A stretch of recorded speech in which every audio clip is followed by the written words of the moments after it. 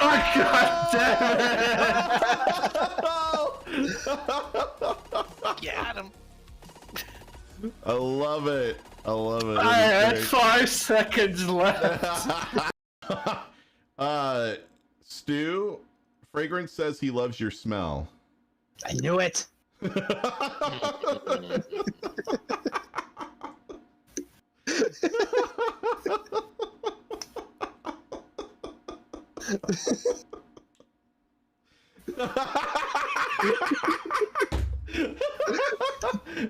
Wait, that came out wrong. No, I don't think it came out wrong at all, man. I think you got to speak your truth, you know. I'm a pretty suave motherfucker when it comes down to it. Not so tough when 2 of us are pounding on you, huh? Ample nacelles. Yeah, ample nacelles, yeah. But it had length and girth. Must be nice. Yeah. It lucked out on that one. They tell you the story of the lone fire station, top of the hill, city of Smile Town. Took 10, 20 minutes to get to the house. No. See, you have to, Cody,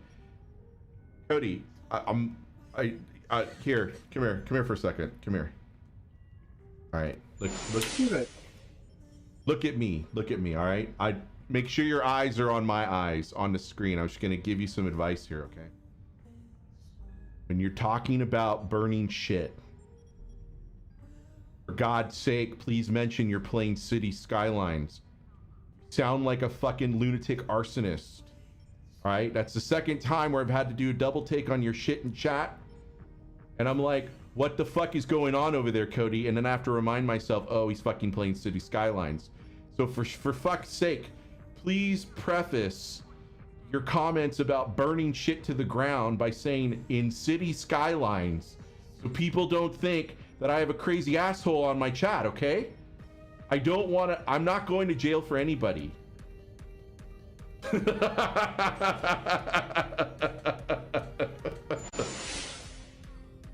lucky you haven't had an angiogram done. Oh, that's the one where they actually go into your chest and they do the arterial thing, yep. Right? Yeah. Well, there's the gram and the graph. The gram is just the well, they go in and they just look around, either through your wrist or through your groin, and both hurt like a bitch. But the graph is when they put the stent in.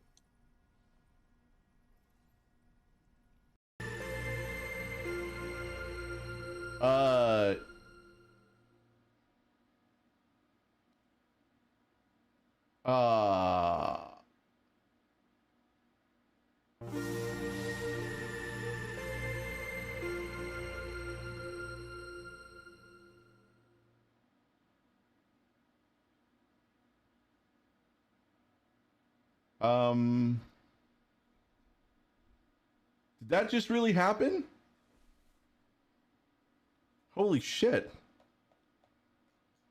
Clay, you didn't have to do that, man. I mean, I appreciate it. I really do. And thank you to Ari for the 200 as well. Holy shit, dude. Wow. I was not expecting that, honestly. And now I have to quick what is real versus not real? Like, I need, please, for God's sakes, clue me in here. What is Detroit pizza, like what's real Detroit deep dish and what's fake, what's not real? Not quite as thick as Chicago. Well, Chicago deep dish is basically a layered cake, isn't it? Yeah. That's the way I eat it, is you need a fork and a knife. Get it in this wouldn't be a hole in one, but that is raw, dude. That's a rough lie.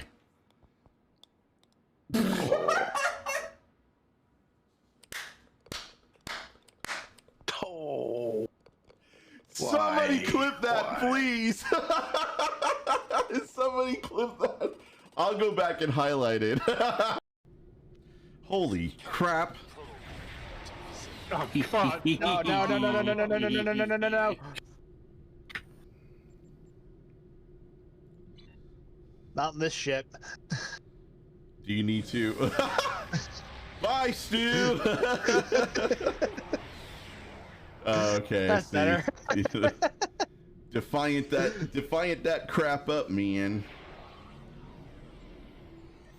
Get out of here, Q! No, we are done with random stuff today. We're not dealing with any of your Q I think bullshit. the actual.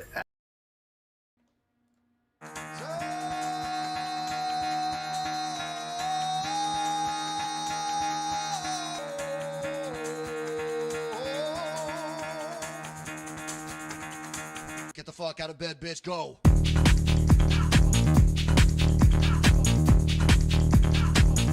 Get up, and then they got go.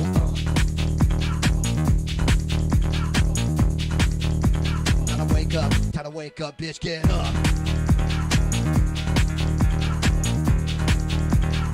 Get up. Get up.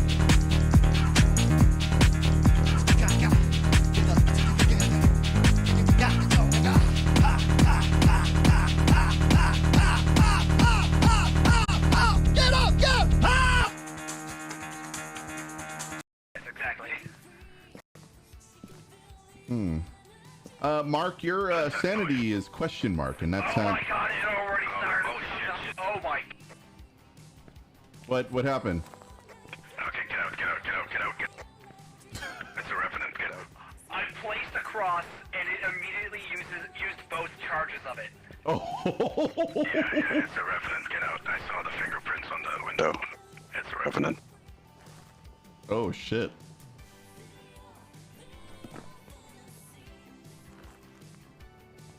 So, fingerprint. Alright, got it. 15. Fingerprint, okay, we got your dead body and we got the fingerprints. Photo as well.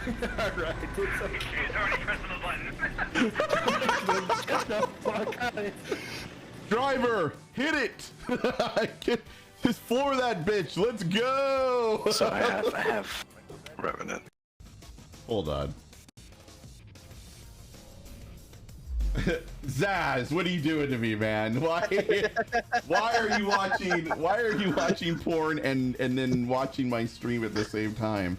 I don't want you to have a confused boner. I really don't. Like, I feel I don't know if it's just the timbre of my voice, because like if let's say that we do what Fragrance wants and we do like a Q continuum convention like somewhere, and Zaz shows up and he hears my voice, and then like right, and then like a sudden like he's like, why am I hard? Like what? A return Why am I aroused right now? What is going on? Dude, are you gonna stand up? No, I should just sit here for a few minutes. Give me a bit. Like I don't feel like What if I take that pillow? you stay over there. I'm just gonna wave at you. We don't have to shake hands. We're fine. Yeah, we're not getting out. No.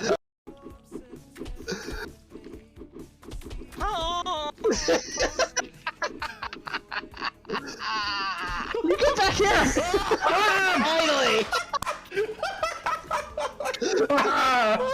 You could say I led you on a Goose chase. Goose chase, yeah. Yeah. I was gonna say, I don't know if you want to go that fast. Oh my god! Later, Q. Oh! God damn it. I'm so. Bye, guys. There's no way for me to get back up. Yeah, I don't think Q can either. Where are these drones coming from? Someone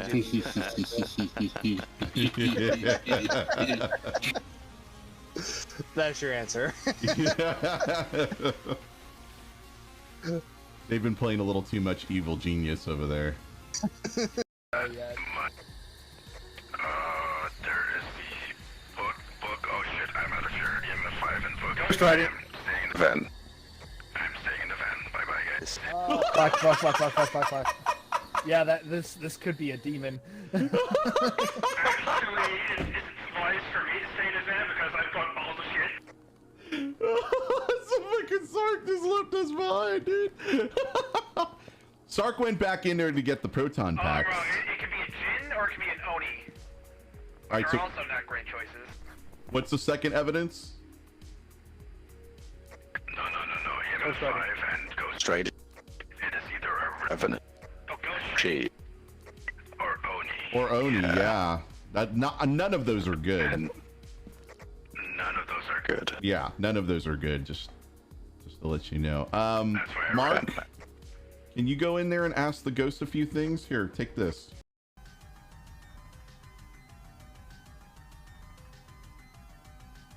Who am I supposed to be following? I don't know. I'm just going my own way. I don't give a shit. You can go your I'll own swallow way. your soul! I Come don't get some. give a shit.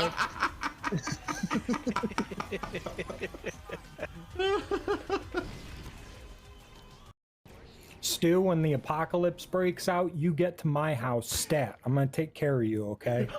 Thanks, bud. Did anybody else have a mental image of Stu in a full body latex outfit with the zipper mouth and Fragrance is like tapping his fingers over his skull? 'Cause that's exactly where my thoughts went. I'll be take honest, care I of was you, more making Stu. a zombie. Yeah, it's definitely this back room by the garage. Oh my god, that scared the shit out of me. What the hell? For like 45 minutes. And I was like, where the hell did he go? And so he comes back in and he's just like, oh. I was like, what happened to you, man? He's like, oh, double meat. Double meat. Oh god. He's oh Jesus. Why didn't you warn me? And I was like, it doesn't bother me.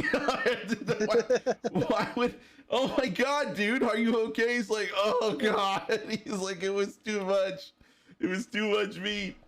So yeah, he said he claimed that it was like a diamond encrusted howler monkey was trying to come out of his butt. God. That's a terrifying description.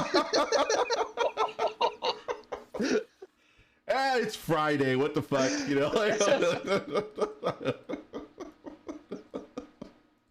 it was an awesome. Is he gonna do it? Is he gonna do it? Nice. Oh, that was a nice shot. Really? You blew me up!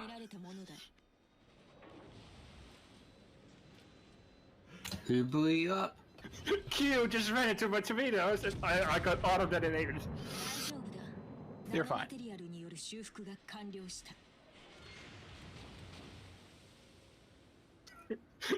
You asshole! What just happened? I apparently pulled a Stargate is what happened. Oh my god, I got a PvP kill in co-op. You asshole! Didn't you just get off pink as well? I'm not sure if he's gonna fly the J. It's an excellent question. But we've got F. Have you not looked up? No, I haven't looked up because I for some reason lost connectivity. So I'm waiting to restart my shadow. Oh, turn off.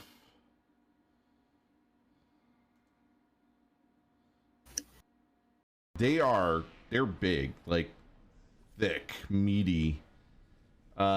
Juicy. That's what she said. Very, very.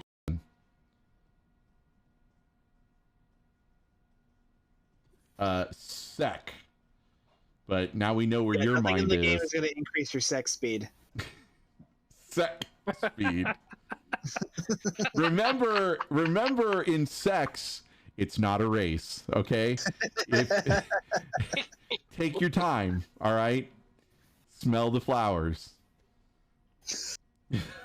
It's only Tuesday. Well, as we know in Star Trek, everything gets delivered on Tuesday, right? Horse lightning.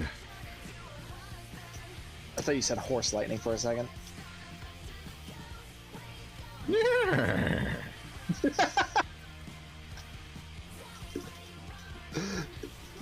Way to commit. It was an opportunity. There we go. Ox to bat. Ox to bat. I don't know if Grumpy's still around, but I want to show him how this works. Yeah.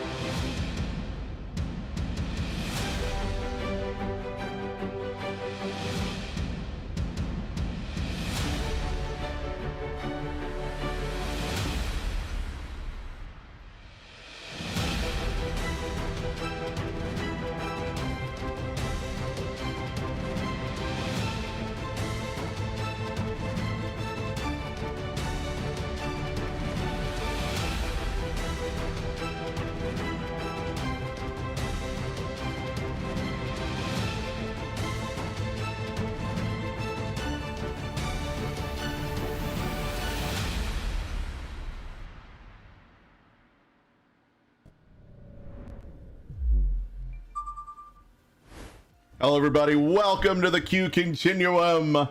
My name is Q Saku. I am so happy. Let's go ahead and get some music started up in here, huh? Wait, did the music start? No, it stopped. That's my bad. Anyway, I'm so excited because we've got Dr. Erin Mac. No skipping on YouTube. I know, I don't know what to tell you. I'm so excited. Dr. Erin Mac will be with us in about 3 hours. Before then, we're going to be giving away, we've got $30 worth of Zen to give away. I'm really excited about that. We're going to be using the Discord giveaway to give all of that stuff away. Sorry. So I think it's going to be an amazing stream. Yes, and also, thank you, Sark, for that. So I guess yesterday on 10 Forward Weekly there was a leak. Couple of rules that we're going to lay down. The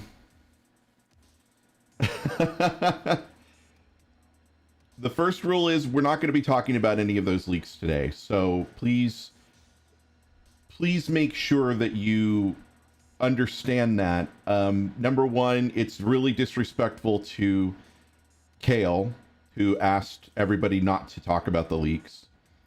And number two, it's a violation of the GXA code of conduct, because talking about exploits on stream or sensationalizing exploits or leaks or anything of that nature may possibly get you removed from the group. So if basic human decency does not appeal to you, then hopefully that part will. We will discommendate you, okay? So here's and the mods will be keeping an eye on it. So that's Stargate and Sark, and I think Jim is here. So well, there you go. See, even more than that. So yeah, so everybody please be sure to respect that. And I want to be absolutely clear, it's really going to be a zero tolerance situation.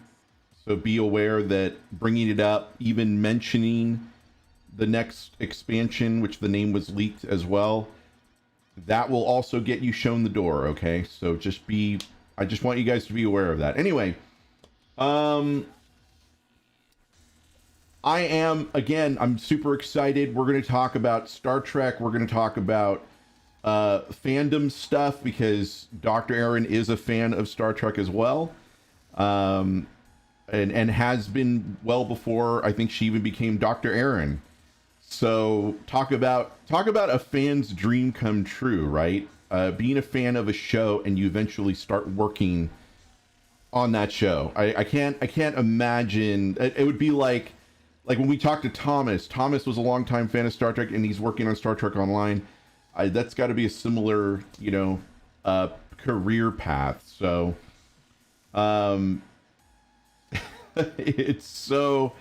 I'm just so excited to talk to her because there's so many questions I want to ask her. We're gonna start out with some light stuff later on, but yeah, before we get there though, let's play some Star Trek Online. We got some dailies to do. We're gonna get some stuff done here today. Well, hopefully we're gonna get some stuff done. We will see.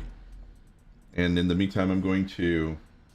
We'll talk about getting stuff done. Well, yeah, we'll definitely talk about it, but no. Well, that's what I'm good at. I gotta run some Azure. I've got to run some. Yeah, I saw the release of the Crossfield info. I mean, today there's a new blog for the some of the upcoming content. Yep. Well, then let's take a look.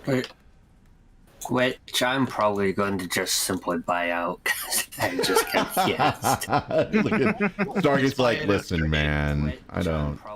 If it contributed to the event campaign, I would, but nah, I'll do it the old-fashioned way. Yeah, but I've got a few tunes I need to level up, and that'll be gear that levels up to Mark 14. Sorry, guys. For nothing. I had a little echo going on in the background. All right, so let's bring that down and let's go to only Kronos endures. Thank you for that like, Jonathan. I appreciate it. All right, here we go. As part of our upcoming content release from May 25th to June 24th for PC captains, because we rule, and later this year for console captains, a special event calls to glory. Only Kronos endures. This new event will provide brave captains with honor and epic rewards. The Imperial Assault Ground Set. Read on to find out more about the event and its rewards. Participating in this event grants daily progress towards the grand prize, the 4-piece Imperial Assault Ground Set. Obtaining the Imperial Assault Ground Set requires 40 daily progress, and captains can earn 2 daily progress per account per day by playing either of the brand new episodes or the brand new Task Force operation in our upcoming content release. More details on that soon.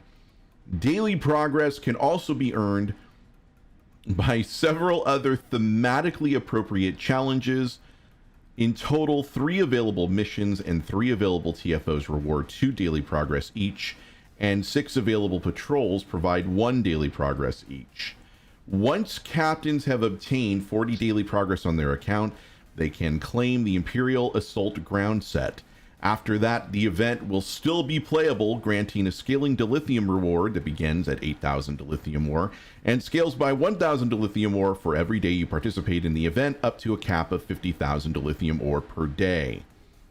Captains will also have the option to purchase their remaining progress in the event with Zen.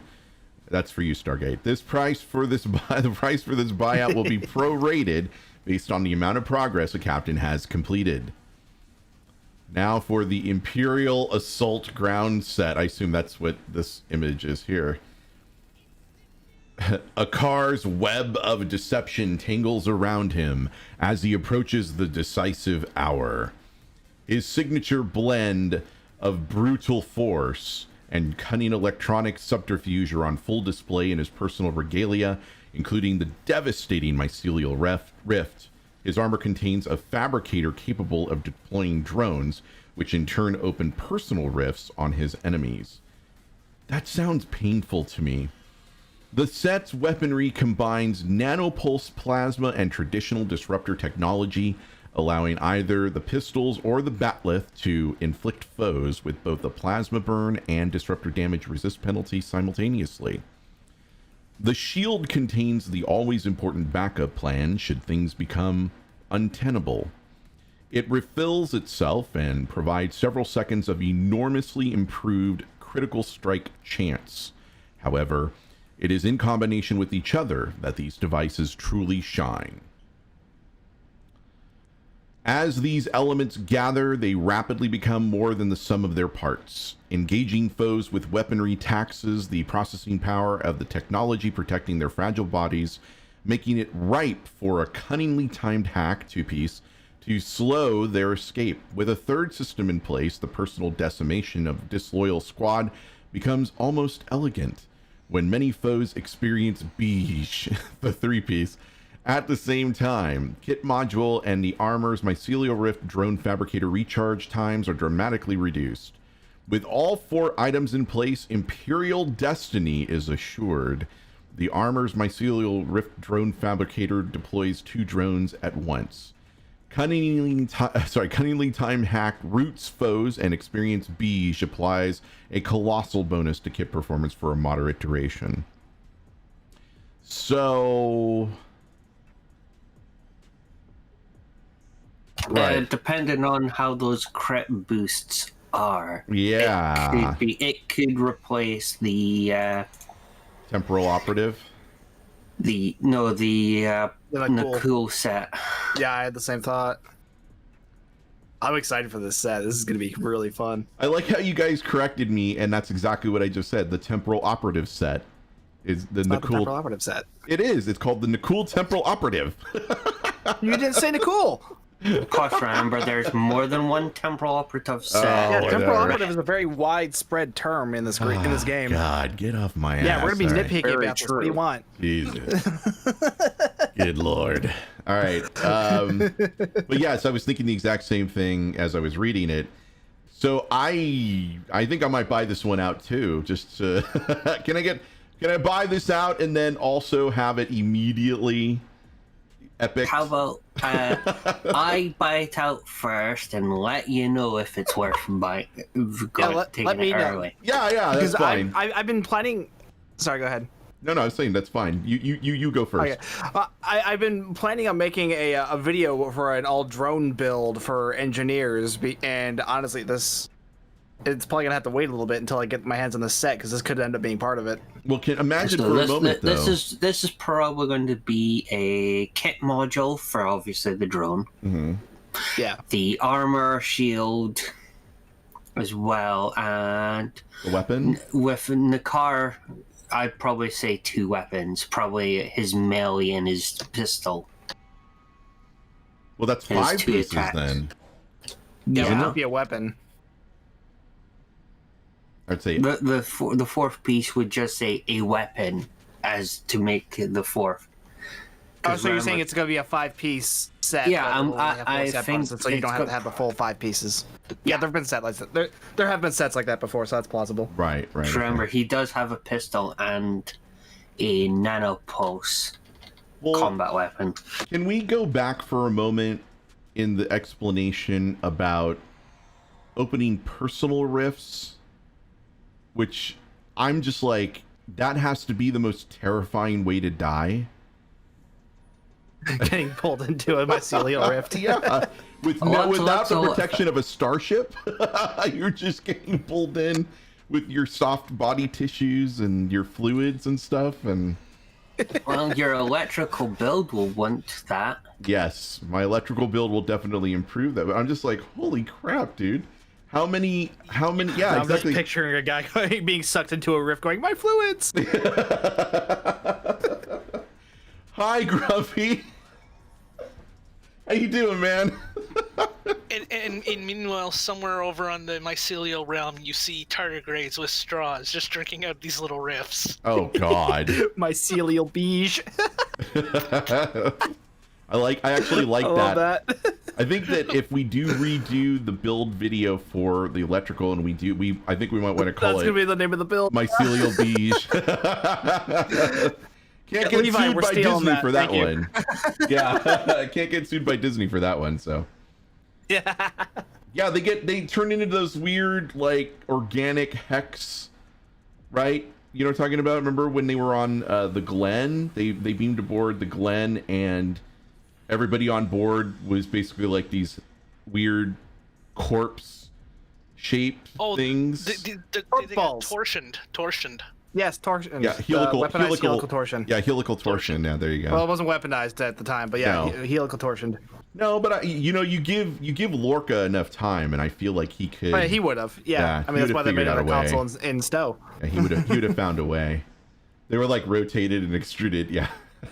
Whatever they were, it was gross. Yeah. It was like in Ant-Man where the dude fires that little gun and turns that human man into the little the little goo thing. Yeah, the little glorch. And he's like, ew, I'm gonna flush that down the toilet. Oh my god. An eyeless Dr. Alan Grant to show, but he's got such, oh shit. You're talking about from Event Horizon? Sam O'Neill or Sam Neill?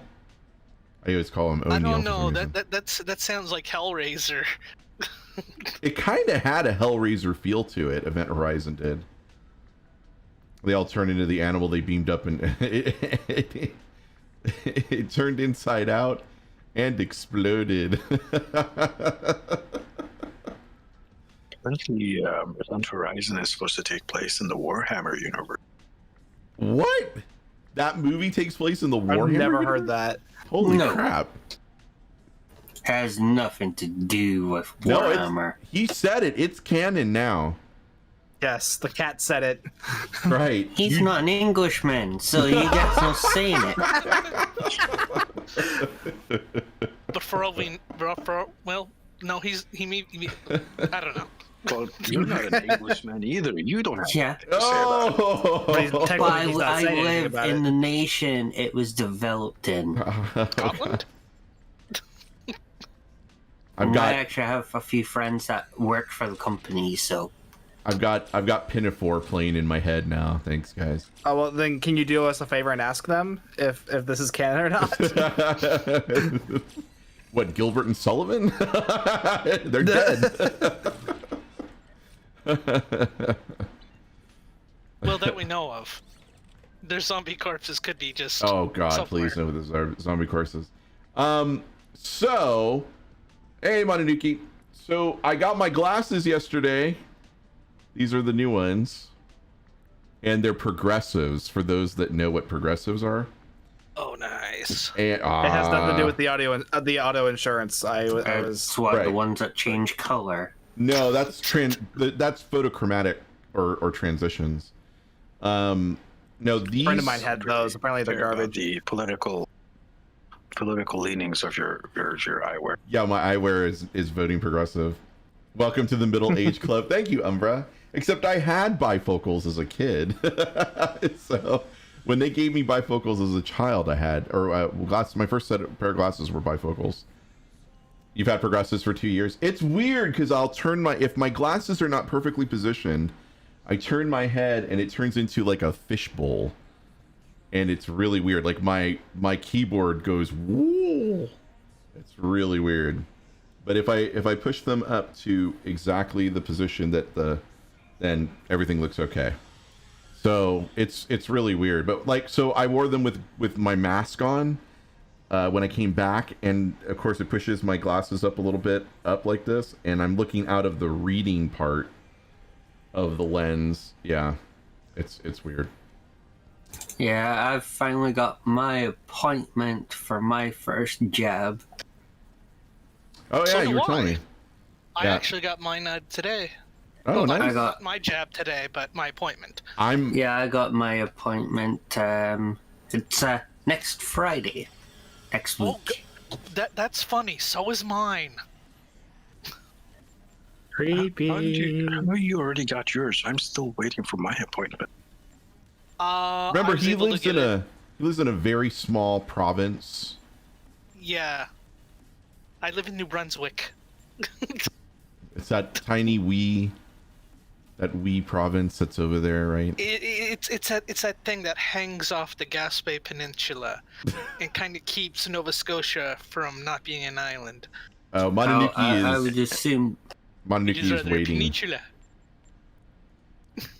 He's waiting I for a would drag. assume one of my friends is who was in New Edward Island.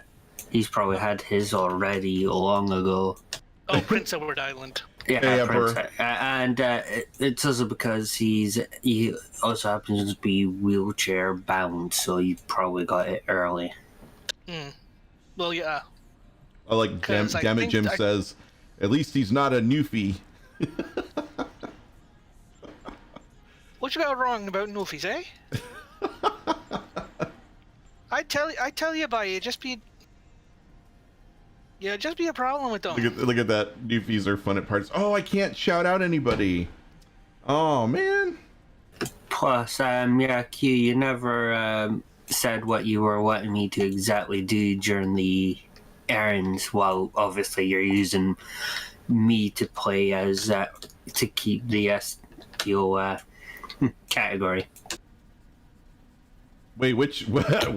You know, for what? Because obviously, when we're in the direct call, yeah, what you were wanting me to do. Oh, you know, as in. Not really. I mean, once we had the direct call, I just needed to crop the video. I just needed somebody to go in and do a video so that I could do the video capture in OBS. That's all I needed. That was it. You did your job. You're good. we're all good now.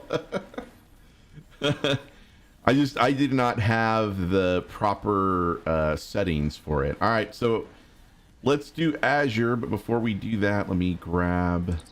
I need kinetic amplifiers because I am almost out. So if any of you are selling kinetic amplifiers, now's the time to do it. You know, we didn't go over the Crossfield blog.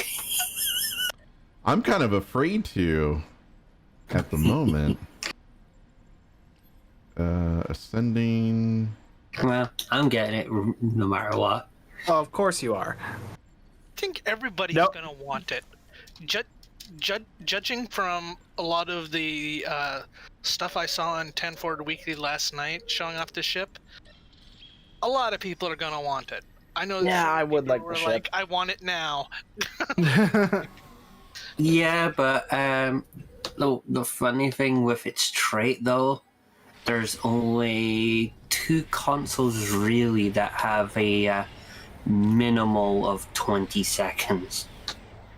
True. The repair platform and the quantum warhead module, because it has a recharge of 20 seconds for each torp charge. I'm honestly going to wait for a while and then figure out what I'm going to do. What I'm going to do with it, because to be fair, I'm going for the free. Okay. I do know I like. Guess I'm here again. I do know I like the Quajon frigate console, because you can equip it to any ship. So if you have a Quajon pilot frigate, you can equip another one to that and have Quajon. I didn't think about that. That's funny. Even then, the console's still a gimmick console. It's not useful at all. I'm sure it's not going to do any kind of DPS. It's gonna be the passives it gives are pointless. It's a gimmick console. At least there's one thing we don't have to worry about: a 5th crossfield, unless they completely redesign the refit. Yeah, wait till season 4. Wait till season 4 before you start saying that kind of stuff.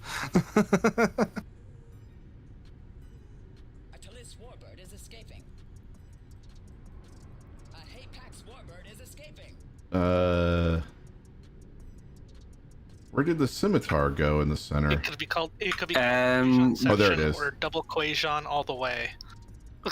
They'll spawn in 2 more ship points.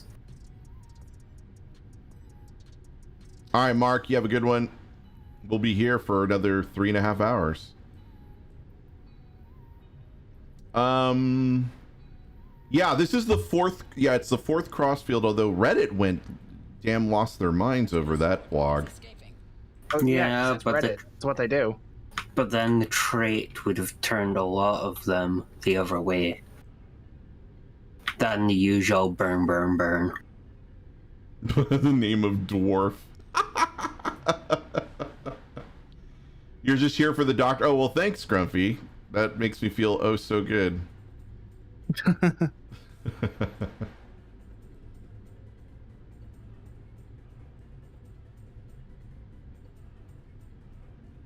I actually remember when Dr. Erin actually played Stowe there for a bit. Yep. That was fun. she made her own Discovery character. I brought her aboard my my vessel at the time, and I mean, just showing a beginner, just love the new stuff. It's always fun. Woohoo! Pyro, welcome back, and hello, Astro Alligator.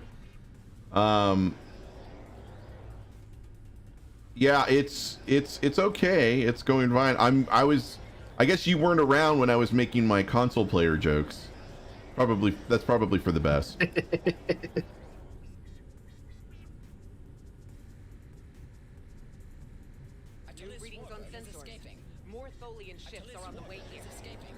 Oh, I see them.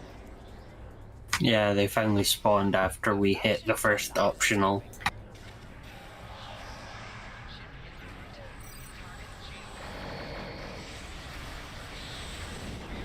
We almost got the second option.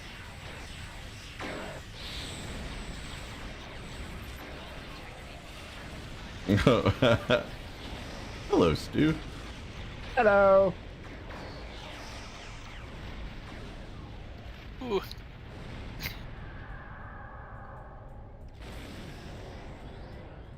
Stu is on his way by. And what else is new? Nothing else is really new. But I think once we hit, and somebody will have to let me know, once we hit 35 on YouTube, we will start the giveaway for the Zen, which I guess Stu will not be winning because it's a Discord giveaway. Oh, I miss you so much, Stream Element Spot.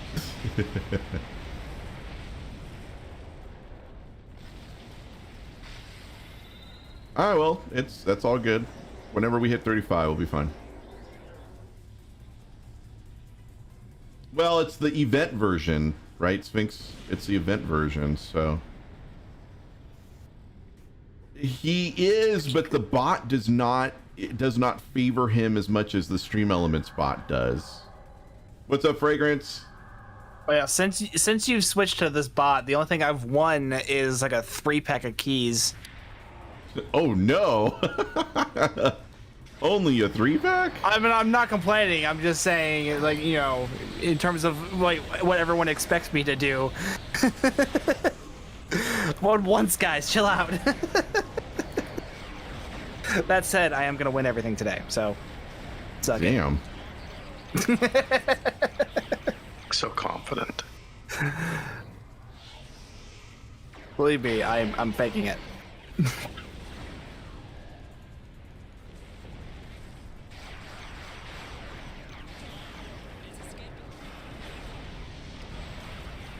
You do have to join the Discord, yeah. Then the Discord channel chat command will give you the link. But the giveaways channel's up at the top. I would encourage you to get in now. Some of the stuff you win on mission are supposed to be self-upgrading, don't require test upgrade. Interesting. Oh, damn. Fragrance. You were confident last night, Stu. Very confident. I try. Rawr. You a little rawr in there. All right, you two, calm down, or I'm gonna have to get the hoses. I don't understand. It's not Are for you the lotion on the skin? Are you trying to chastise them, or are you trying to encourage them? Careful, that could be Fragrance's kink. You never know with that guy. Ooh, good point. Looking forward to your 32nd century traits. And the universe class is long overdue for a refit. Or a retro. Yeah. I don't know about that, but I think you probably get a vote from Sphinx. Because Sphinx loves his universe class. I myself do not have one. So I will see for. Well, everyone will be definitely getting that ground trait and playing Pokemon for a while. Oh, definitely. I, on the other hand, would like to see and hope that there's going to be another Enterprise in the 4th season of Discovery, and I assume it's going to be the Enterprise Z. So, oh shit. Next. At that point, no. At that point, No, I think they're into the double. Yeah, I was Oh, gonna say at that double point they're that. probably into like double letters. Oh shit. It's the Enterprise double D. Mark A or something. Because remember, most enterprises are lucky if they last 10 years. The Enterprise AA. Marv, hit the Discord channel chat command. It's just it's !! Discord, and that'll give you the link to join the Discord.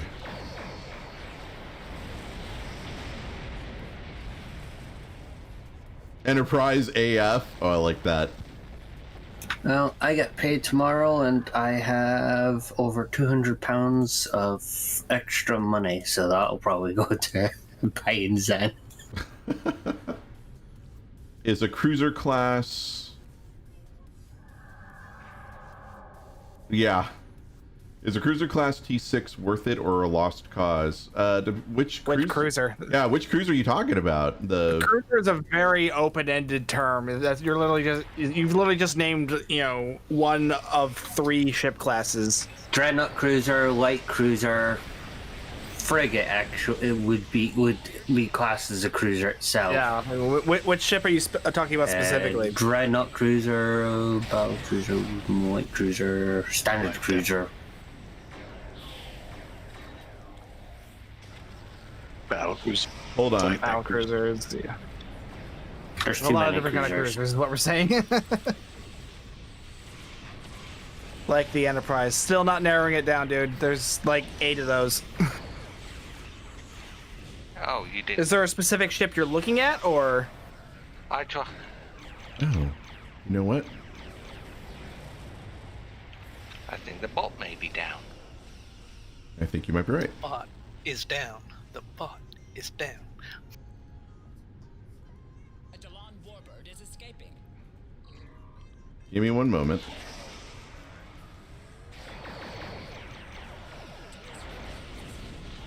Oh, I. All right, give it a try now. It should be up.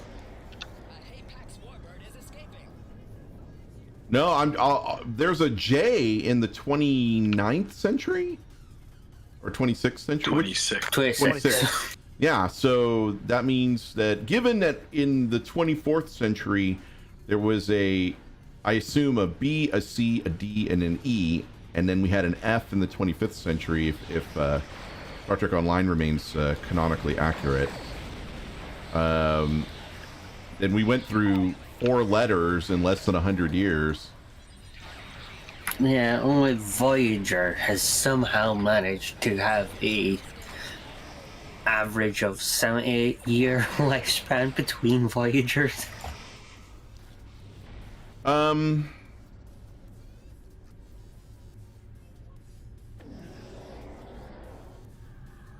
that's the 9th. That's technically 9 Voyagers, right?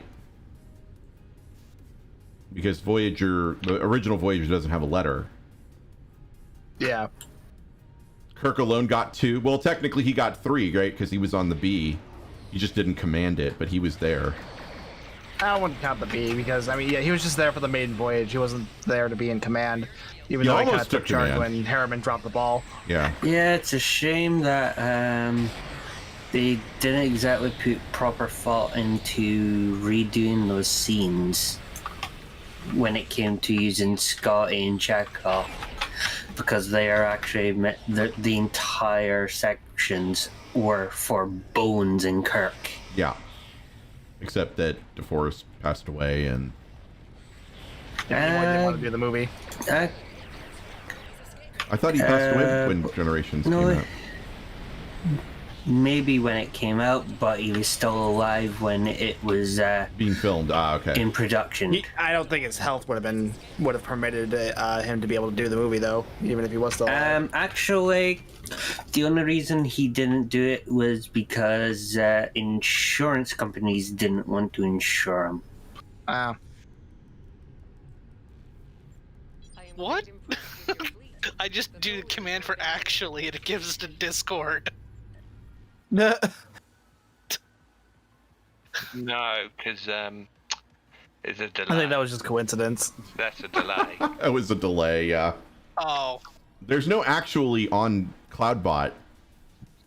CloudBot's very limited when it comes to YouTube. There's only certain things you can do with CloudBot, which is why I was like, oh man, I really wish there was a, you know, let's see, phaser damage space, and we're gonna re-roll that Voth ground battle zone because I dislike the Voth ground battle zone. Okay, that doesn't help me either. Thank you.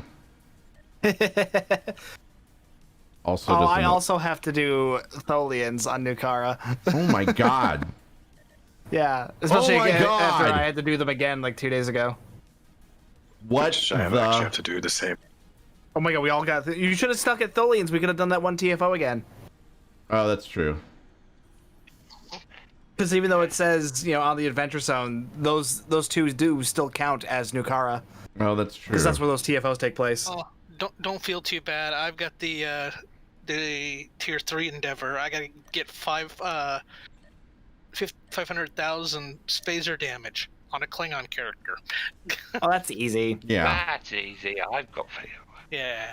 Except I have disruptor damage though. And Tetrion damage. Well, that's again easy enough to do. Yeah. I don't have the only problem. I don't have a disruptor or a Tetrion damage weapon, so Buy a common one on the exchange, put it on any build, and then use it till you get the endeavor, and then do whatever you want with it. Yep. Yeah, give me a yeah. Yes, Ronnie, we were talking about DeForest Kelly earlier. Yes, that is true. Let's see where we're at.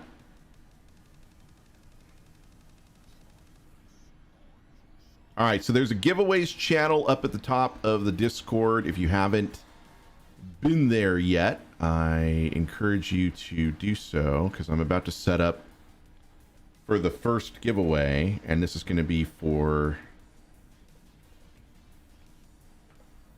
1 second, 1 hour. Let's see.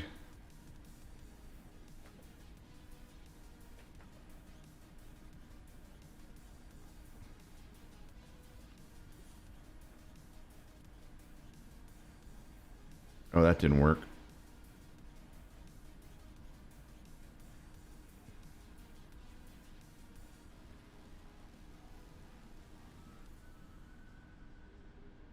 All the master keys I gave away. All right.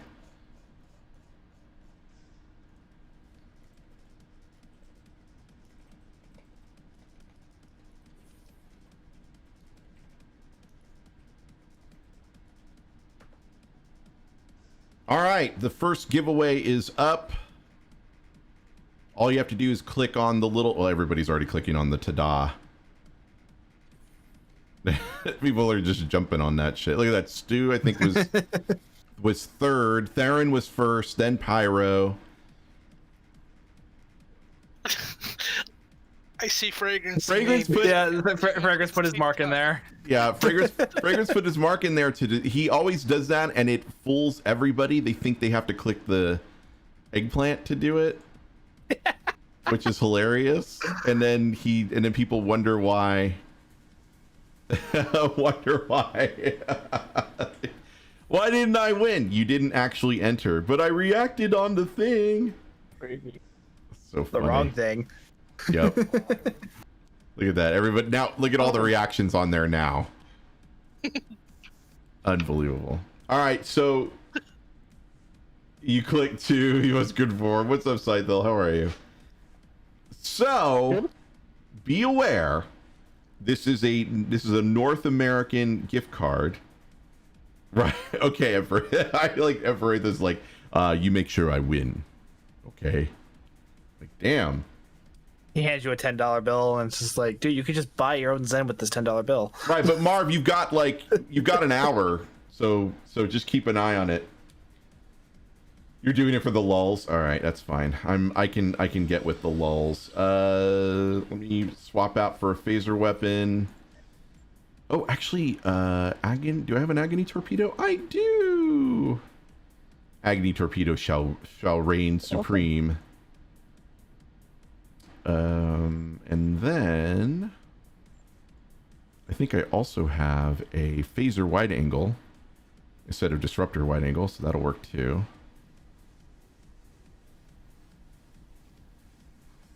Yeah, look at Emperor Athos has you covered, Marv. You're good. Yeah. All right, I'm gonna go to the battle zone if anyone wants to come with, because since it's really nearby the Badlands. Which battle zone? Badlands. Badlands. Oh, okay. Not the good lands, the bad lands. Yeah, not the mediocre lands. Yeah, I may as well come over and get a bit of damage. I prefer the okay lands. The a little okay. boring, but the cost of living is much better than the good lands. Isn't that the mediocre lands? I feel like mediocre is like one step down. It's like, you know, it's like, it goes like good, okay, mediocre, and then the bad lands. The superb lands. And then the worst lands. Are there like standard deviations between the different lands? Oh, isn't there a newbie land? Newbie land? That's the academy.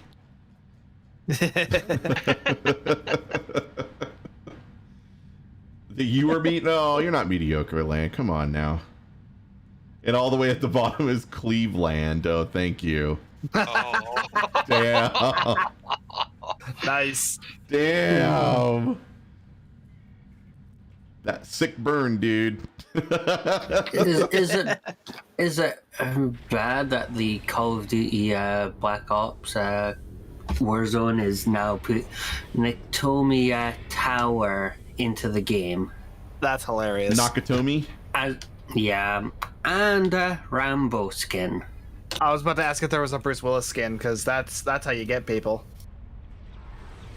Yeah, Rambo at Nakatomi Plaza? That would have been a completely different movie. I mean, and granted, it's a crossover I'd watch, but... Where are we going? Wherever they went. Oh. Yeah.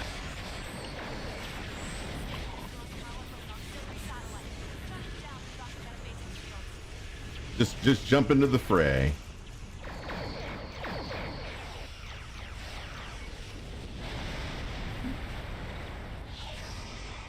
Oh, we're about to win this.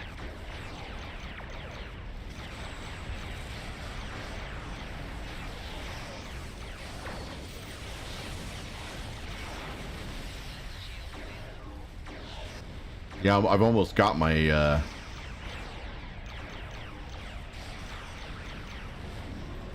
my very rare endeavor done. Or my rare endeavor. I forgot that I have. Don't put ball lightning up in here. You see the ball lightning? I didn't know there was a. Well, that's Stu. I don't think so. Dude, I don't even know how that's there. Stu's dragging his balls everywhere on the field. You might want to get that checked out. Oh, I so desperately want to... I just had an ish, don't worry about it. I so desperately want to do a... Oh, that was quick. Yeah, it's not. These aren't too bad.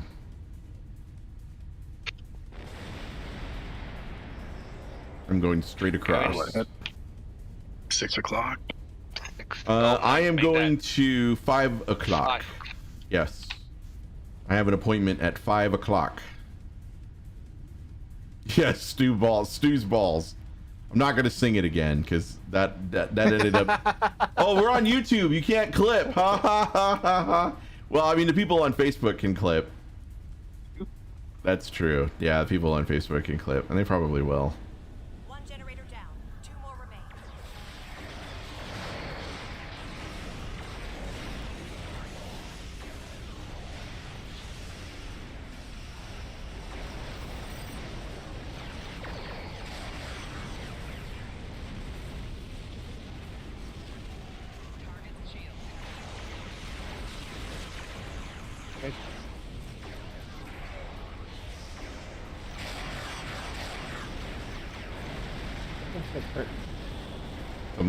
Is something the matter?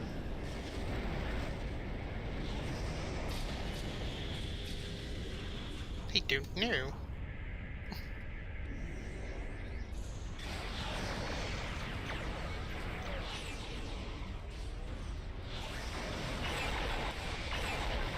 Green balls of death.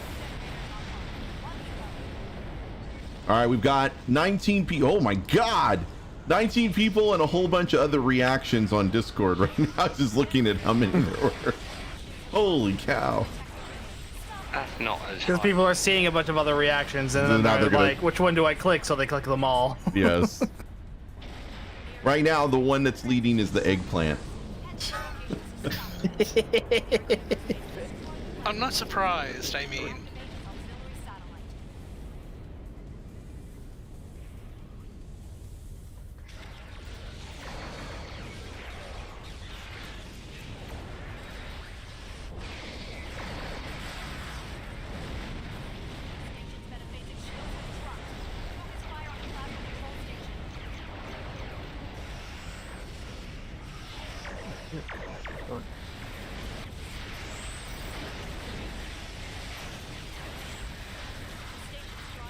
Oh, nice. Hey, Vincent, what's up? All right, Matthew, you have a good one.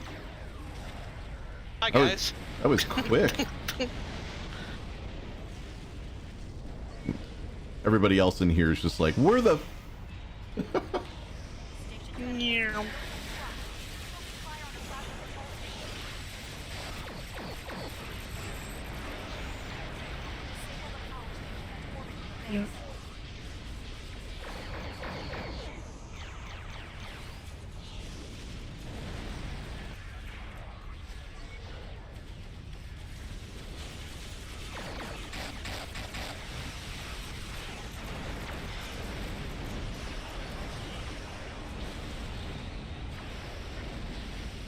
And...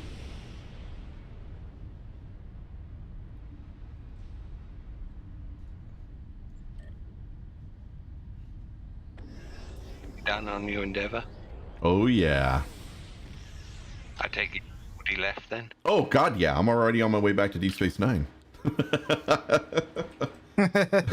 Like, see you later.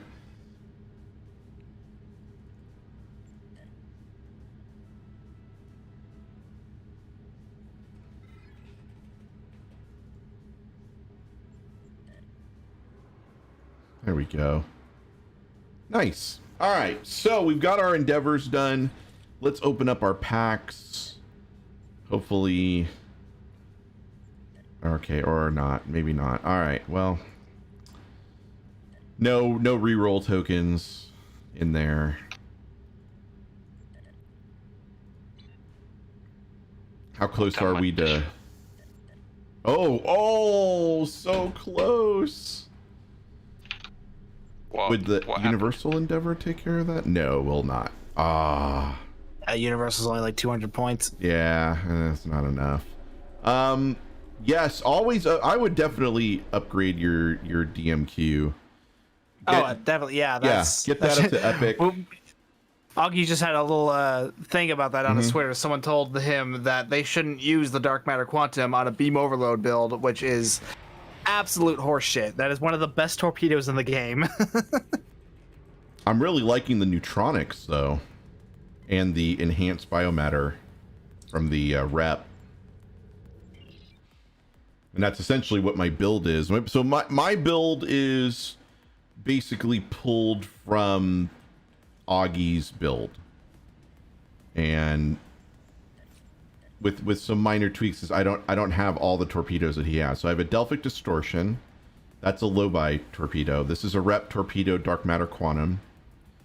Enhanced Biomolecular, also rep. I usually go with the Neutronic Torpedo, which is also low-buy, right? That's a low-buy one, I think. Neutronic is rep. Oh, no, that's rep. That's rep. Never mind.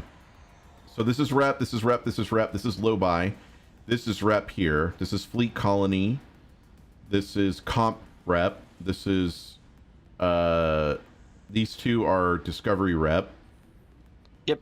This is Lucari or Delphic? No. Delta? Thoron Infused Quantum Mine? Delta? That's Delta Store, right? Rep Store? Yeah, Delta. Yeah, rep store. Okay, so you get these Not two a off project, the rep but store. just the store. Right, and then the comp mines, which come from the competitive rep, and that's really the build. That's really all it is. And I mean, you know, minus the consoles and stuff, but nobody gives a care. Nobody cares about the consoles, but consoles, whatever. Most of those are rep too. Yeah, well, or fleet. Fleet Colony. Fleet, yeah. Oh no, not Fleet Colony. There's like Spire. the DPRM, Fleet Spire. those 2 low-buy consoles, and then everything else is rep or Fleet. Yeah, because I think I have do I have tachyokinetic converter in here? I don't think I do. No, I do have tachyokinetic converter. Okay, so I've got ordnance accelerator, which comes off of the gamma rep. That's rep. Yeah, That's gamma. Gamma rep. DPRM speaks for itself. Unless are there people here that don't know where DPRM comes from?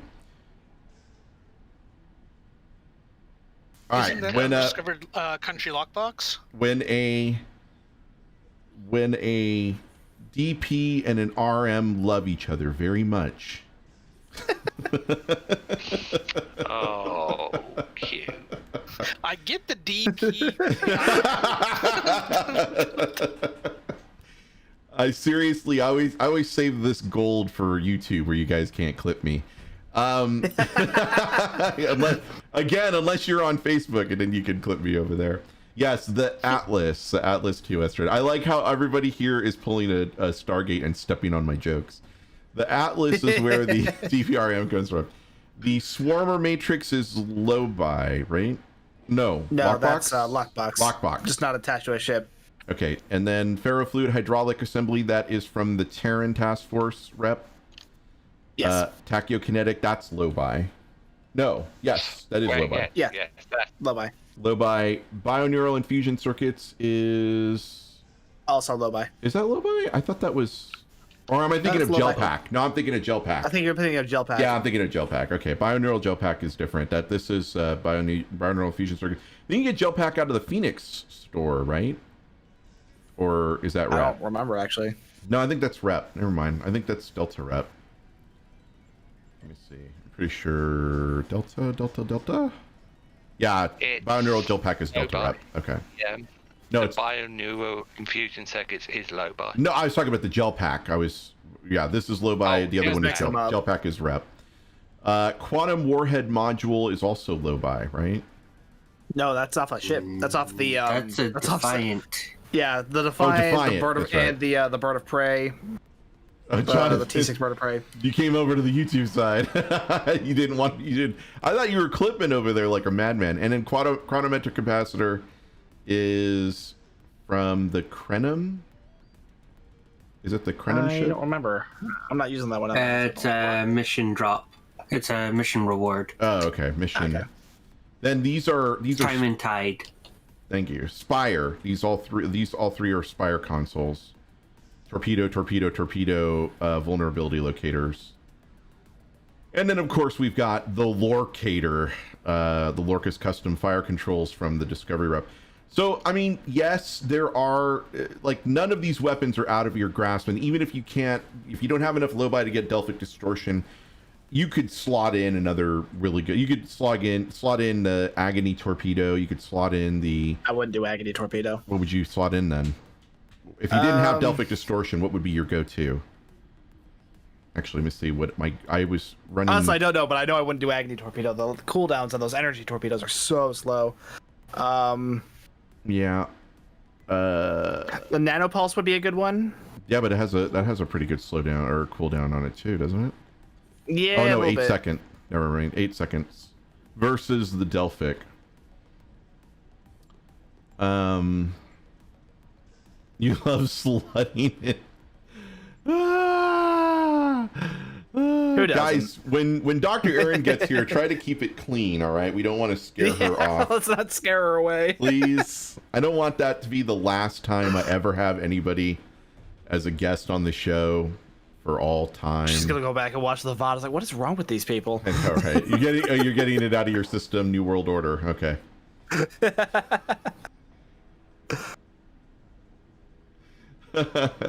Your good old Omega Rep Torp hits like a truck. Oh, right. The Omega. That's a good one too, Wow. especially if you pair it with the Forgot about well, no, that the guy. two-piece from that wouldn't matter, but yeah, that's not a bad one to pick. The Omega And even though it's Torpedo a Launcher. plasma, even though it's a plasma torpedo, it doesn't have any splashback damage if you're too close, but due to Well, how it's its kinetic high yield with works. a plasma dot, right? Yeah, but it doesn't have the usual high yield plasma effect where it turns into a destructible torpedo that can, splash back damage at you if you're too close. This one, it's it's the V'ger torpedo, where it does the weird sound effect thing. Oh, and then it's still destructible,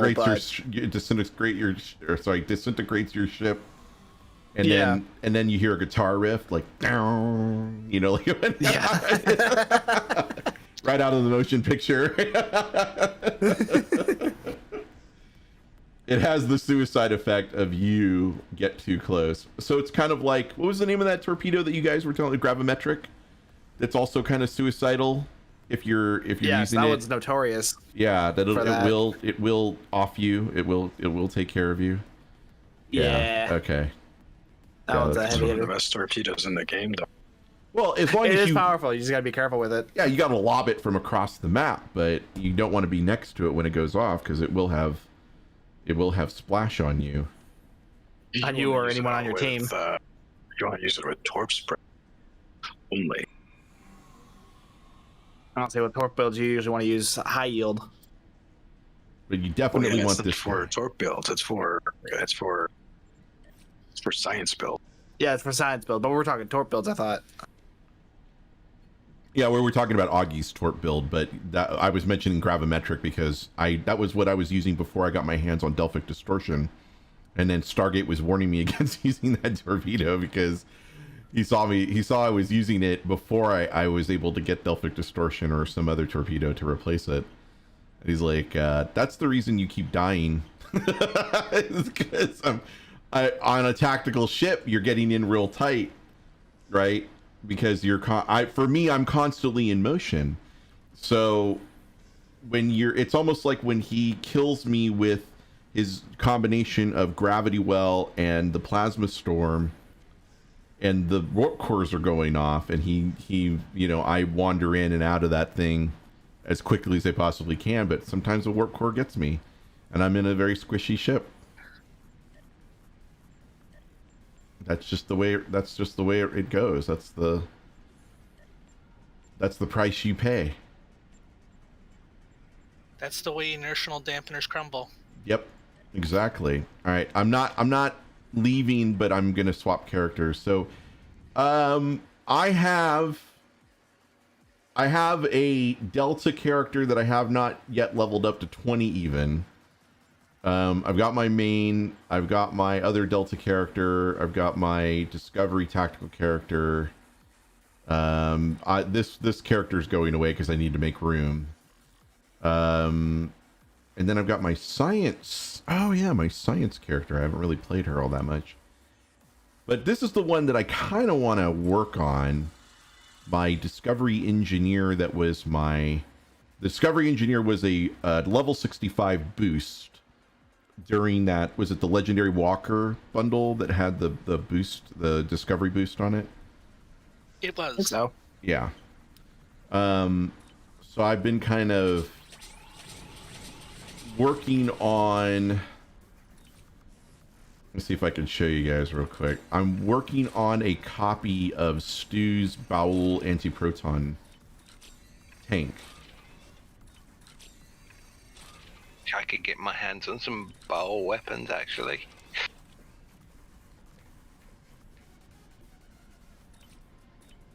And so this is what I've got so far. Tell me how close I'm getting.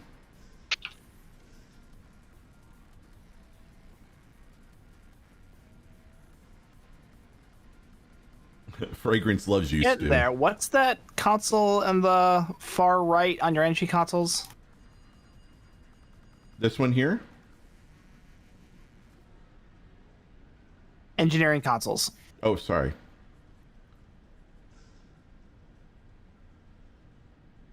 Aligned anti-proton shielding. The Kittimer. Okay, we have to tone down the rape chat, please, if we can. That'd be great. You've been working on your KDF. Hey, Tuber Boy. Yeah, because there are cryptic employees present. We can cool that. That would be fantastic. How you doing, Nick? Yeah, that console's good until you get some of the other stuff I usually use. It's from Kittimer. Yeah, Kittimer Put Cruiser. no console slot. Yeah, it works because it's a an anti-proton build. Right. So I'm still missing, I think, the science consoles that you were using. And actually, I don't remember what it was yet. I haven't seen that video in a while, so I don't remember what were the two. Honestly, I'm blanking too. I don't. It's my own freaking build. So we'll just go with particle generator. And no, I'm kidding. I don't. I'm pulling up the video. He's gonna rewatch his own video, folks. That's how vain he is.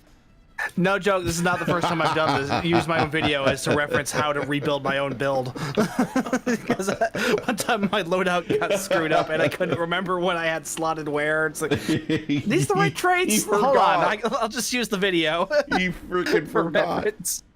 I did. Other thing. Yeah, the other consoles I'm using Sentry mode. Obviously, of course, that one's going to be difficult to get, and it's really unnecessary. Also, you could probably just stick with the Kittimer's console, or go with polymorphic probe array. That one's easy to get because it's a console unattached to a ship. Yeah, polymorphic. It's just in a lockbox. It's like 10 mil usually on the exchange. DPRM, that's going to be harder to get. I think you have everything else. I think you just need to get another colony console, because yeah, I've got my attack consoles filled with those. With the exploiters, or not exploiters, matrix infusers. Yeah. Yeah, because that's basically what I'm going with. Oh, M6 computer. Would that really work? And then part also of DPRM really is better for the tank build because of all that hull regen you get with it. I use it more for that than I do the health boost, or than the damage boost. Right. I suppose you can put in the Lucari console.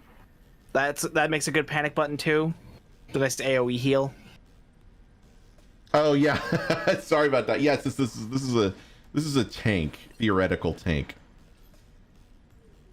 Although technically we're not theory crafting, but I figured I would make it out of a Miracle Worker heavy cruiser, legendary Miracle Worker heavy cruiser. Mostly because I would love to get my hands on. What was the trait? There was a trait I was actually going after. I don't remember which one.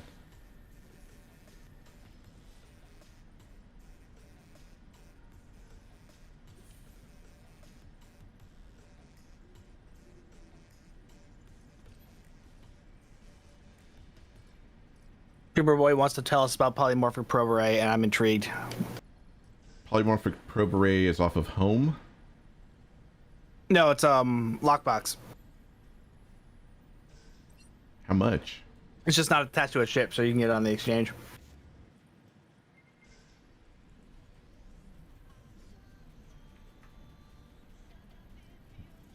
$9 mil? Yes, I did. I saw your warp core breach. Was it delicious? I'm surprised you were able to stand after that. It's supposed to be shared. You tried to get me to go over there and help him finish it, and I was just like, well, yeah, you're supposed to share. I feel like I'm safer here. You're supposed to share the warp core breach with like a small village. Yeah. You're not supposed to drink it by yourself. Pure rum, yeah. I don't know that ROM would have been any help for you, man.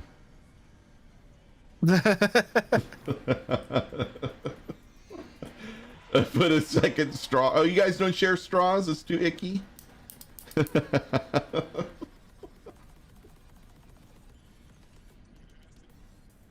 Am I pulling AP consoles? Yeah, I guess AP damage consoles wouldn't be a bad idea, but most of it's just like there's got to be a modicum of survivability involved. Yeah, because it's why, a tank build. Yeah, that's why honestly I think you're better off with just going with the Lucari console. And how's your traits? That's going to be another major problem. Well, I don't know if I don't see it as a problem. You're talking about the piezo it's not a rep console. It's a The one off the Lucari ship, the event ship, whatever they called it. What? Which event ship? The Lucari one, the Cool Ranch Dorito. I'm blanking on the name. What I'm console sorry. are we talking about here? The one that comes off the Lucari ship. The event ship. I don't think I have that one. Oh, kind of surprised. Although I think that Hokum? was before. That might have been before you came back to playing. Yeah, that's likely. Yeah, that one, the Hakun. Yeah, I don't have it. See, it's not. Well. Yeah, well then. And yeah, then I guess polymorphic probe array.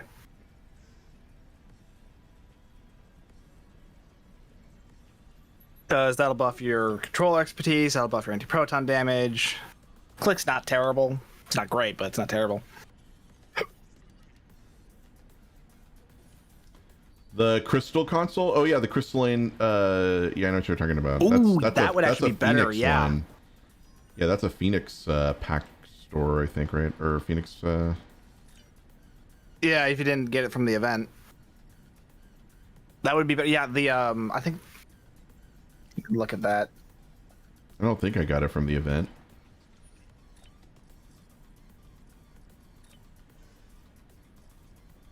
Or maybe I did.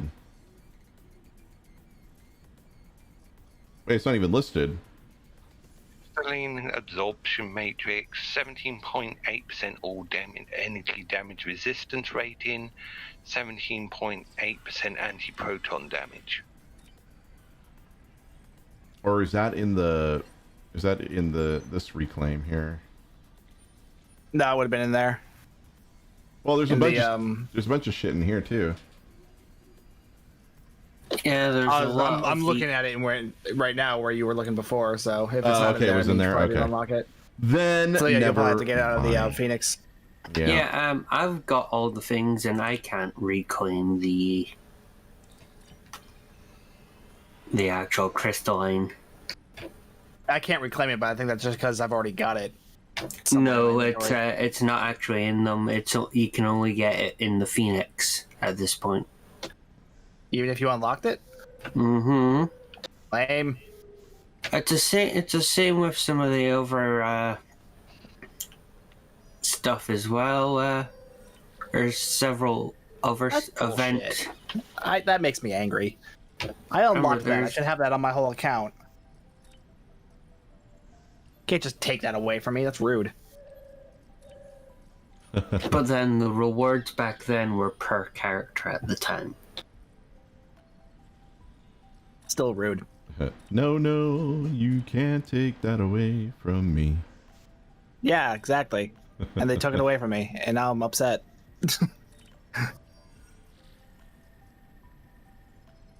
All right, so now I have the crystalline. So we can pop that on good old Cairo here.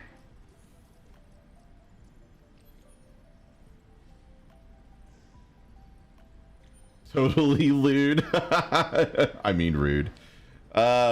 Yes, I understand. All right, It's not Friday yet. Yeah, we're okay. So I've got ion storm generator. Yeah. Overloaded SIF linkage. Whole image refractors, which I'm not using for Yes. the clicky. Correct. You just use that for the passive because it's very Right. good at keeping you alive.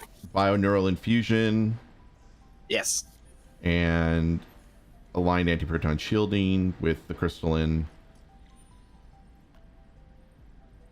There we go.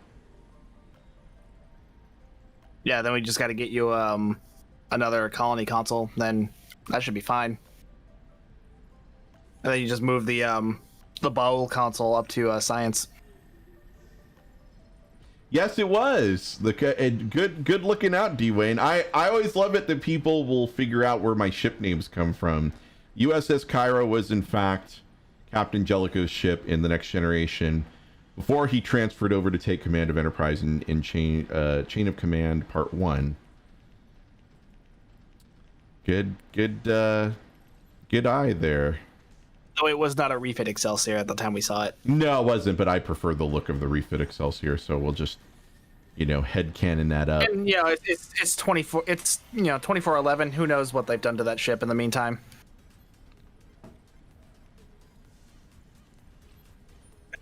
84 years.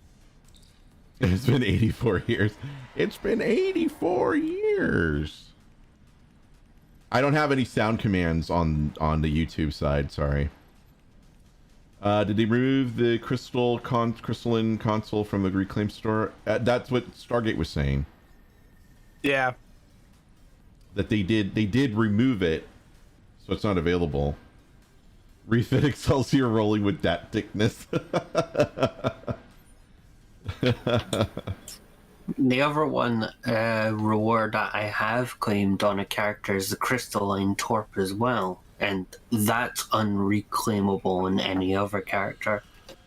Jellicoe's your Discord avatar thing. Oh, I actually liked the character of Jellicoe. I have the crystalline absorption matrix on my reclaim.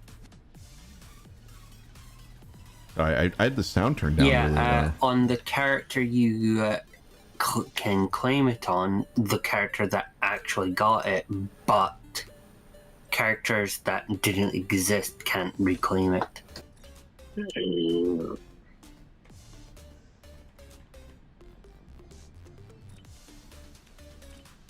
Because I would have been able to see it on all my other characters. All right, and then polymorphic probe arrays has been acquired.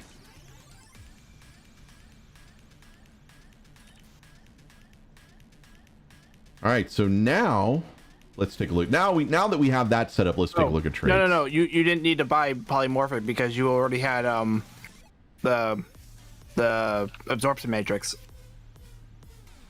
Really? Well, I've got both now. Well, now you have both. Just need to go to. Let me look at the stats on the Kittimer's console again. Also, we could probably take that one off because we gotta get one. We gotta get one more. What do you call it? Protomatter infuser in there. Yeah, hold on. Let me get the Kittimer console, or let me get the Kittimer ship. You already had the console equipped, I thought. Did I? Did I? Which one was the console from Kittimer? Is that this whatever one? one is on the far right on your Oh, aligned anti-proton shielding. Yeah. Code damage buff. Oh, the Voth console. Is that a mission drop? What's the name of the console? That is no, it's not a mission drop. That's from something else. I think that was the other event. I think you get it in the Phoenix store now. I think. And no, you don't want that because that will totally ruin your threat. Oh right, yeah, you have I to would keep your keep this thread. over polymorphic probe array. You would keep the polymorphic probe array? No, I would keep that over polymorphic probe array. So ditch polymorphic. Okay. Then we'll get you one of those. Get you another protomatter infuser, and then move Bowel up to the science consoles so you can put the tactical console in its tactical slot. Or you can get Fakiri Torment Engine. Ooh, I don't think I have enough fleet credits. Then Fakiri Torment Engine is a good alternative. Yeah. Because that dot damage is good for a tracking threat. All right. In the meantime, let me set up traits. Actually, before we do that, I'm gonna beam up so that I can set traits and all that shit. Yeah, do that. Do that in space. Up in space. There we go. It's a reclaim item. Are you sure it's reclaim? I think it was from an event. You can reclaim it if you, it's gonna be the same deal as with that we just went through with the Crystal Matrix. Or the Crystal. The Crystal Torp and Zephyrin Cochrane's shotgun.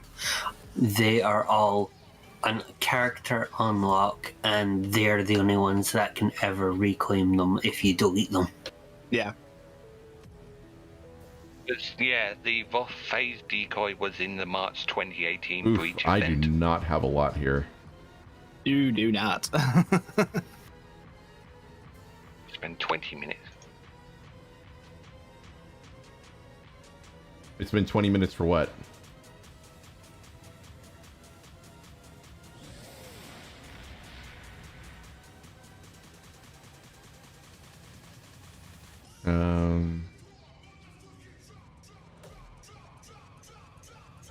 a lot of the personal traits I'm using are lockbox. Curse those lockbox stuff. Personal traits aren't so bad. The starship traits, a little more difficult to get. But unfortunately, those I'm only using one starship trait from a lockbox, and honestly, it's probably the least necessary one on there. I've been actually wanting to swap it out for something else. That's Honored Dead. You need Honored Dead, or you don't? You're not using it anymore. My tank build's good enough. I feel like I can swap it out. Though, if you have Honored Dead, I would keep it there. Yeah. We've also got like fleet modified or field modified overload support, but good day to die. I didn't realize. You've got History Will Remember. That's really important. You've got Honored Dead is good. You've got an emergency weapon cycle. What else was I using on here? The trait off the Kittimer, aligned shield aligned something. I don't think I have that. Automated shield alignment. That's a good one to have. Oh yeah, I do have that. Yeah. And actually, I'd swap that in instead of overpowered and overgunned.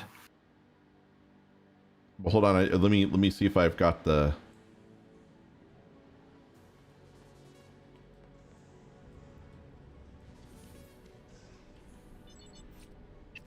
Be right back. There we go. That's what I was looking for.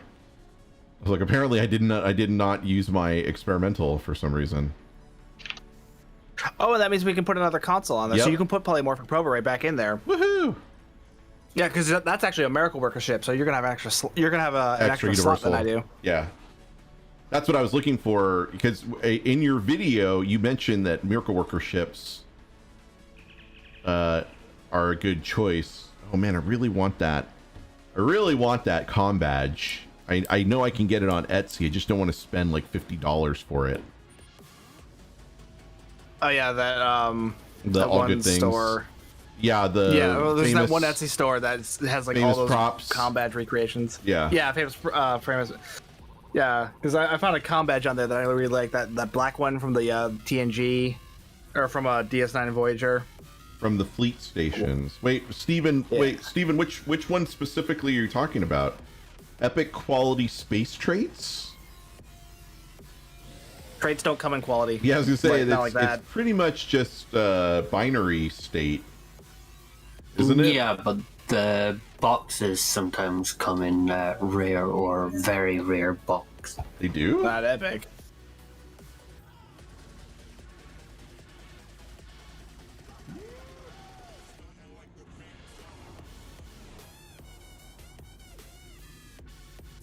Oh, you're talking about the superior. Yes, the superior traits, the superior beam, superior cannon, superior projectile. Yes, go get those. Absolutely. Don't get all of them. You can get the ones you're using. Don't get them all. That's expensive. If you're running don't listen to Q. He wants you to spend all your money and then. If you're running a tactical character, yes, I would get them all. Honestly, because you will eventually, depending on what your build is going to be, you're going to eventually use them. What's $50 to a man? You're not gonna use all of those traits. I do. Upgrade the ones you're using. Don't worry about the others, because there's some really pointless traits in there. You use every single superior version of those traits. No, I use superior beam cannons and projectiles.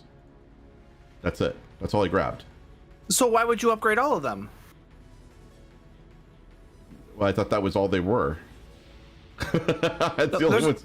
There's a huge list of traits in that vendor. Oh, are there? Oh shit, I didn't know that. Yeah, there's like superior versions of nearly every level, every trait that you get from leveling up. Fuck. I only care about the weapons. I don't give a shit about the other stuff. Yes, those are the ones you should get. Those are the ones you should give a shit about. But don't. Yeah, you're just telling him to upgrade them all. It's like, no, don't do that. That's expensive. All right, easy, Steve Dave. Jeez.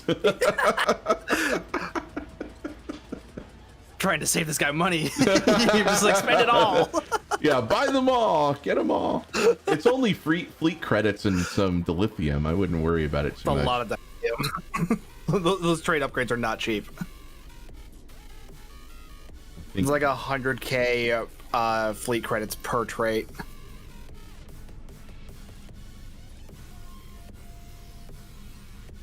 There you go. Look at Tumor. Tumor was like, buy everything. Buy everything. Tumor, we're talking about just fleet stuff. It's not stuff that they can.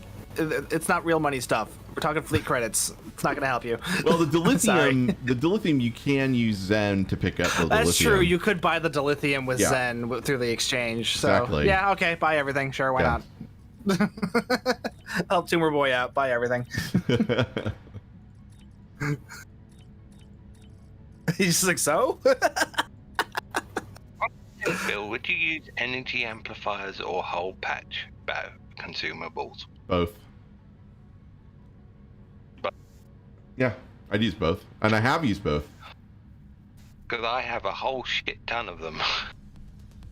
Don't ruin the dill market, you bastards. Dill market's already ruined. Don't worry about it. Dill market's capped anyway. They cap trading at 500. So it's not like the real world where there's no. It's like at 488. There's no caps. Yeah, it's 489. Ooh, 49. That's actually it's gonna go up with the new lockbox coming up. Yep. Although I will just buy more dill. Yep, you need to buy dill and use it in cooking.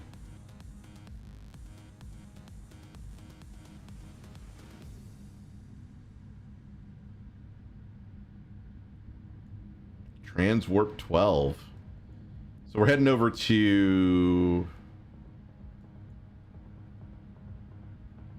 Actually, would it be K13? No, I want to go to this. The infusers are... Is that Colony? Colony. Oh, that's Colony. Yeah, so that's the Draenor system. I'm going the wrong way.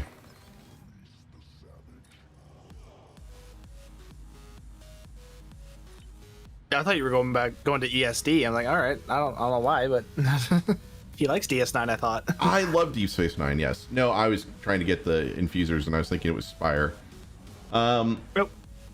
I'm not a big. I used to love. Okay, so I used to love pickles as a kid. According to my mom, I would like eat a jar of pickles.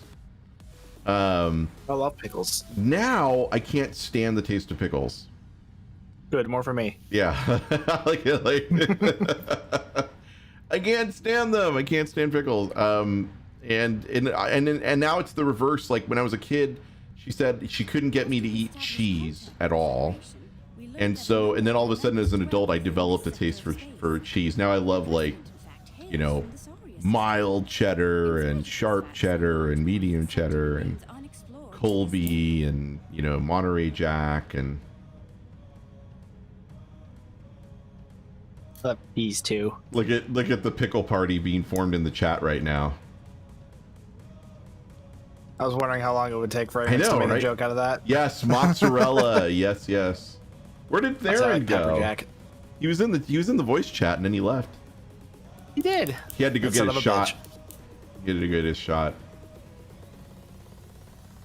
I'm gonna have to go now. Why? What happened? Getting your shot too? No. No, I'm not. I'm nowhere near from the time for my second jab. No, I've got some real life stuff that's just come up, so I will see you all later. All right, Mananuki, you have a good one. Later. Oh, but we got Theron back. Hi guys. Was that your Cleveland impression? No. That's Cleveland impression. Yeah, that was pretty good. One day Q be able to make a Cleveland impression. I don't know that anybody wants me to do a Cleveland impression. I don't actually listen to Cleveland all that often to be able to do an impression, or even Peter Griffin or Brian. But then again, if he were able to imitate Cleveland well, would he be a Cleveland streamer? Oh God! Get out! Go sit in the corner and feel ashamed of yourself. God, think about what you just said. Look at that! All the lurkers are like, "Boo! Boo this man! Boo!" Damn it, Jim. Damn it. Also, All right, Oh, you said yeah. you didn't have enough fleet credits, and we were gonna do Fakiri Torment Engine instead. Okay, well that's easy enough to do, right? Yeah, just do that mission. Okay. Anyway, I'll see you all later. Yep. Later. I was saying boo earns. Boo earns. Oh, okay. What's Tumor Boy have against urns? It's from The Simpsons. From The Simpsons, man. Where's your sense of pop culture? In the 90s. Oh. back when they made good Simpsons episodes. So it's leap of faith, right? That's the. Yeah, I believe so. Or is it knowledge is power? It's like Let's see. Is the last one. Okay, so yeah, it's. Take the thing, find out. Time has come at last. With the aid of something you need. Let's go to Boreth.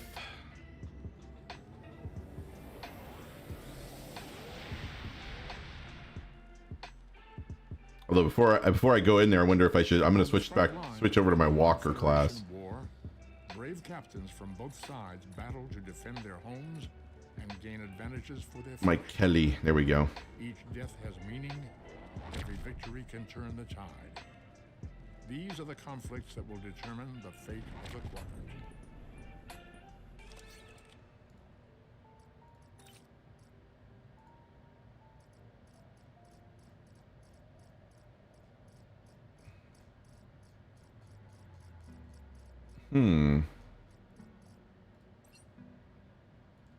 Seems your experimental's not on. Oh, I didn't have one Yeah. for this one, so.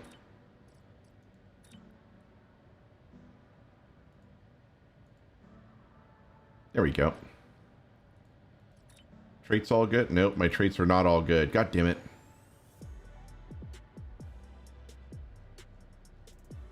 All right. I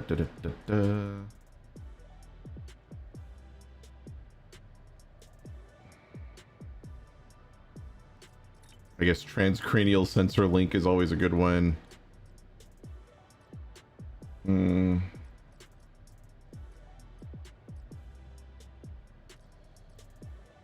Why do they do what? Remove the traits? I don't know. I know that Avatar's aware of it because we've talked to him about it before. Richard, no. Andy's had a few stabs at trying to fix the issue it as well. Yeah, so when we talked to Avatar about it, he mentions that he is working on it. So I know that that's you don't have a trait problem. Enhanced by control. Nope, that's not going to work. Well, we could always go with Black Alert. I'm kidding. I'm kidding. Black Alert, no.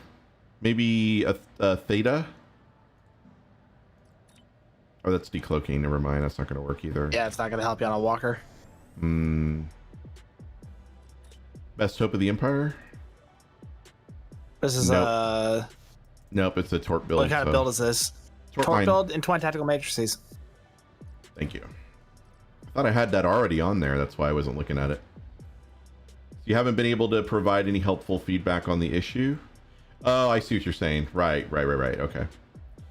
So Black Alert, it's... I don't know how to explain it. I think Black Alert would work really well if you're doing a themed trait build, like Black Alert, Heard I Needed Help, Another Enterprise. It's a gimmick trait. That's what it is. Yeah, essentially. It doesn't do enough power to be worth slotting. Yeah, it's fun. Exactly, it's fun. Turquoise got it right. It's a pet spam build. It's also fun. DPS. Yes. Oh man. All right. Am I doing this? All right. So is anybody coming with me for Leap of Faith? Or am I just going to run through it? Speed run it. I gotta do a couple more endeavors. All right, we're going to speed so run. So kill 60 Tholians. So you do that. Wait, what? Yeah, you do that. I'm going to go run around Nukara. Sark, what was that? I'm punching Tholians at the moment. Oh, okay. Yeah, no worries. So Sark's already ahead of me. Yeah. Sacrificing a bit of DPS for funsies isn't bad, though. Well, it's not. Yeah, I mean, that's absolutely true. No, it goes against how I was raised. By Augie. Raised by Papa Augie. Yeah. My grandpappy Augie. Of course, I say that. You guys know how addicted I am to the Sentry Mode console, so I'm not the one to talk. It's a good console. He does not like in that certain console, situations. As far as I know, I don't think Augie likes that console, except outside of, like you said, specific esoteric situations. It's very situational, and I try to work that situation into any chance I can get. Augie is grandpappy. What does that make me? Great grandpappy. You're the fun uncle, Sark. Oh, there you go. The fun retired uncle. Yeah, you're the fun uncle. Okay, in that case, pull my finger. You ain't that fun. Pull my finger and a super controller gravel comes out of it. You're not that fun. Fragrance is the drunk uncle. Yes. Go away! Yes. You bother me, kid.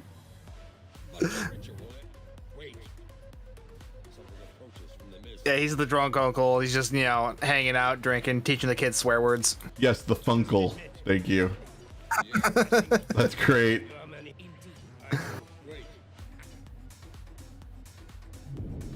Journey to the Barge of the Dead, starring Brendan Fraser. I think he would be down for that movie. I'd watch it. Yeah, I totally would. He's the family cat. I always thought of Sark as like remember the cat from Sabrina? Salem? Salem, yeah. Yeah. That's what I always think of. Yeah, he's. Oh, Nord. Yeah, Nord thought he was the drunkle. The drunkle and not the funkle. Nord, you're the one. You're the uncle that took that job a little too seriously. Oh shit.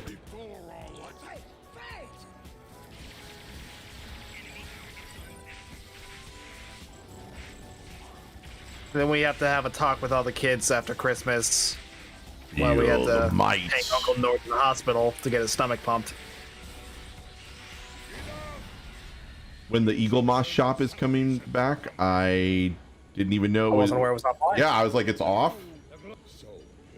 Oh, but now you reminded. Speaking of shopping, you just reminded me that I need to get sunglasses. We were out yesterday while I was getting these, and I love the transitions, but they're never quite dark enough for like driving.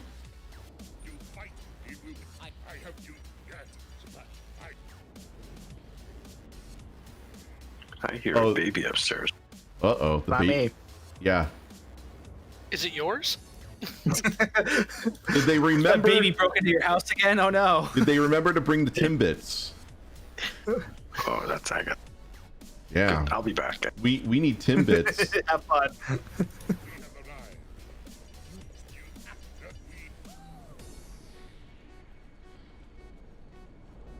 I want a strawberry. He's got to invest in some better locks. Even children can break into his place.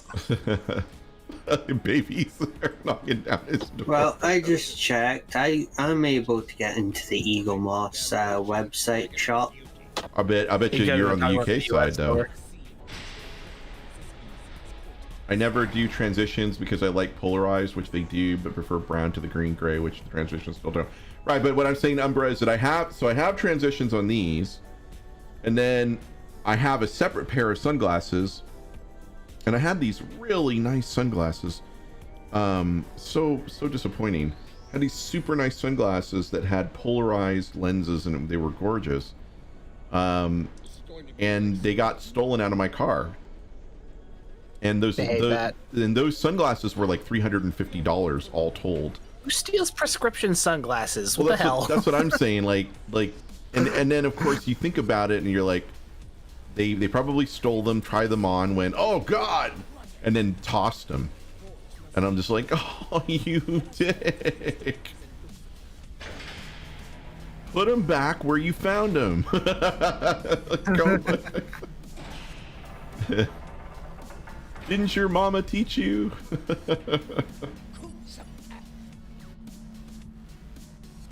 Well, apparently not, because they're breaking into cars.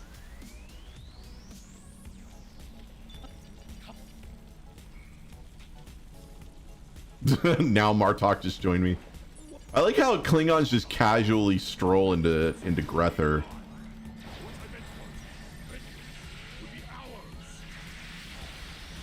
Yeah, we all know why we're here. Come on, let's not make a big deal about it. So I'm just like fascinated by the fact that the Klingon underworld is just so freely accessible.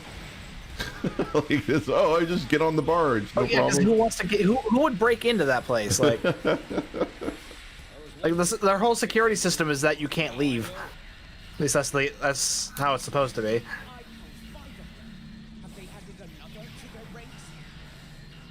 Also, whoever was talking about the Eagle Moth shop, the U.S. store is up. I think they're talking about it appears to be the Canadian one's down. The Canadian store is down. I forgot they had a Canadian store. That was because isn't that new or something? I assumed it was a North American store. What's up, Laurel? No, it used to be regionalized so that Canada couldn't be able to access the U.S. store. So now it has its own store. Yeah, you got to send him some Timbits. Do I expect Hades? No, not talking shit about Canada. I always assumed that Canada and the U.S. had their own store, but I didn't realize that they regionalized Canada separately from the United States. Oh yeah. I wasn't talking shit about Canada so much as I was just saying you guys are the 51st state. That's all. Because I guess that's talking remember shit. Where all these models are being made? China. What's the U.S. currently doing? Adding then a shitload of taxes onto that, onto more or less everything from China. So, hey man, I didn't. Don't blame me. I voted for Kodos. Technically, isn't Puerto Rico the 51st state? Not yet. They voted, but it's not binding. They voted twice to become a state, but it's not a binding vote.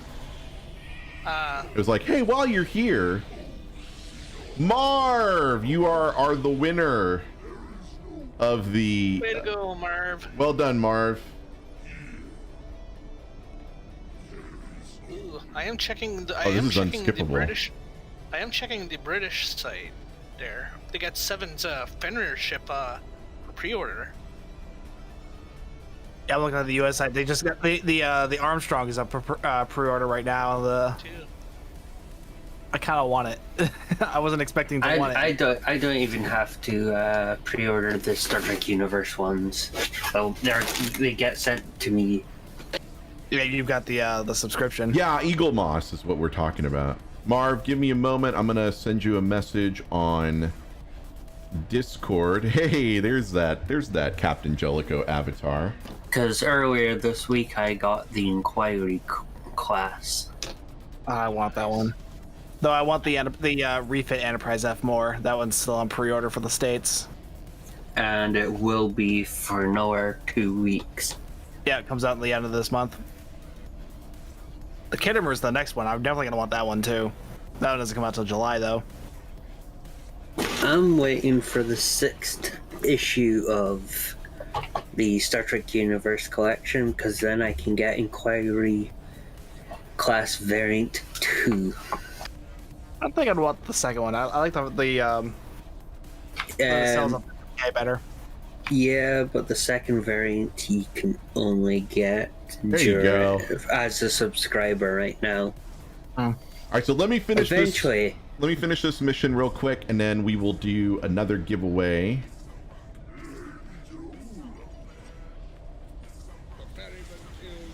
Now, Sphinx, you know what model I really want? An XL, the Enterprise F. Because obviously I do.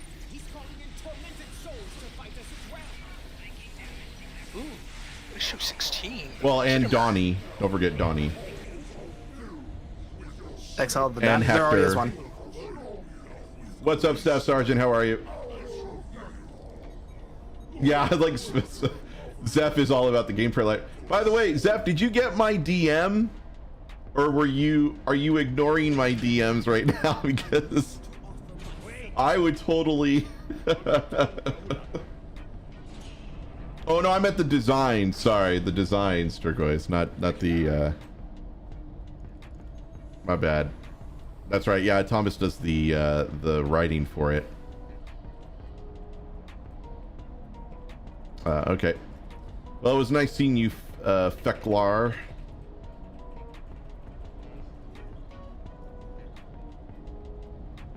See you later, dude. Really cool of you not to not stab me in the back. I know, right?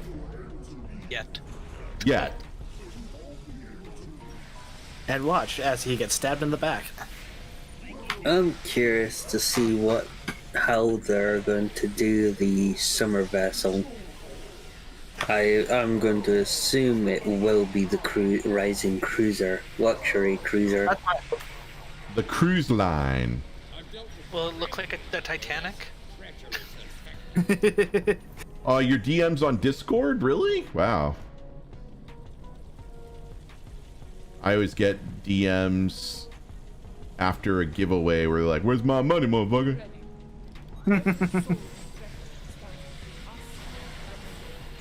Get a lot of those. Stop letting Stu win, even though I haven't won. It's too bad I don't have a rigged command here. Again, not sure how that.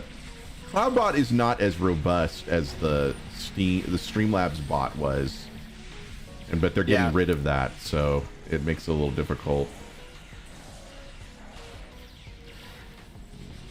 Oh, Stewie, yeah. See, that would work too.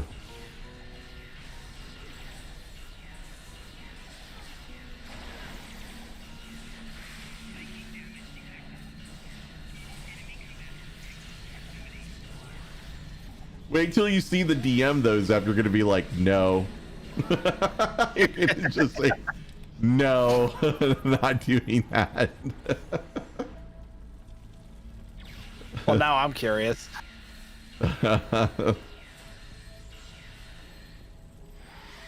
it. Yep, see, look, yeah, oh god.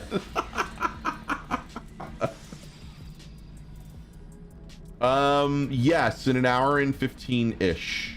Correct. Wait. Yes, hour and 15. Sorry, I had to do the subtraction in my head. Yeah, Erin will be coming in the last hour of the stream because that was basically the hour that she could give me. So we're extending out. Is it really that awful? Well, Turquoise, if you are a patron, the entire chat will be available as this month's podcast episode for patrons. Nice. Because I will be. Whoa! Oh, thank you, Mud's time device. So I'm just gonna put this here. I'm just gonna say this: the Lucari regen, not as survivable as Ares thinks it is, and I'm thinking I'm gonna switch back to my temporal operative build, the Nakul build. Because I'm running the Lucari regen build right now off of Ares's, and I gotta say, I'm running this on normal and I'm getting my ass kicked. So I think I'm gonna put I don't know why he runs that, honestly. I don't know how he's testing that to make him think that's better than the the cool shield plus the Mud's time device combo. Now the electrical stuff is really working well. Oh, that involves money? Yeah, it does. I'm trying to reward the patrons though for being patrons. And I will say it's cheaper to be a patron than it is to be a Twitch subscriber. At least for now. I don't know what the next for the next big thing that's coming out. I'm glad I'm a patron. Ding. Oh, in heal mode? Yeah, I guess that's true. I could do that. Where is the heal?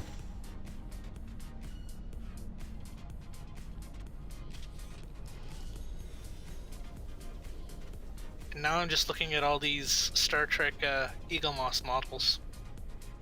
Oh, I know, that always sucks me in too. It's like, oh, I don't have that one, I don't have that one. Do I want that one? Nah, kinda, but... There's so many I want, but that I'm limited because, yeah, I'm Canadian.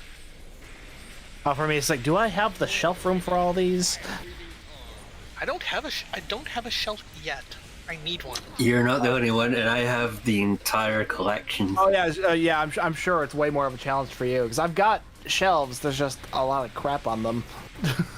But he doesn't. A lot of Eagle Moss models on them. Ares does not use the Lucari wrist device as his primary. He uses the temporal. Oh, the dual pistols. Yeah, the dual pistols, the anti-proton. Chronoton, I guess technically it's Chronoton. So this, but yeah, I mean, this is anti-proton helpful that have it in healing mode, so I appreciate that.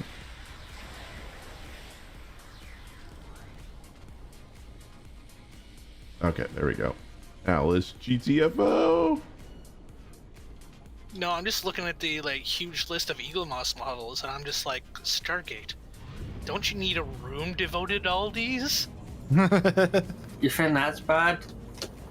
I'm getting the Expanse and Stargate series collections when they start later this year at the earliest.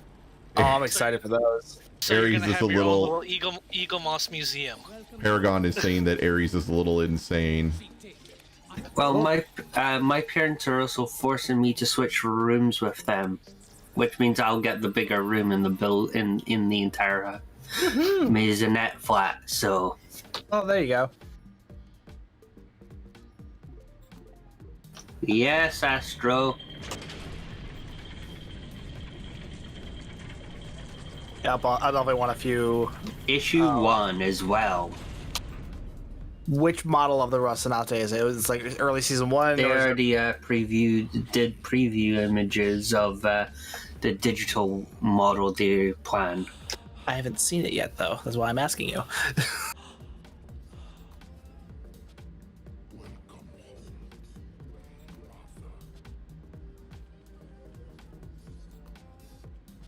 Give me a second, I'll track down the image. I think I found it. Yeah, I found it on Hero Collectors. Okay, yeah, that's the current one. That's the one I want. Well, they just had genetic material of the Rel laying around, or? Yeah, it's a shame it's not the current one, because if it had the landing gear exposed. I don't mind that. I wouldn't want the landing gear. I don't know, it just looks weird to me. Because the landing gear was attached to the engine hull.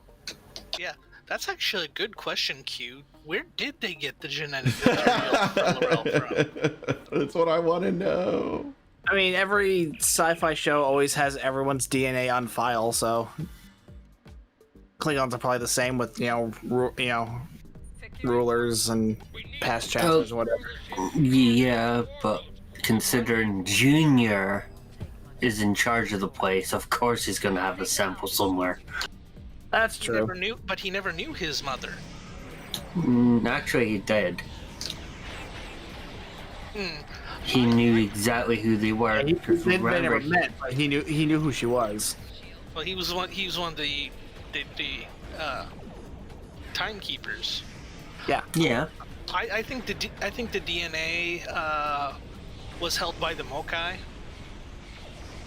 That would make sense too, given their reputation. Edna being the Witch of Nimbus 3 is be like, this is like one of the sacred things. It's like this is owned by Laurel and has Laurel's blood on it. Ultimately, it's just a case of don't ask questions. Just be happy Laurel is back. Back to the Eagle Moss Expanse collection. The Dottinger is also another one I'm very interested in. Those are probably the two I'm most interested in from that collection. Is the Rocinante and the Donager. The Donager would be a good one to pick up. Yeah. I love the ships. Maybe one of the larger Earth ships too, just for the sake of the balance. Agatha. What was it called? The Agatha something. Agatha King. Agatha King. Yeah. Then the Behemoth too. I don't know how many people in the chat are fans of the Expanse. The Behemoth is probably going to be made as an XL version due to its size. Yeah. Oddly enough, never seen the Expanse. Oh, dude, you gotta check out the Expanse. Mm-hmm. What's it on? Amazon Prime? Yeah. Yes. It is now. Yeah. Don't have it.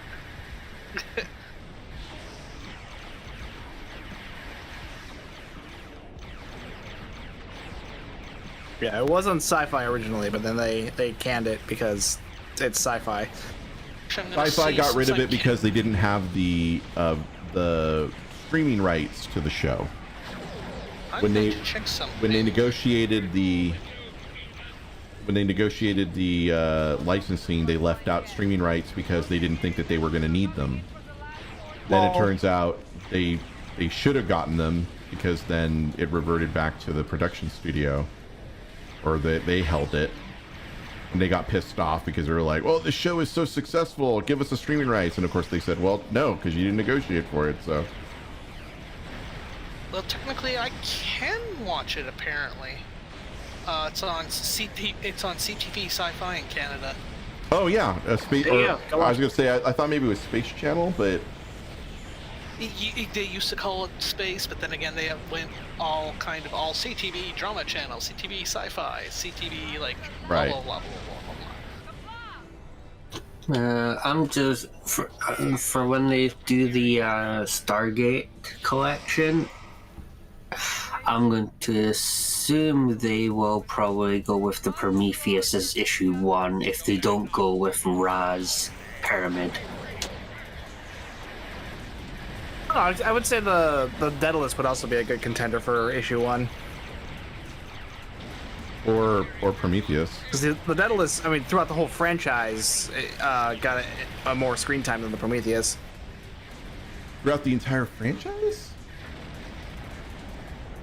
Well, it featured SG-1, Atlantis, and Universe. Yeah. Well, then I would say I think the 304 Destiny in general, not just Daedalus. The Destiny, I think, got the most screen time out of all of those ships.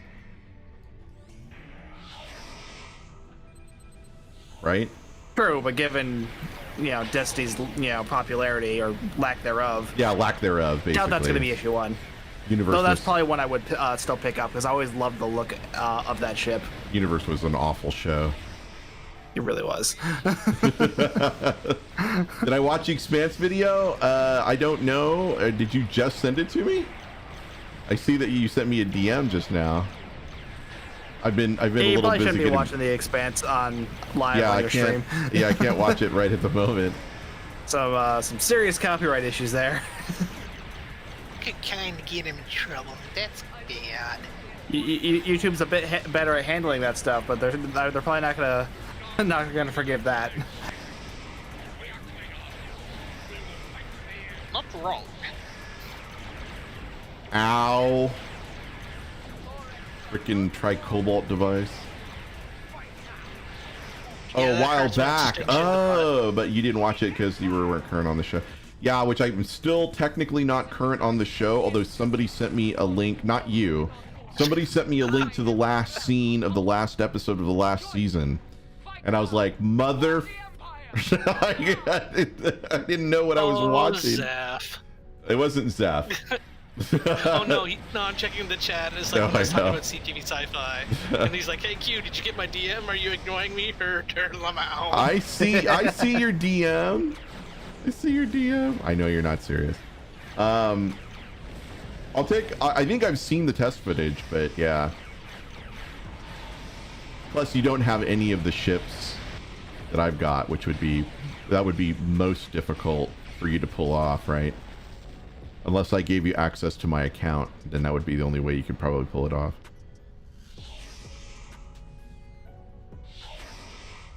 Victory and true even indeed until you let there is. Ah, finally. Yeah, look at Zeph. Yeah. That was what I was trying to say this morning on Twitter. I finally took a look at the stats from yesterday's Warship stream, and I was floored by the fact that we had almost 50 people watching. I finally have the Torment engine. Can I take credit for that because I rated you? You could. Yeah, absolutely. You could take credit for that. Yes. I'm gonna head back to. I'm gonna take partial credit for it because, well, just having me in anything is somewhat entertaining. Well, also, you're playing. We do like commenting on your luscious Canadian ass a lot, so he's not wrong. Jeez, with all this talk about my luscious Canadian ass, I might have to start an OnlyFans. Yep, there you go. As long as it's free, I'll subscribe. Oh my! Now I can watch this alternate take of that scene from. I haven't seen it yet. I haven't seen the fifth season yet. I'm so sorry. I just saw that Locutus. I was like, no, I can't watch it. However, GM, yes, you can use the experimental upgrade tokens on a T6 on a fleet T6 ship. It'll just it'll upgrade. It'll be a fleet T6X. Yeah, it'll be a fleet T6X, and every other fleet version of that ship will also be experimental upgrade. All right, we're gonna take a break, but and Marv, hang on one second. I just saw your response.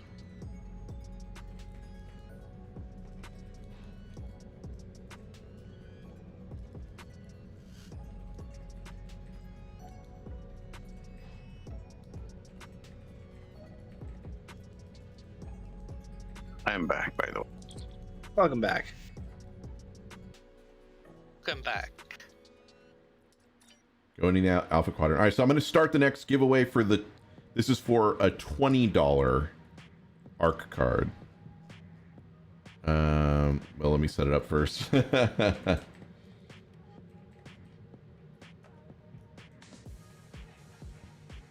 Is that why you came back, Zark? You knew the giveaway was starting? I don't know do we need to go through all the trouble of a giveaway? Why don't you just pass it to me? Sure. If everybody in the chat is cool with that, I'm happy to do that. Giveaway is now. He's using the speedline logic on you. Yeah. That's actually how Streamcat used to get me to do things for her. She would just like, and just wave her paw at me like she was a Jedi. And bite your fingers. Why can't I add? You took away the ability to add stuff, didn't you? What? To add what? Reactions. Oh, no, there it is. Never mind. It was just hidden for a sec. You just gotta hover over the last... Yep, there we go.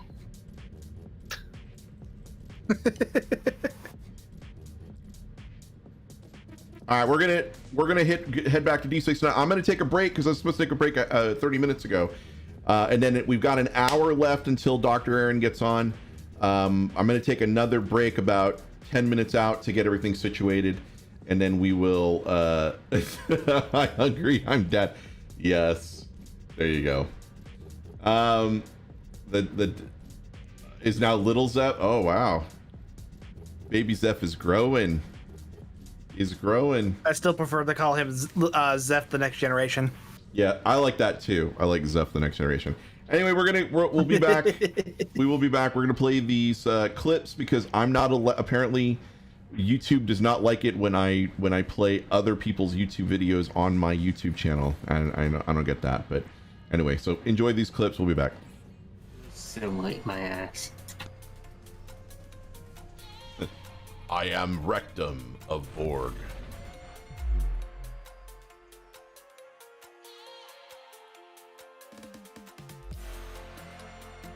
Are you here? Oh, wait for us to leave so that you can get it alone.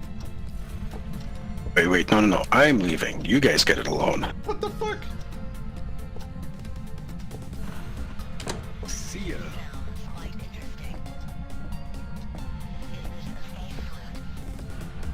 Close the doors on me. Okay. I guess I'm doing this. Thanks, guys. All right, let me know when you guys are ready to jump in. Whoa. All right, bye. I hit the wrong button. I like that I can stop. You know, they say, before I grew up, my nut... Let my stew balls go.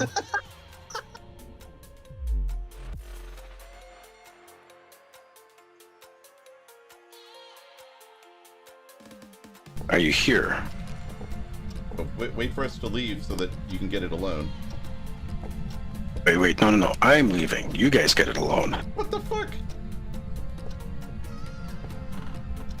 See ya.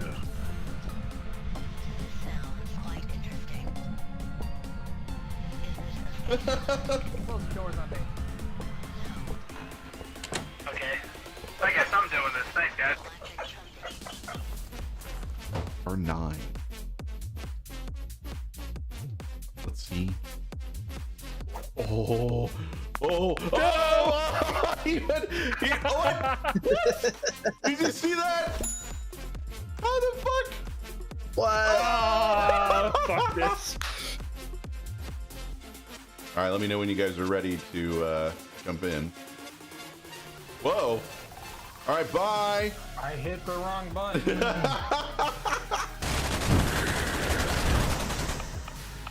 Are you shitting me? I'm reloading!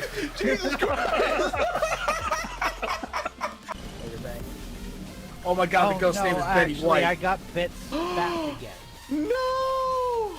The ghost name is Betty White, you guys. No. What the actual fuck? Don't say that. No, that can't be right. Oh my god, no. That's not okay. She's still alive, god damn it.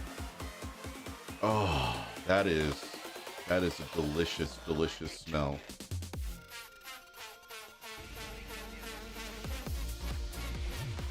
Incorrect sequence again.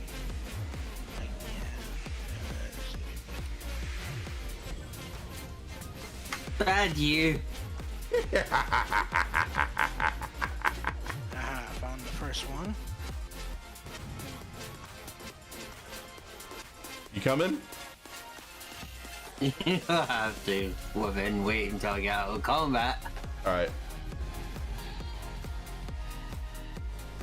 Alright, so I'm actually gonna mark this.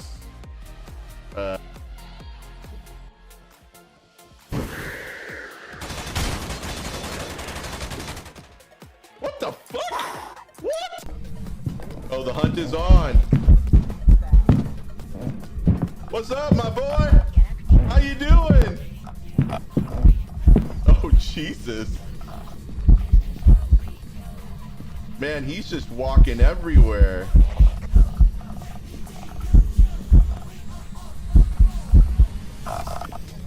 Oh, God. This is gonna be a tight fit. We are double penetrating here.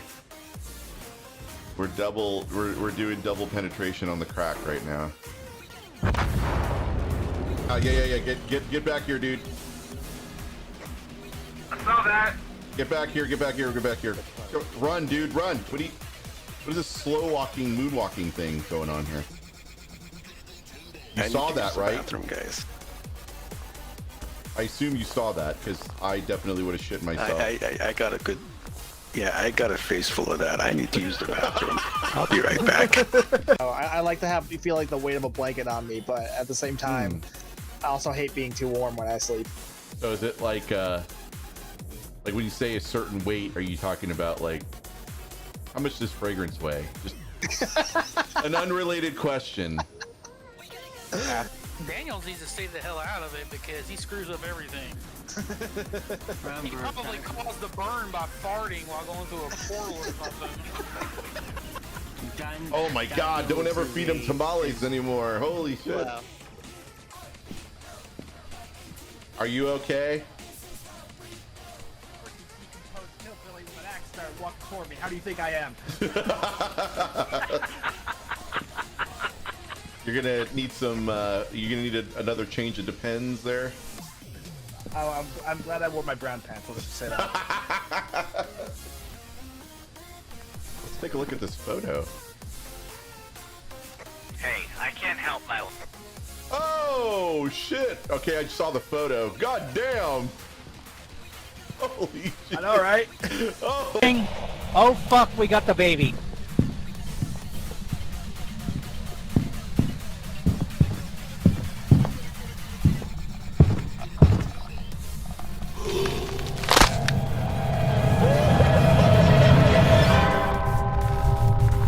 Let's go to separated view.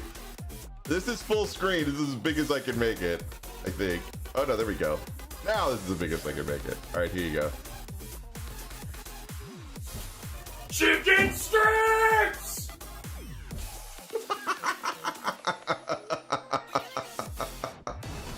I thought maybe that was like a sex position or something. I don't know. Like, oh, we're doing the Golem tonight. Woohoo! I'll get the sex swing. Oh, he's here.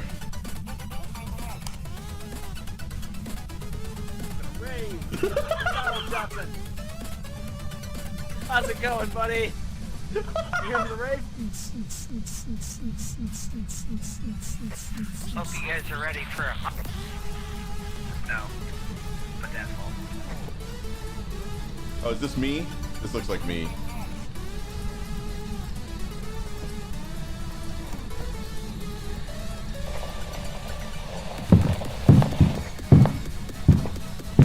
Oh! Oh! Whoa! Oh!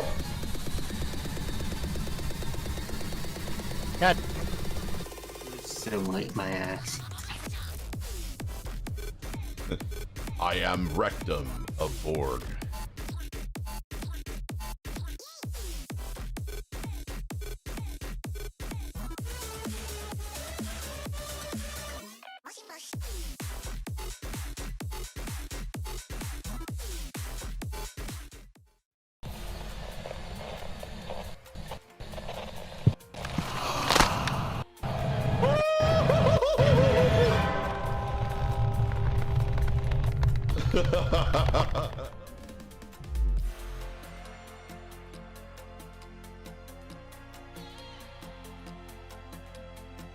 Alright, start whenever you're ready. I don't know that I'm ready, but I will click start. Fuck.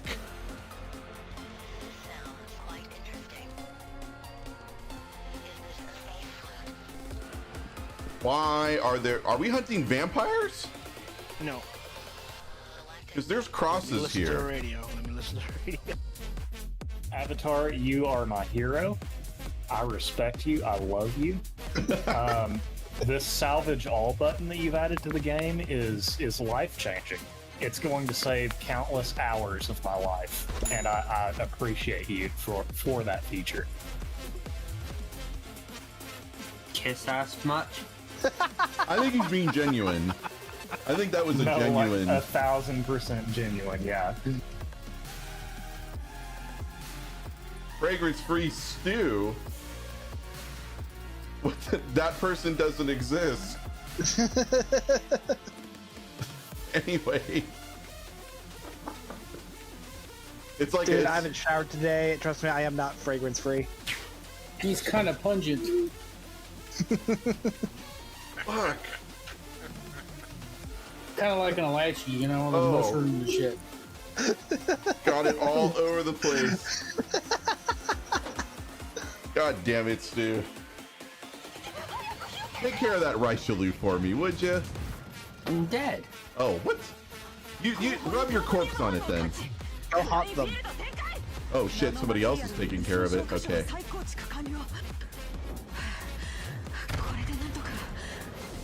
Yeah, baby. I was fighting on bloody Or Montana. Citadel. Hell yeah.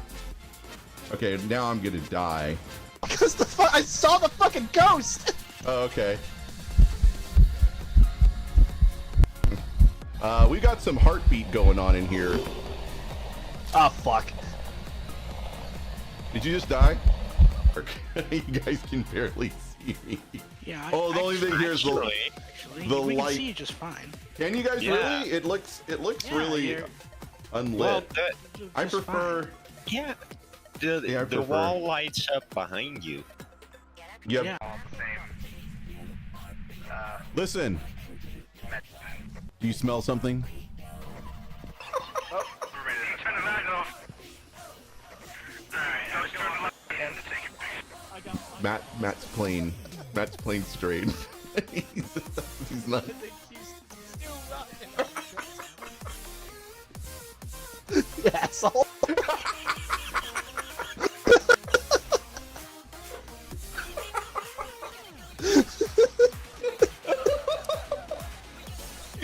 I'm sorry, I couldn't help myself.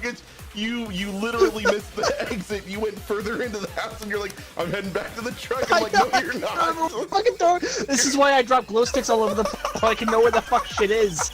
You're like, you're on your way to Disneyland, dude. I don't know where you're going. That's why he's like, "I'm on my way back to the truck right now." I'm like, "No, you're not."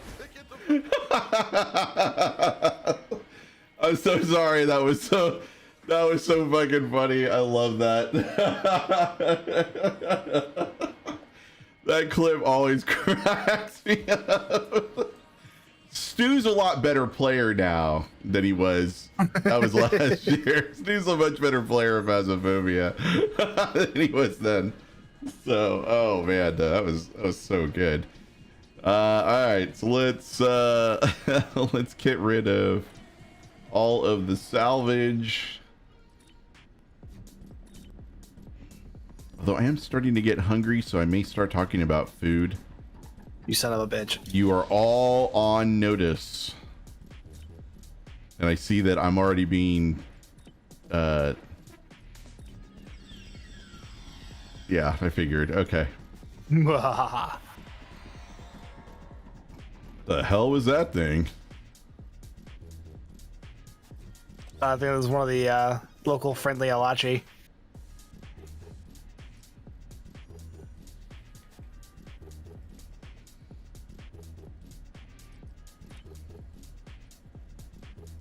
Oh, I don't have an upgrade for it, but that's fixable. For the moment, I'll just put it on there. Or, well, hold on. I'm on the wrong boat. So I've only got 47 minutes until Dr. Erin arrives.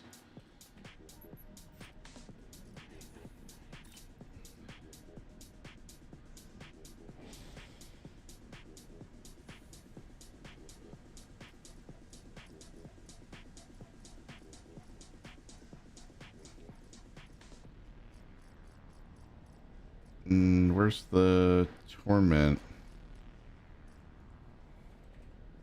There it is. So I could probably use it at Mark. There we go. Yeah, I use it there. All right, so I think we have most of the build. Most of it. We Yeah, got kind of done, but we still need to traits. get the some of the traits, but you're good gear wise. Just Yeah. need to upgrade that. All right, so let me flip over to my science character, because since Dr. Erin is a scientist, let's do a little bit of science stuff.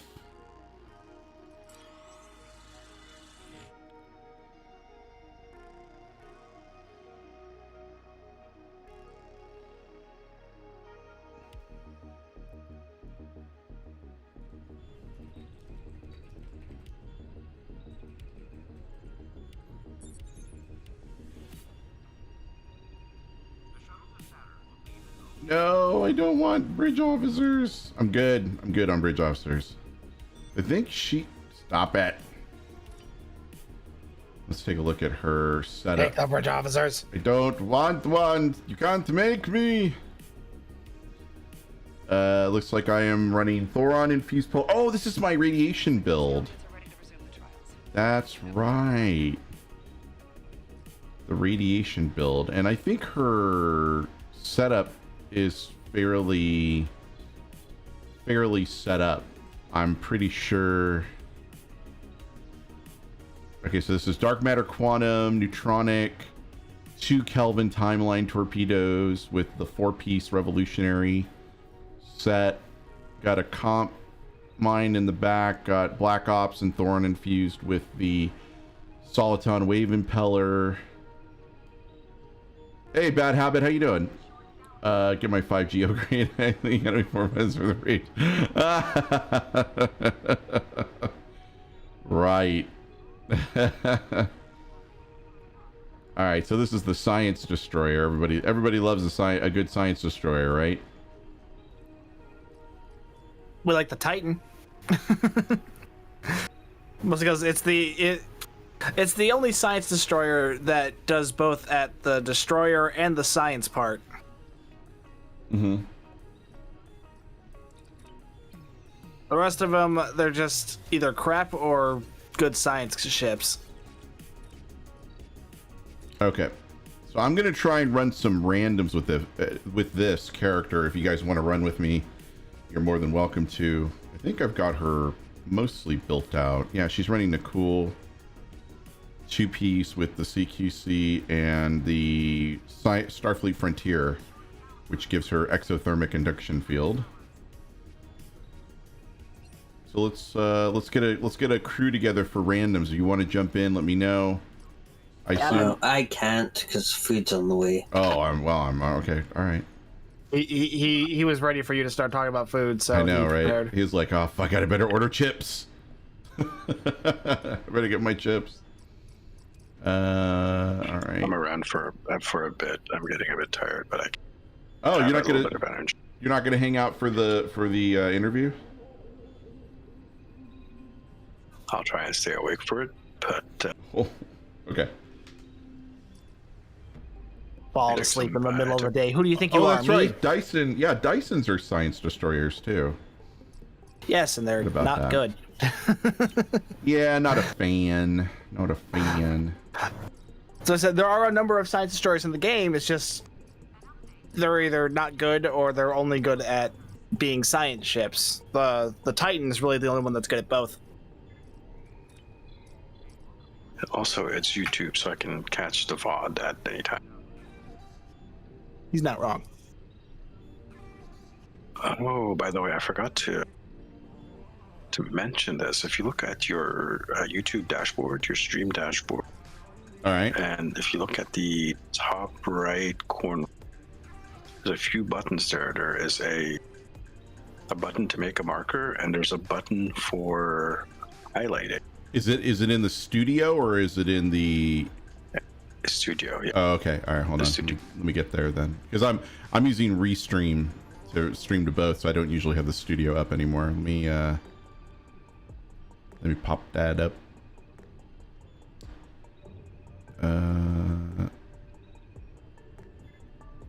Oh, look at that! Create highlight video and oh wow! Holy crap, that's new. I don't remember those. I haven't really experimented with I did like one highlight one, and it basically opens up a quick editing window, and you can just it's like how you make the clip. Oh, yeah, it with way more. Holy, that's very powerful. That's more powerful than the Twitch clipping tool. It's slower though. It's just right. Well, like when you yeah. highlight this section and tell it'll take like an hour to actually to do like 5 minutes. But I can clip on Facebook too. I haven't experimented, but there are levels of moderation in YouTube that you can assign to people, and I think it's possible to give someone a role to get access to that. Oh, and well then. I sincerely hope so. I haven't experimented, but that is something to look into.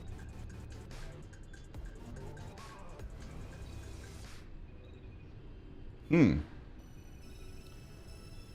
the melted mouse, you get the 4-piece and convertible. Oh, nice. All right, so let's we've got 4 before we lose low life cat. Let's go ahead and just hit the random button. Pop. Pop. Section 31, Sire Destroyer, Mirror Crossfield. Oh, right, Mirror Crossfield. Well, Mirror Crossfield.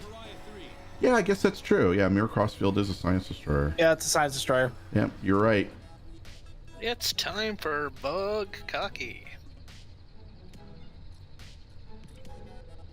Thank you for saying that like a game show host. Never say that again today.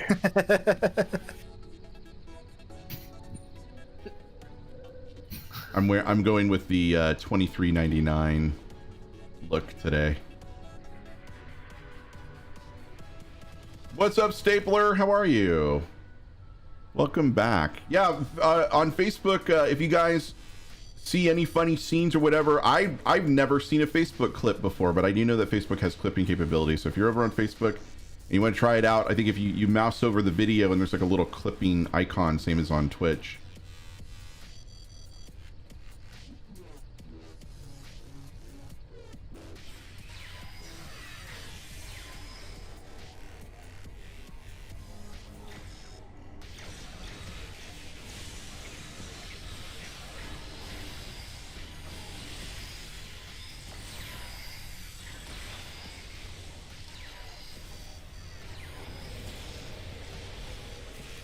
Ooh. This is not quite a finished build yet. Ari's been asking me for it for a while. So this is not the finish. Is this your radiation build? Yeah, this is my science radiation build. This is the Melcha. I'm a Melcha. I'm gonna demolecularize you. That's what I meant to say.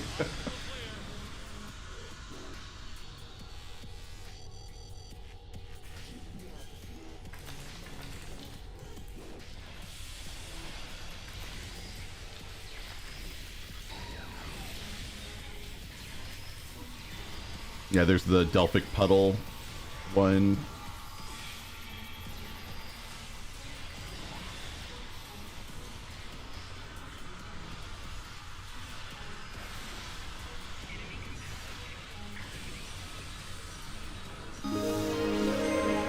Paragon, thank you so much for that Facebook like. I appreciate it.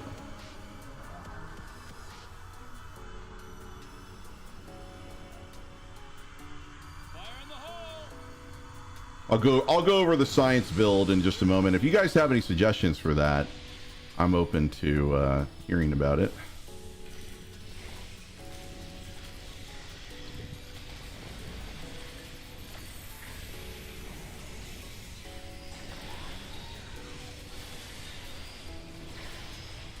All right, turquoise.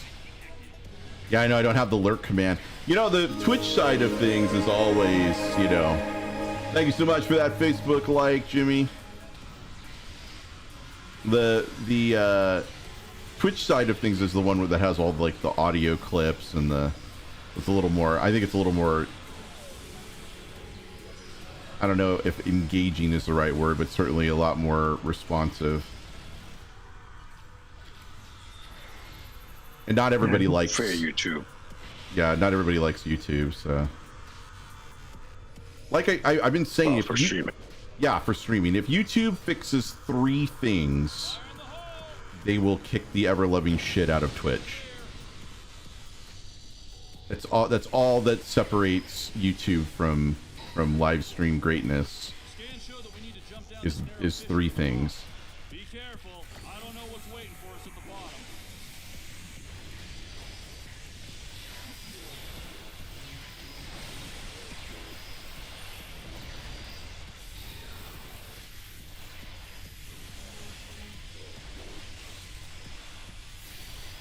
Are you going to tell us what those 3 things are?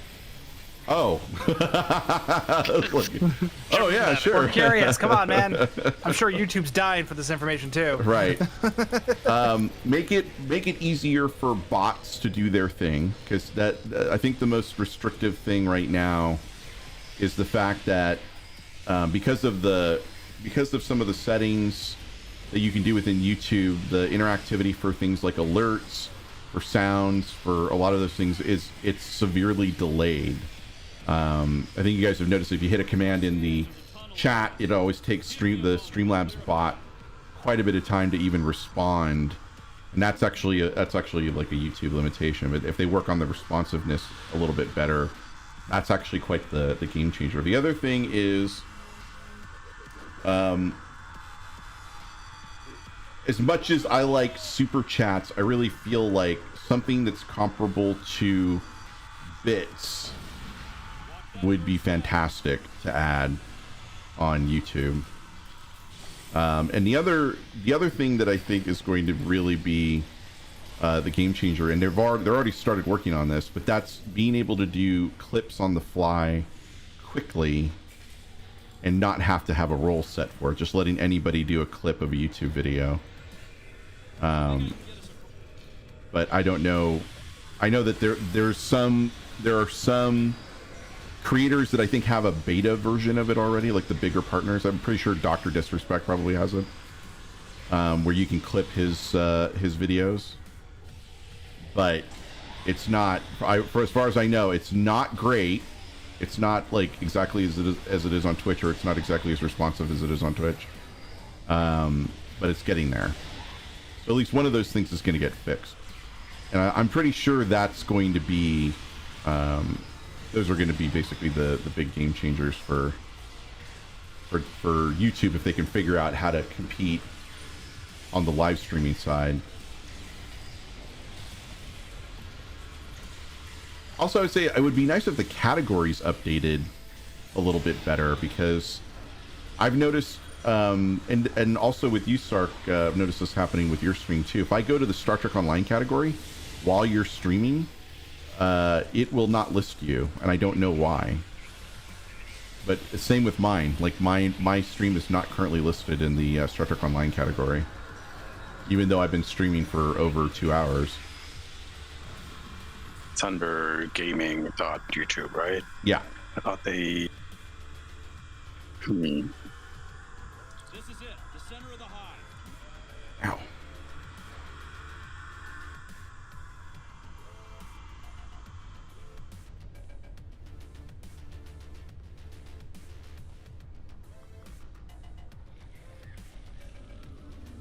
Although I've given super chats out, wasn't it? I didn't think gaming.youtube actually people visited that anymore. I don't know if they do. I'm the one I was looking at was the category under YouTube for the games and stuff. I don't know that it's gaming.youtube.com anymore, but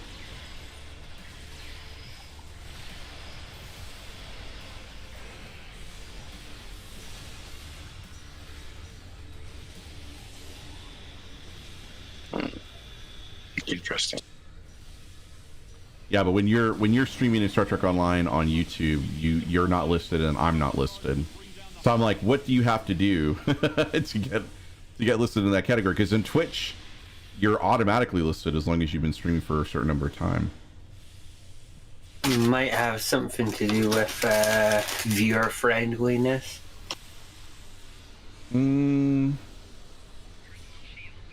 I don't know what that means. Am I unfriendly to viewers?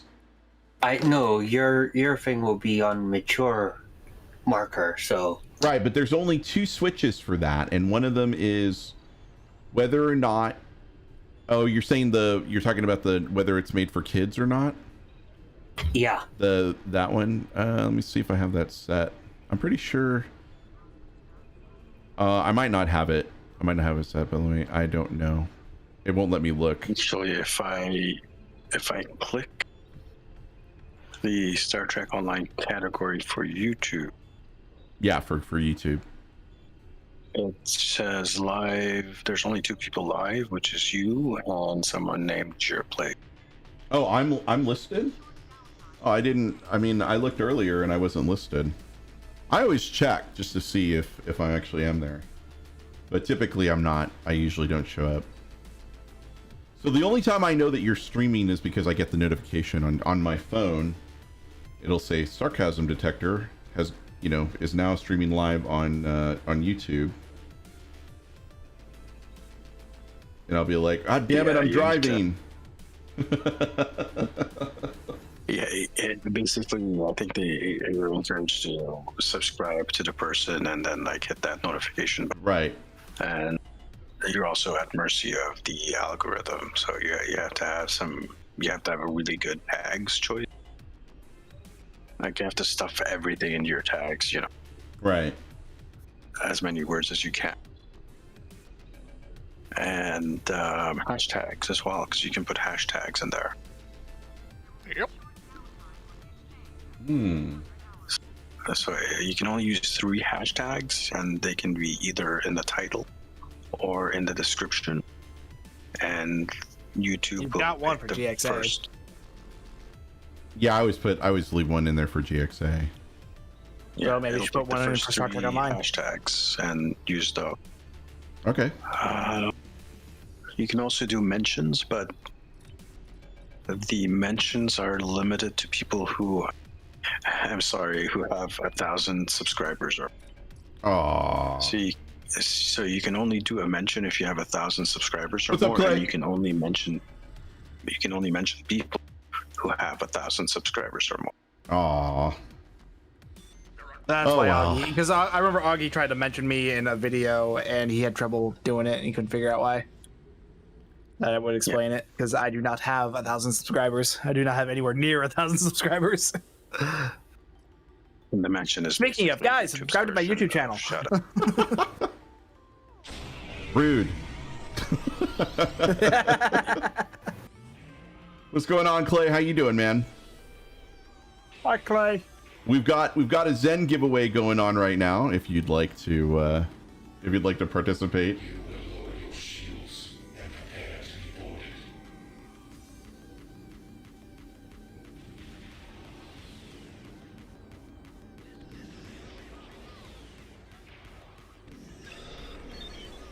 All right, I'm gonna go tactical mode. I'm gonna go tactical on this. That's something interesting. Oh, nice. Wait, like interesting good or interesting bad? Like Clay got promoted and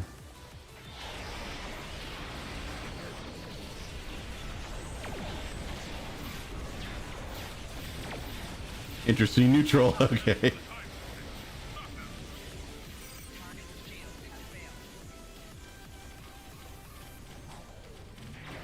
Interesting, we'll see.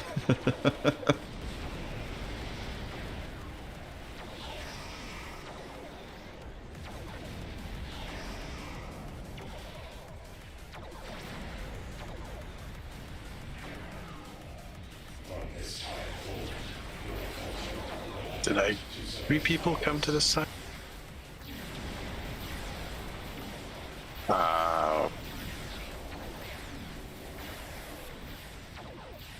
Okay, that was in. Wait, which side are you on? I don't even know. Right side. 3 people came with me to that. Oh, okay. All right. No, I'm on the left side, I think, with Stu over here. I wonder why I was taking so long to take down that transformer. It was just you and me. Yeah.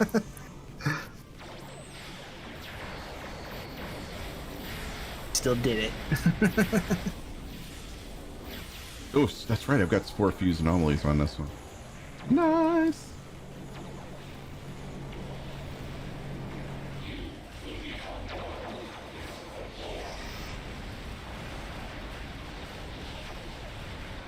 God damn.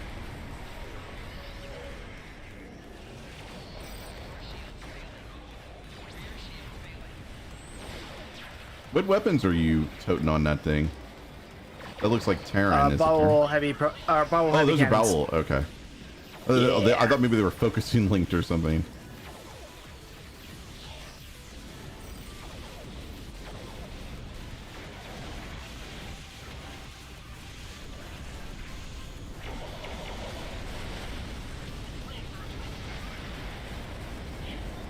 Yep, they're dead. I'm like, oh, good, because I can't see a goddamn thing, and it's my own fault.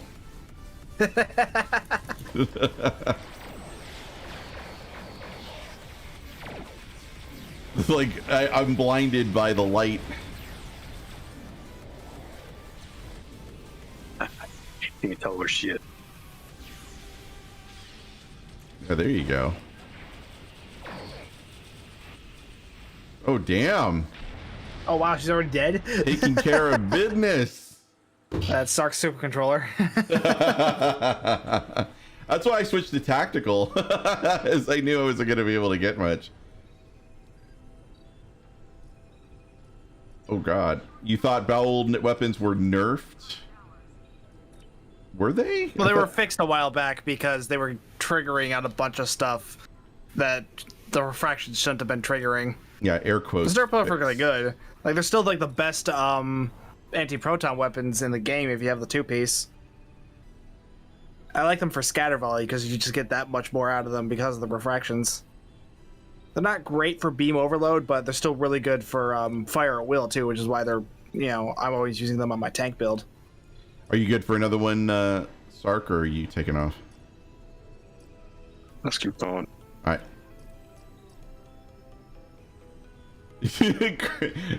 Simon's like, oh wow. I have accepted it, and I'm ready to move on. So admittedly, I was very butthurt about it when that patch went live. He made his peace with it, so he's okay. He's fine now. Did I already talk to the lady? Which lady? I assume he means. You mean Dr. Erin?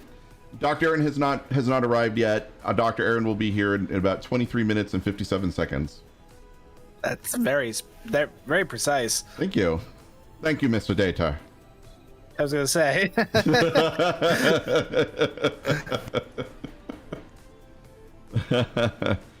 Dr. Erin will be here for the last part of the stream. I've already got like a couple of questions, three questions that I'm going to ask her. Three questions. Three. I'm excited for it. I'm really looking forward to this conversation. So for those that don't know, she does a Sunday morning Deep Space Nine like review with her and a friend of hers who has never seen Star Trek at all, and so they're kind of doing and of course she's seen all of Star Trek, so Dr. Erin is talking about it from the perspective of a longtime fan, and a friend Sam is talking about it from the perspective of somebody who's never seen it before. So it's interesting to hear the differing perspectives, and I've been the ones that I've been able to make, because I haven't been able to make all of those, have been fun, and I've been very like, Tumor Boy shows up and quite a few people show up. I think Simon's been there a couple of times. It's very cool.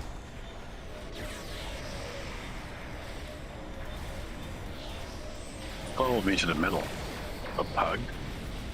The pug said in chat he was going into the middle.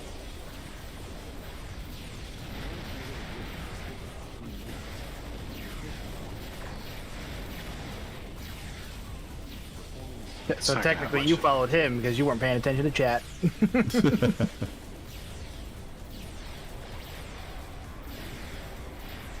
Oh god, he recognizes us.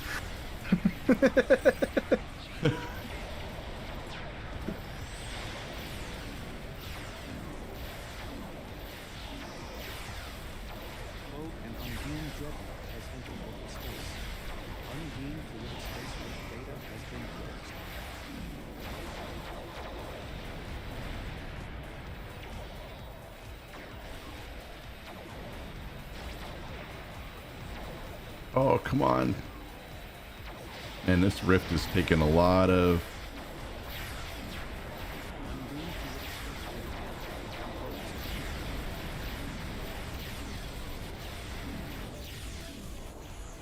You have responsibilities?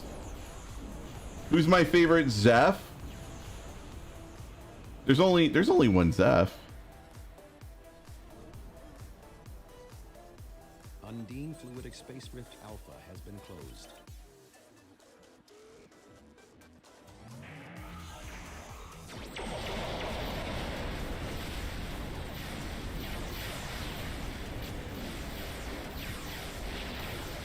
Ow. See, they fight back with their own grab well.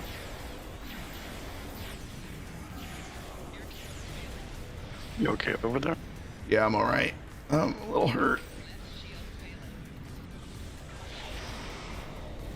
Oh, Like come on. Normal hurt or double meat hurt? Oh. Double meat. Double meat. Double meat. I'm sure your friend will appreciate that we're trying to meme that too. Double meat hurt. I got. Oh, here come the meat sweats. Wearing my meat sweats right now. Oh, there we go. Finally made it out of the... Oh, I didn't make it out. It ended. Got it. Okay, that wasn't...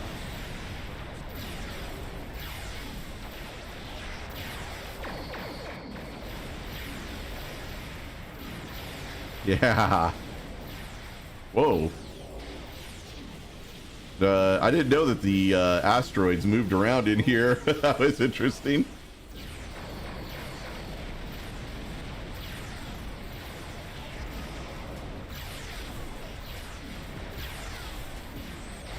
We know who you are, Zeph. Don't you know who I am? I don't have to tell Stu what to do. He knows. He knows I know. which way to go. I've been here a while. All right, we're all good. Oh, Dr. Erin? Oh, I see. That was your question. Oh, posting that as a question to Dr. Erin. Got it. Okay.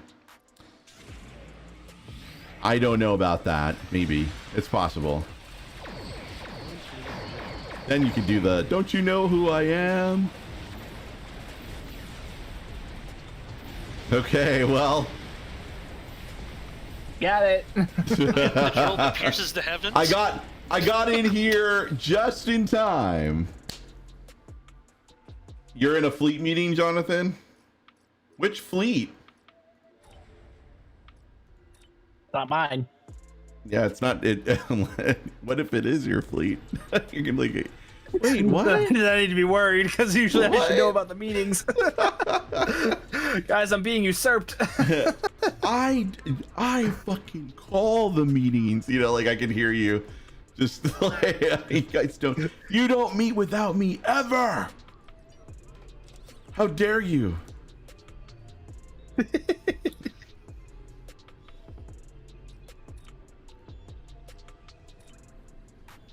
Seriously, you've said that. You've said that a number of times, right?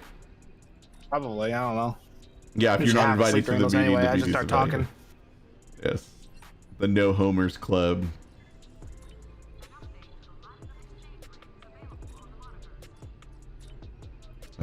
All right, so that we got. I think we got time for one more, and then I think we're gonna take another break while I set up for the interview, and hopefully by then we'll know who our winner is. Ooh, ow. Rubbed a little too hard. Ow. All right, so one more rando, and it'll be Cure. Watch. Okay, we got room. We got time for one more after that one. Favorite ship and why? Oh, what's up, Atras? How are you? Question. Yeah, that's a good one. My questions are fairly desert island questions. Like the first one I'm gonna ask is, what's your desert island 5 all-time favorite Star Trek episodes? Then we're gonna be like an hour later after she goes through each one. No, probably it won't be that. It won't be that long.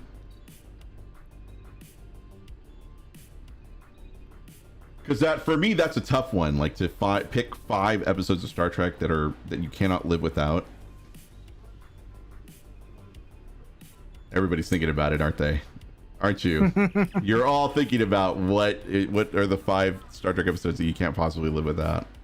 Oh my god, that's such a big question. And why is Threshold number 1? Oh my god, it's Cure! Holy shit! You really did. Like you mentioned it. You made it happen. This is your fault. You have no one else to blame but yourself.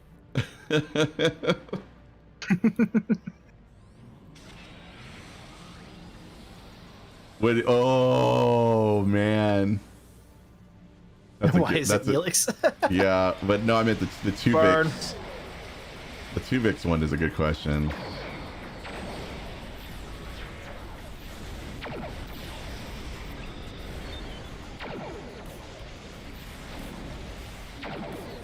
That's tube milk. What was that? The new console is a bit slightly overpowered. Oh, okay. Back with Subway. Oh, that's all right. You're fine. Pop, pop, pop. All right, I see we all timed that very, very well.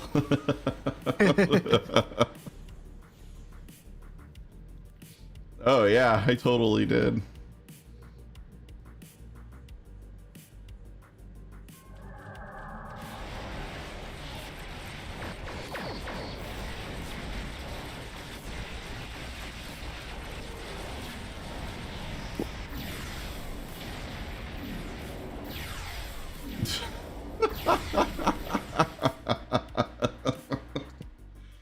All right, so we have time for one more.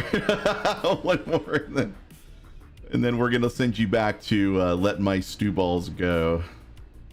that was the first video on that new highlight video that I put up.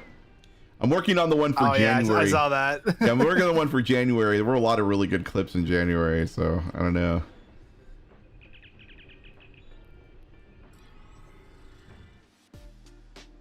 Okay, Vincent, you all right?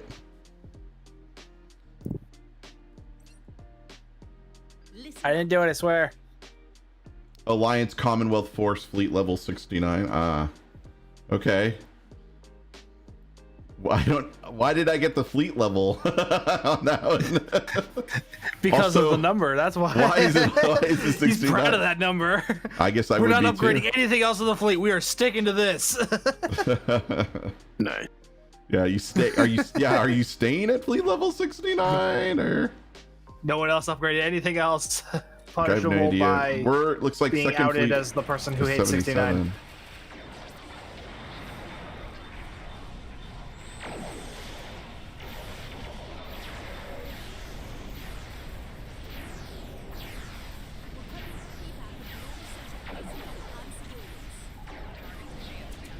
Oh, this is control versus control, isn't it? Never mind, I'm switching to tactical. Never had too much. Especially on this one. Yeah, okay.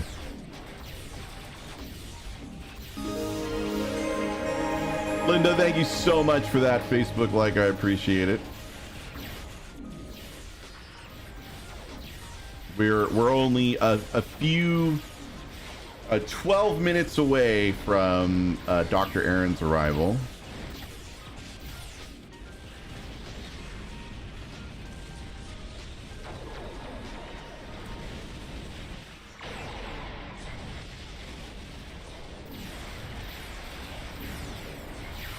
You're using spore-infused anomalies as well, right, Sark? Yep. Okay. I appreciate that because that's giving me power levels too, which that's what this whole build is based on. Oh, there you Power go. levels. Electrified. Spore and few.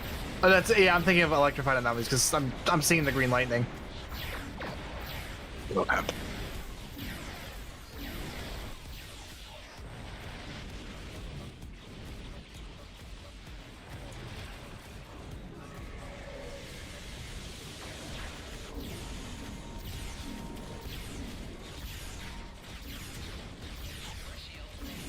Come on.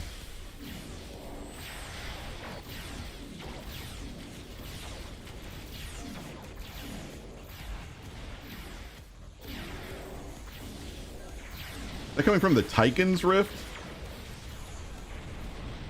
Holy sh... No, there's just a Tychon's Rift on top of that grab well. Oh, okay. It looked like electrified anomalies. It comes from both. Oh, it comes from Oh, it comes both? from both? I didn't know that. Wow. They're both anomalies. Oh, that makes sense. Yeah, that's true. So yeah, then you're just getting... Then you are getting it for both. Never mind.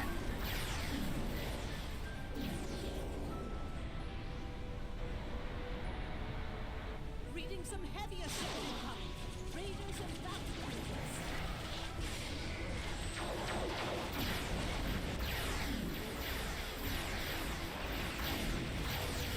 This just... Ow.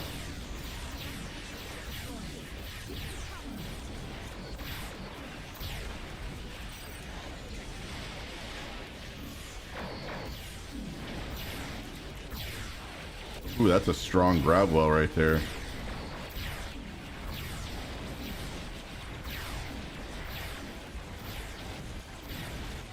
Yes, but there's two controls in here.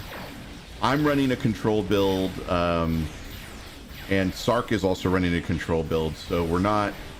So there's anomalies all over the place because we're targeting different things.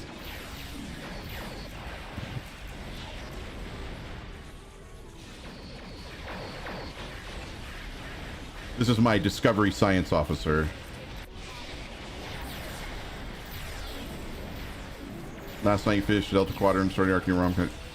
Oh, nice. Well, then I think you're done, right? You for the story missions for the Delta recruit.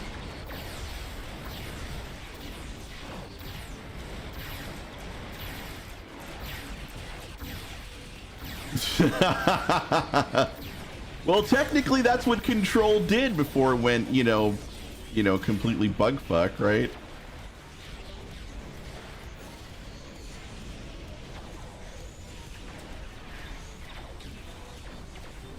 I mean, it apparently Control really screwed up with the war somehow.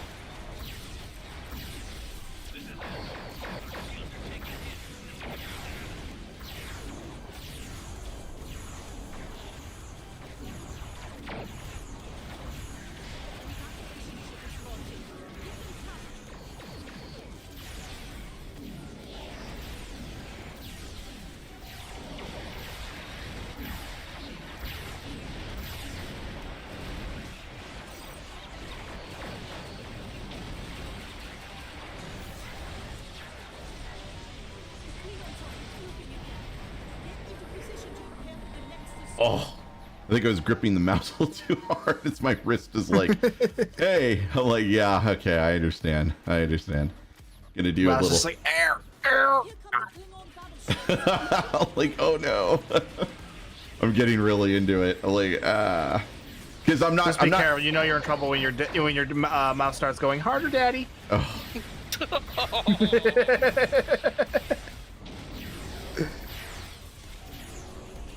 I'm surprised I didn't think of that sooner.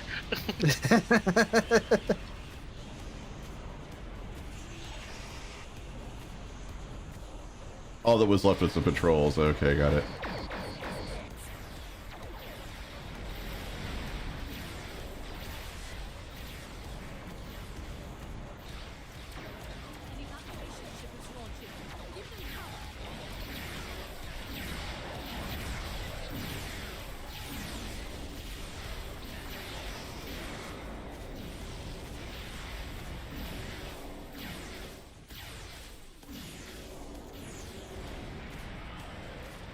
Oh yeah, the Kabali.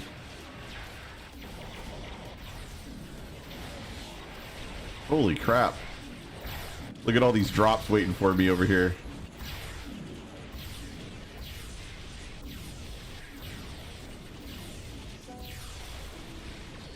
And we ain't done yet.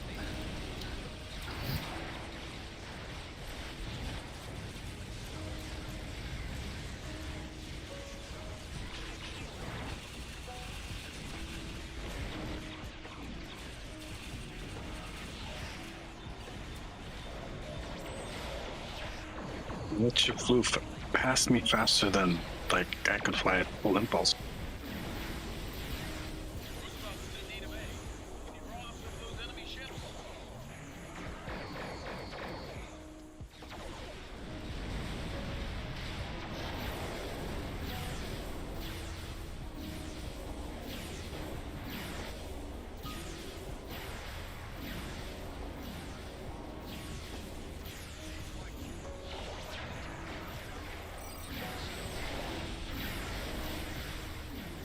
Oh, I thought I was going to get a little bit more penetration there. Thank you. That's what he said.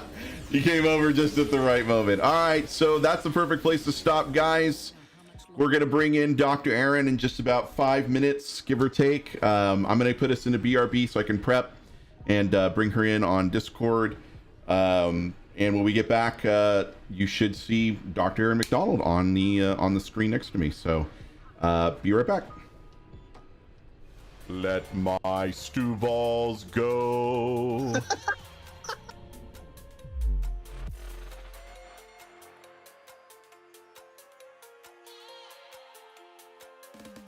Are you here? Oh, wait for us to leave so that you can get it alone. Wait, no. I'm leaving. You guys get it alone. What the fuck? See ya.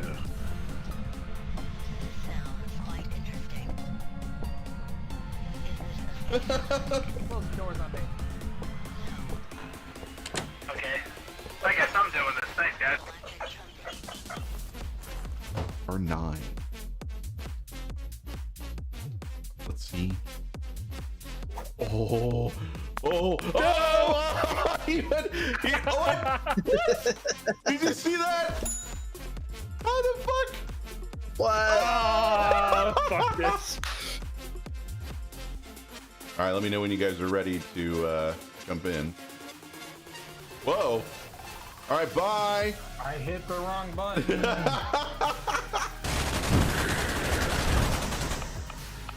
Are you shitting me? I'm reloading! Jesus Christ! Oh my god, the ghost name is Betty White. I got bits back again. No! The ghost name is Betty White, you guys. No. What the actual fuck? Don't say that. No, that can't be right. Oh my god, no. That's not okay. She's still alive, god damn it. Oh, that is a delicious, delicious smell.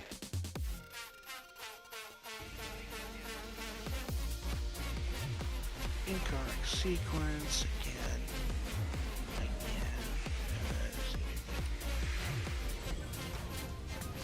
Bad you. Found the first one. You coming? You don't have to. Well, then wait until I get out of combat. Alright. Alright, so I'm actually gonna mark this.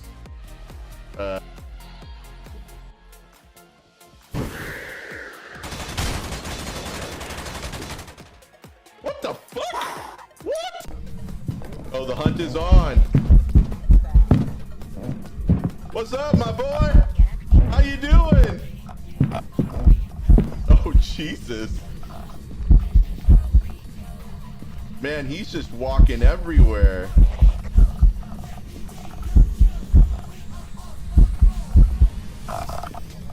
Oh, God. This is gonna be a tight fit. We are double penetrating here. We're doing double penetration on the crack right now. Yeah. Get back here, dude. I saw that.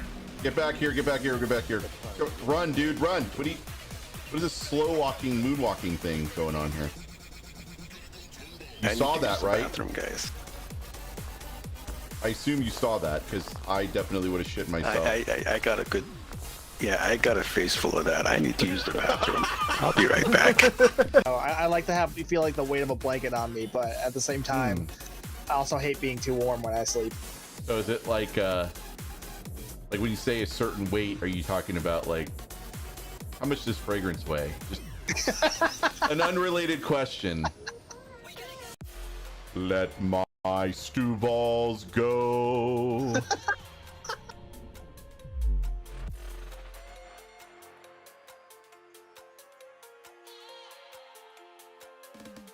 Are you here? Oh, wait for us to leave so that you can get it alone. Wait, no. I'm leaving. You guys get it alone. What the fuck? Yeah.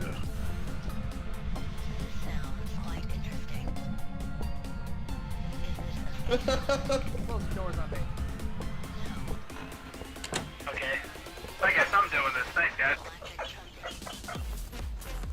Or 9. Let's see. Oh.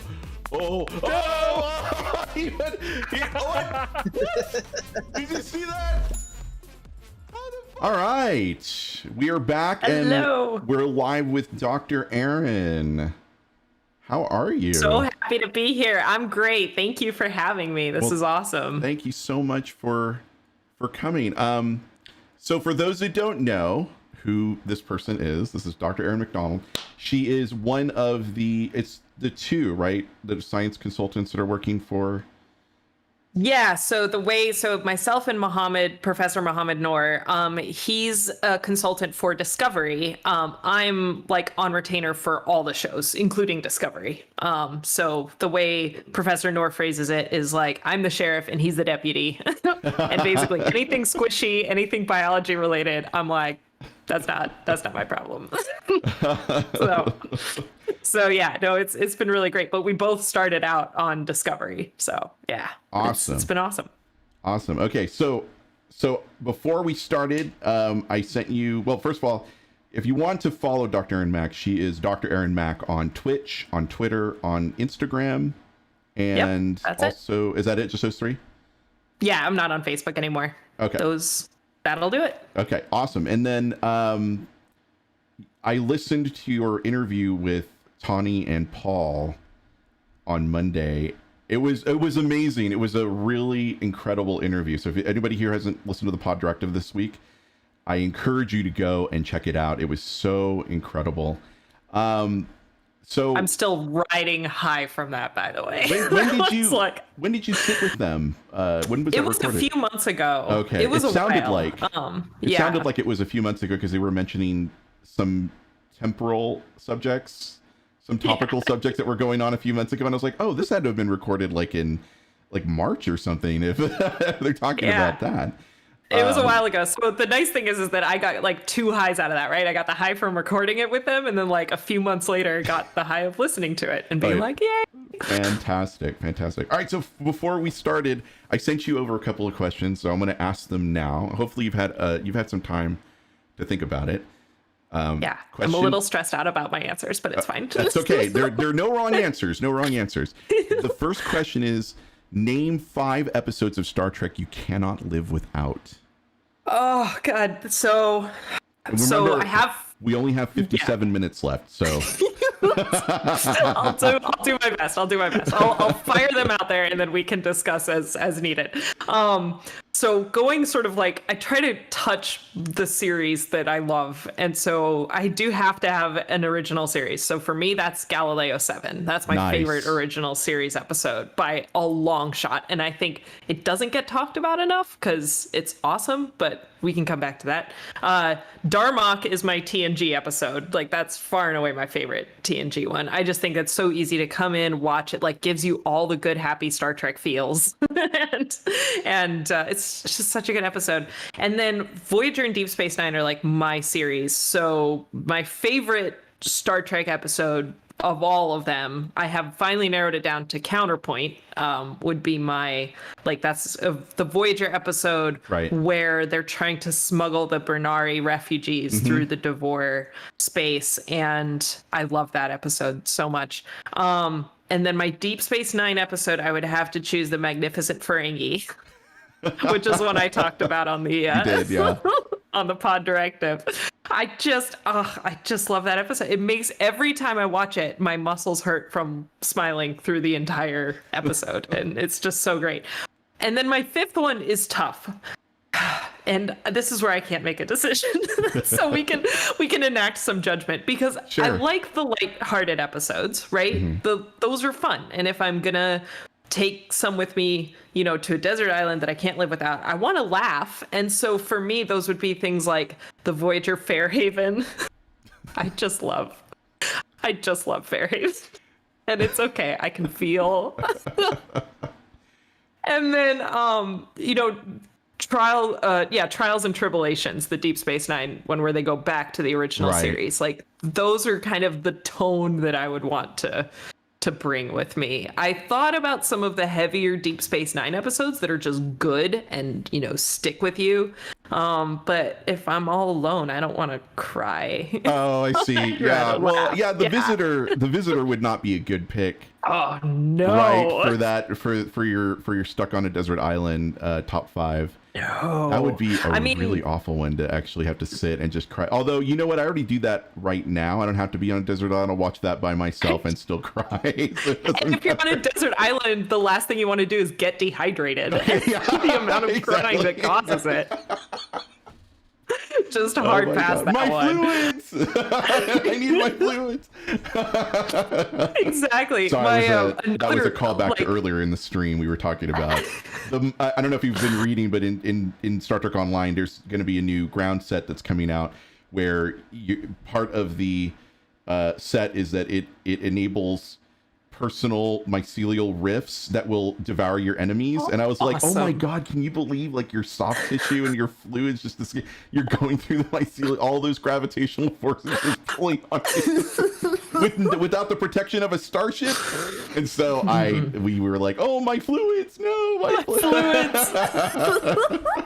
I like that. That's awesome. That's brilliant and appropriate. Yeah, so. exactly. No, I don't know. I like all of those. And Darmok was especially awesome for multiple reasons. First of all, Paul Winfield was amazing in that episode. Just the late, great Paul Winfield, and who played Captain Terrell in Wrath of Khan. But also we got this amazing character who then shows up in 2 episodes later, the game, Robin Leffler, played by is it I can't remember which Judd sisters. Naomi Judd, who was the one that played?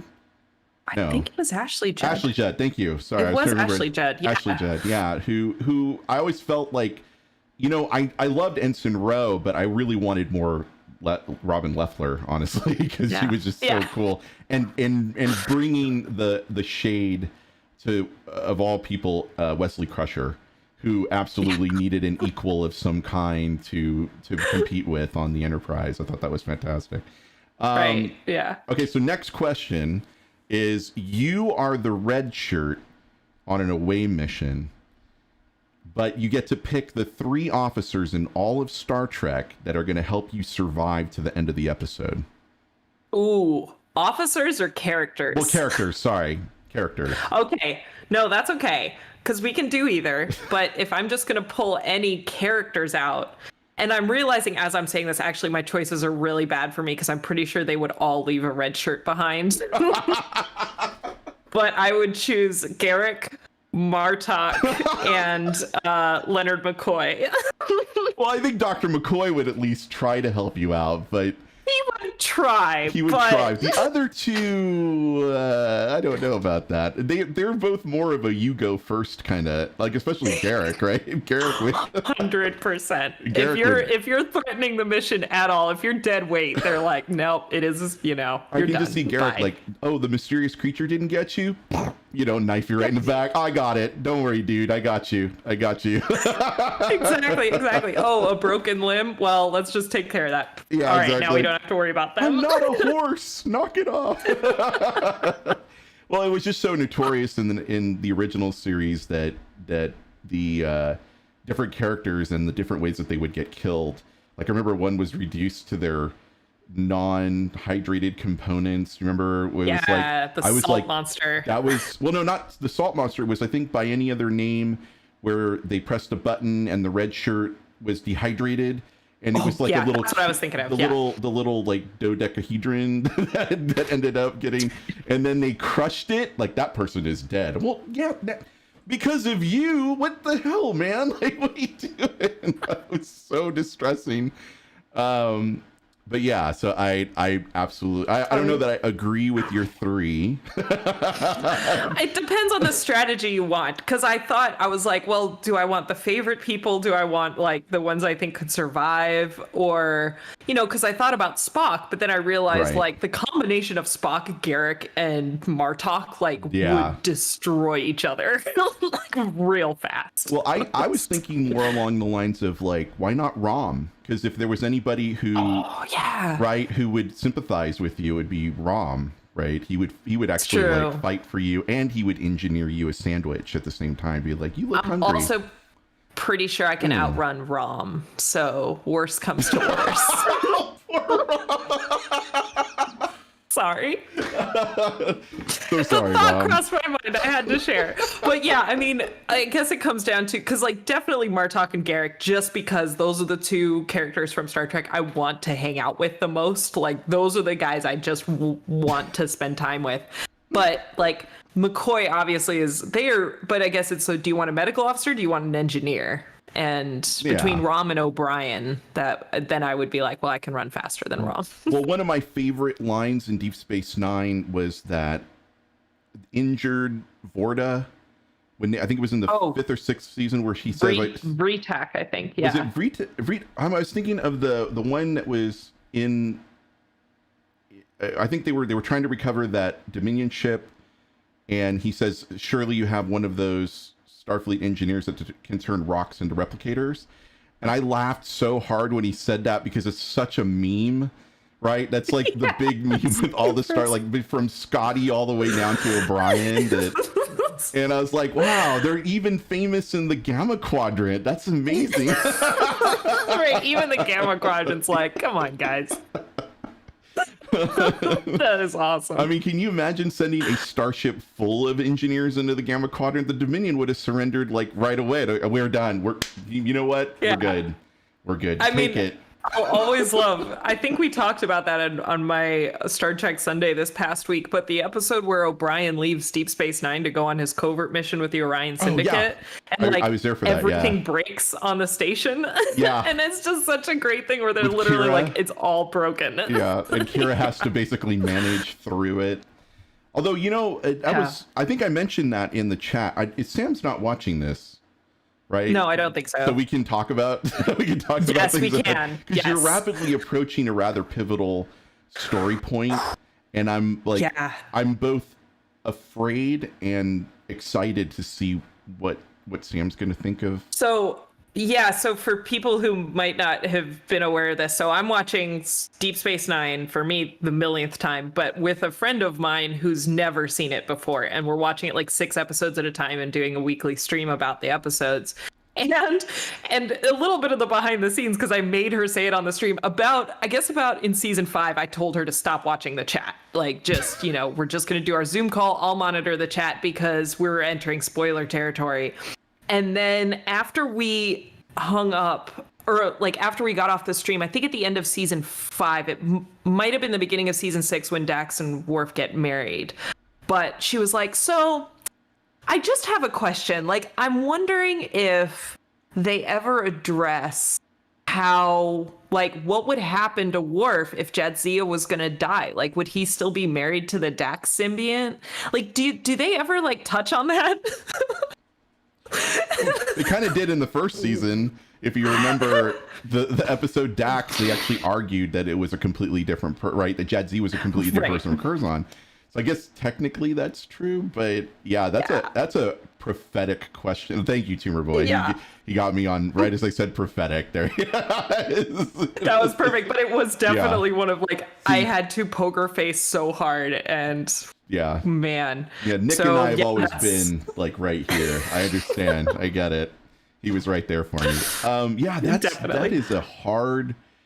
Like, I don't know that I could poker face that. Like, if I got asked that question, I've been like, I'd have been like, really. I mean, talk about it. That's like, kind of what I did. You would take my money, absolutely, in that poker game. That poker game would have been lost as soon as you say that. That's going to be the next set. And I was talking to one of the other people who did a guest spot with us, Mike Chen, about it, and this author, Mike Chen.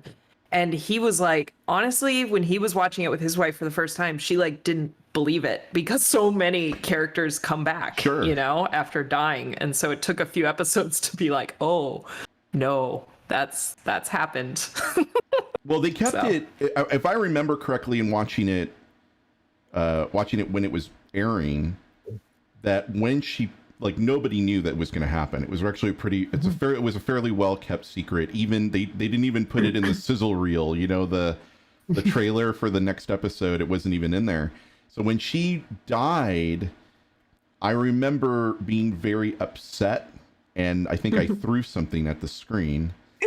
Like, honestly, like I always had I watch a lot of anime, and sometimes the stories will take a weird twist and I get upset and I'll throw something to the screen.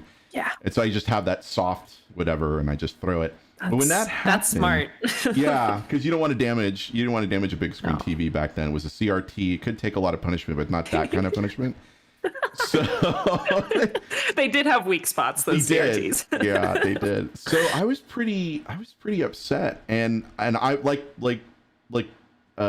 your friend's wife said, oh, she's they'll bring her back. Like the prophets will probably bring her back or something, right? It's not gonna be until Ezri showed up, and then I was like, oh, this might be real. Yeah. Crap. Yeah. Who and is I think this Ezri person? Well, the interesting thing too was when Samantha asked me on the chat where she was like, why did they, because they were talking about the episode where Bashir is trying to beat Quark at Tongo, and Quark brings up Bashir's love for Jadzia again. And she's like, why did he bring that up? Like, that's so out of the blue. And I was just like, oh my God. This is yeah. Oh, no. But it was interesting for me because I hadn't like picked that up, you know, that there's possibly at least an intentional effort to be like, remember, there was a thing that might come back. Well, I know they followed up at least with because sorry, just backtracking a little bit.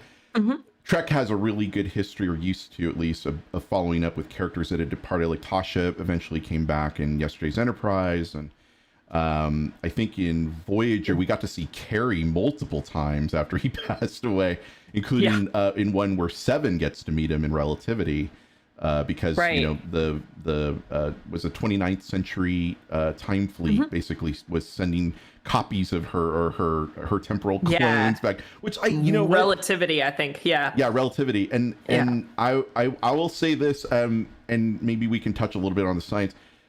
What did you think of Relativity as an episode from a human rights perspective? Because didn't you feel like she became super disposable in that episode? Seven became disposable? Yeah, I was really uncomfortable with the whole her sudden disposability after a number of episodes or seasons where we were building up her humanity and making her a person.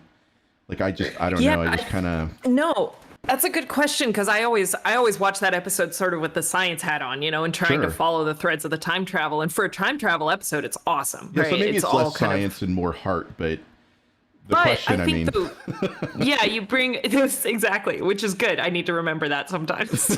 Oh yeah, feelings. But I think whether they meant to or not, they touch on that interesting aspect of like, even though Seven is part of the crew, the fact that you have like these temporal agents, right, who kind of represent some aspect of Starfleet to some extent, they're still only going to see her as a tool, right? They're only going to see her as like an object that they can use. And I think that was sort of the first time, because obviously then they were going to end the show with them getting back. And I mean, until recently, that was going to be it, you know, for 7 of 9. And so it's interesting to see how they were able to work in like what Starfleet would do with Borg technology, because it's basically the fact that her nanoprobes can sustain that much time travel, right? That was kind of what they put her through. Yeah, until she got saturated. And then yeah.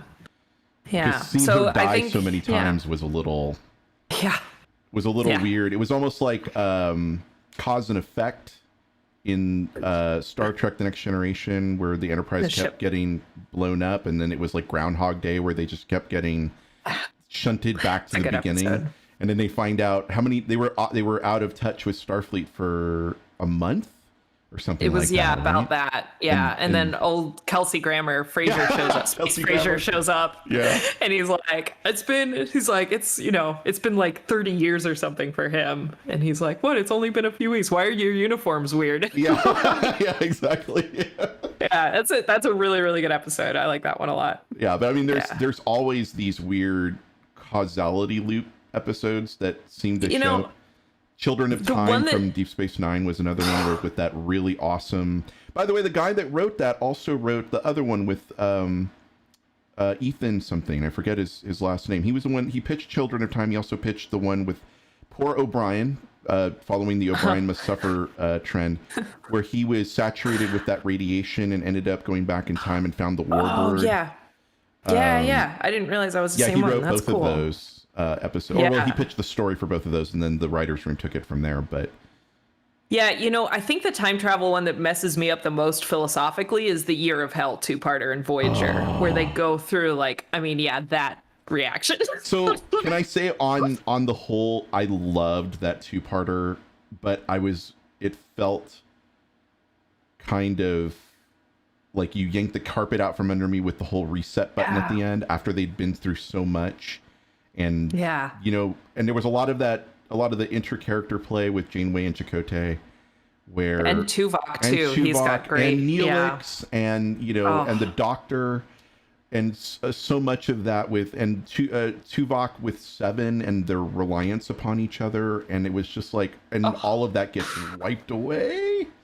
It just disappears, and that's what I think messed. Also, I do not recommend watching that episode because I think I watched that a few months ago, and I just had that moment of because we were just in the thick of everything with no, light at the end of the tunnel, and it was one of those things where I was like, what if that just happened? Like, what if we corrected some timeline and then suddenly everything we've gone through this year just disappeared and we didn't even remember anything about it, any lessons learned, and it's just weird to think about. It's those good ones stick with you. It's crazy. They do. I wouldn't, and that would be an interesting question, because I mean, if you think about the episode Parallels in the 7th season of the Next Generation, where Worf was jumping between the various quantum realities, there's probably a quantum reality out there where there's got to be, where the pandemic never happened, and interesting to see that. Yeah, and actually, that one is probably the most, aside from the Mirror Universe, that's been the most multiverse sort of, hint that they've had, that there are these parallel timelines, and whether it's like a quantum rift or whether it's decisions that are made, you get these quantum multiverses where Worf wins in one contest and loses in another, and gets second in another. Wasn't CERN working on a project? Speaking of quantum parallel realities, wasn't CERN working on a project? I thought I read that they were going to use their, was it the accelerator to try and poke a hole? So the Large Hadron Collider, that's like this super big particle accelerator, and people with different projects will sort of bid for time and experiments on it. So the same experiment might give data to different groups that want it for different things, that they smash these, particles together at such high speeds, and then everything goes kablooey. And some people are like, well, I'm working on this puzzle, so I'm going to take all the black pieces, and I'm working on this puzzle, so I'm going to take all the blue pieces. And one of those puzzles was to try to find some sort of evidence of a quantum multiverse, that there could be some sort of parallel particles that exist, that you could maybe see one shooting off in a direction that doesn't have a counterpart, which violates our understanding of physics, but in an alternate universe they could have shoved a particle into that, and but it's interesting. Was there any real threat that collider could have created an Einstein-Rosen-Podolsky bridge? And all of a sudden we have mirror universe entry into our... I mean, maybe that's what happened. Is that not a fear in the scientific community? An ERP bridge gets opened, there was a lot of fear of a singularity coming, that people could build a micro black hole. But the thing is that even if they did create a super tiny black hole, there's nothing to feed it, so it would just disappear. Right. Yeah. I mean, who knows? Maybe it's like I still believe in that genie movie that Sinbad was in, so like I might come from that other universe. Stu just said, or worse, we find out we're the mirror universe. Yeah, okay, that's exactly. I'm afraid to give that any credence because that would really blow my mind. So that's a sad feeling. Yeah, knock it off, Stu. Anyway, we talked about science, so we can go back to Star Trek now. Deal. I did wanted to ask you some questions, and feel free to say I can't talk about it, or I'm sure you're under like multiple NDAs and all of that. But it's when you were talking about Hi, CBS. Yeah, exactly. They've got to be watching this, right? So I wanted to ask you about the burn, and I wanted to ask. Well, first of all, I'm assuming that you consulted on that in the fact that you mentioned it in Pod Directive, that because it dealt with gravitational, wasn't that a gravitational wave? And I think you did your thesis on gravitational waves, didn't you? And so I did indeed. It was totally in your wheelhouse. Can you talk a little bit about because you didn't really cover this too much on the Pod Directive, but I was taking some notes and I was like, that's a question I really want to ask you. Yeah. Where did the impetus for the burn idea come from, and what was it related to in your thesis that made it work? Like, how did it come to be? Yes. Yeah. No, that's awesome. So just briefly about kind of my background and where that applies to Star Trek. As you mentioned, I did gravitational waves, which was the LIGO collaboration. In 2015, they detected gravitational waves for the first time. I left the collaboration in 2014, so my name is not on the Nobel Prize winning paper, but that's fine. You're but over it. A lot of sort of a lot of that has to do with ripples in space-time and just how space-time works and how it's shaped and the effect of mass on it and all of that. So that's kind of where I'm coming from when it comes to science consulting, and that can be things like warp drive, faster than light travel, wormholes, any of that aspect. Now, the burn specifically, that was in there from the beginning as the story point.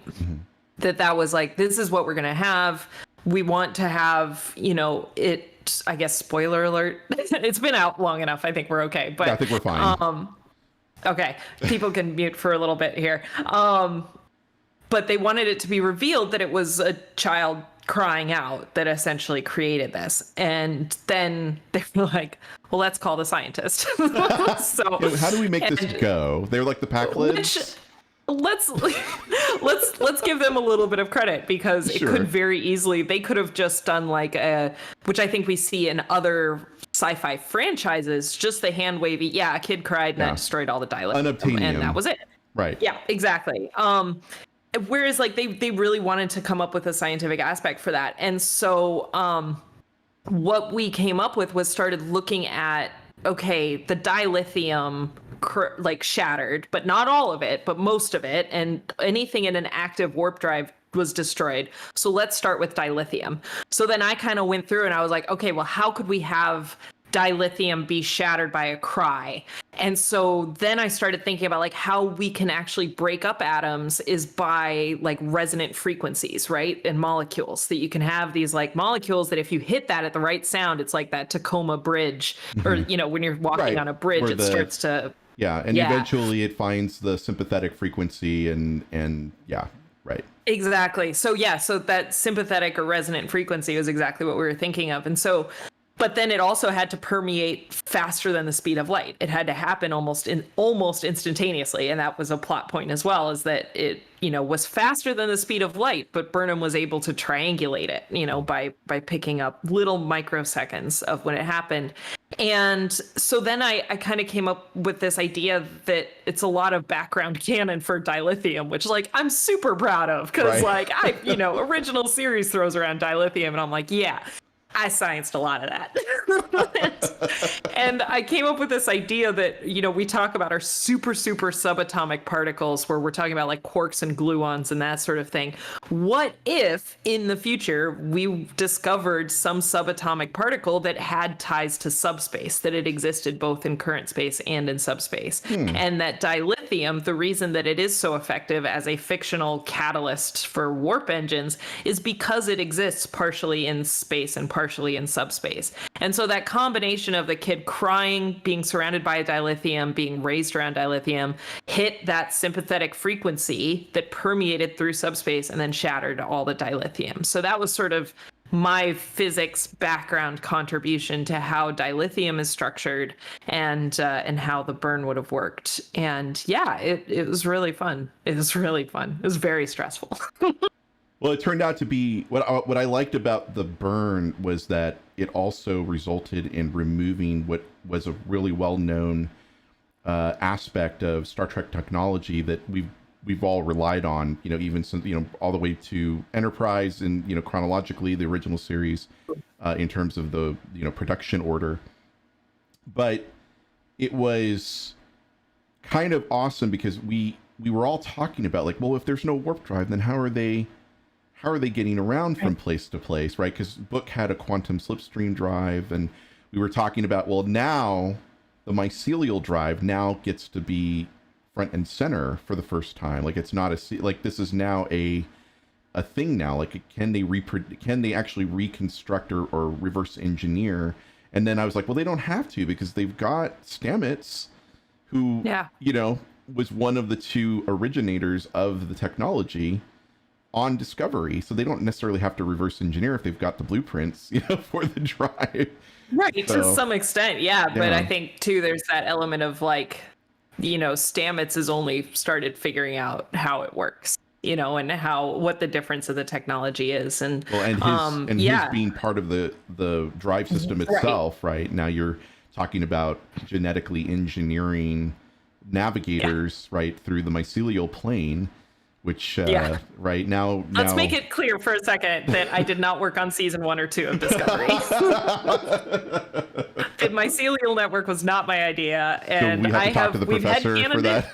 And it's fine, but neither did Professor Nort, so you can ask him questions. But yeah, but no, it's is that a sensitive subject? Should we not ask for your opinion on that, or it's no, it's all good. It's funny actually, because Professor Nor and I, we've given talks at conventions, like when we were doing those in person, and on the science of discovery, even before we were announced as consultants. And we would do the whole thing of like, here's some cool physics, here's some cool biology, and then we would just like not talk about the spore drive until the very end. We would like pretend it was the end of our talk, and someone would be like, what about the spore drive? And we had another like 15 slides on that.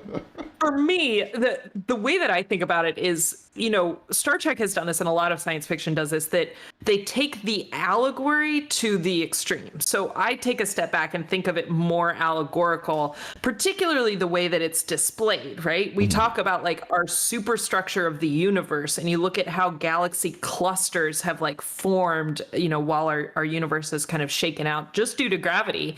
And it's got these like tendril spore-like structure to it. And so for me, that's kind of how I was looking at it. And then I always like subspace is my number one go-to, because you think about like our normal space-time. Subspace is just the area above and below it, and we don't have to rely about the physics rules as much. And so if you think about this network that's existing in subspace, then it starts to become a little bit more plausible, and just the removing yourself from the literal aspect of like fungus as we know it here on Earth, but more of just an allegory for kind of the structure of our universe, and it exists in subspace, so we don't have to worry about that as much anyway. Yeah. And there are people living there. That was the other, that was right in the second season. I was like, oh, and there's whole civilizations living in that interfold layer. That was... There's weird things that go on in subspace. There's also fluidic space. Like we've seen weird space areas the before. Undine, or species 8472. Yeah. What was interesting, you were talking about allegory. Can we talk a little bit about the name of the episode escapes me. I think it was 6th season of Next Generation, or maybe it was 7th season, where the Greenpeace aliens boarded Enterprise and took out the warp drive in order to prevent them from treading on the weak parts of the interfold layer, the fabric that was protecting the interfold layer from normal space. And then I love that episode. I'm forgetting the name too, but I'm sure Chat Brain will absolutely. Yeah, exactly. Chat Brain will do it. But talk about that was at the time was supposed to be an allegory for, I assume, carbon emissions, right, that were affecting the environment. Yeah, that was just kind of seeing how our transportation has Long-term long-term effects. Yeah. Yeah, and the science behind that is actually great too. You know, I use the bowling ball and the trampoline analogy all the time for kind of how space-time works, and the fact that warp drive is you build a bubble of space-time around your ship that then goes faster than the speed of light. And if we, you know, we do this in physics, we really do treat space-time like a four-dimensional fabric, and it has like tension to it, and you know, mathematically there's a rigidness to it. So you can imagine, like, even, you know, that like parachute cord type fabric is really, really rigid and really, really thick, but if you use it over and over and over again, eventually it'll start to slacken and it'll start to stretch out, and that's really what that episode is addressing. So even scientifically, it kind of holds up, and it's a good episode. And then I like that one a lot. I love the solution to that episode in Voyager, because they actually tidy that up with the variable geometry warp fields that essentially ensure that the engines never hit the same subspace resonance frequency against the interfold layer every single time they go to warp. It's a different frequency, not too dissimilar from how they were using the phasers against the Borg, where they were using different EM frequencies to kind of confuse their protection or their ability to adapt to it. It's like almost the same concept, but with the subspace or with the warp drive.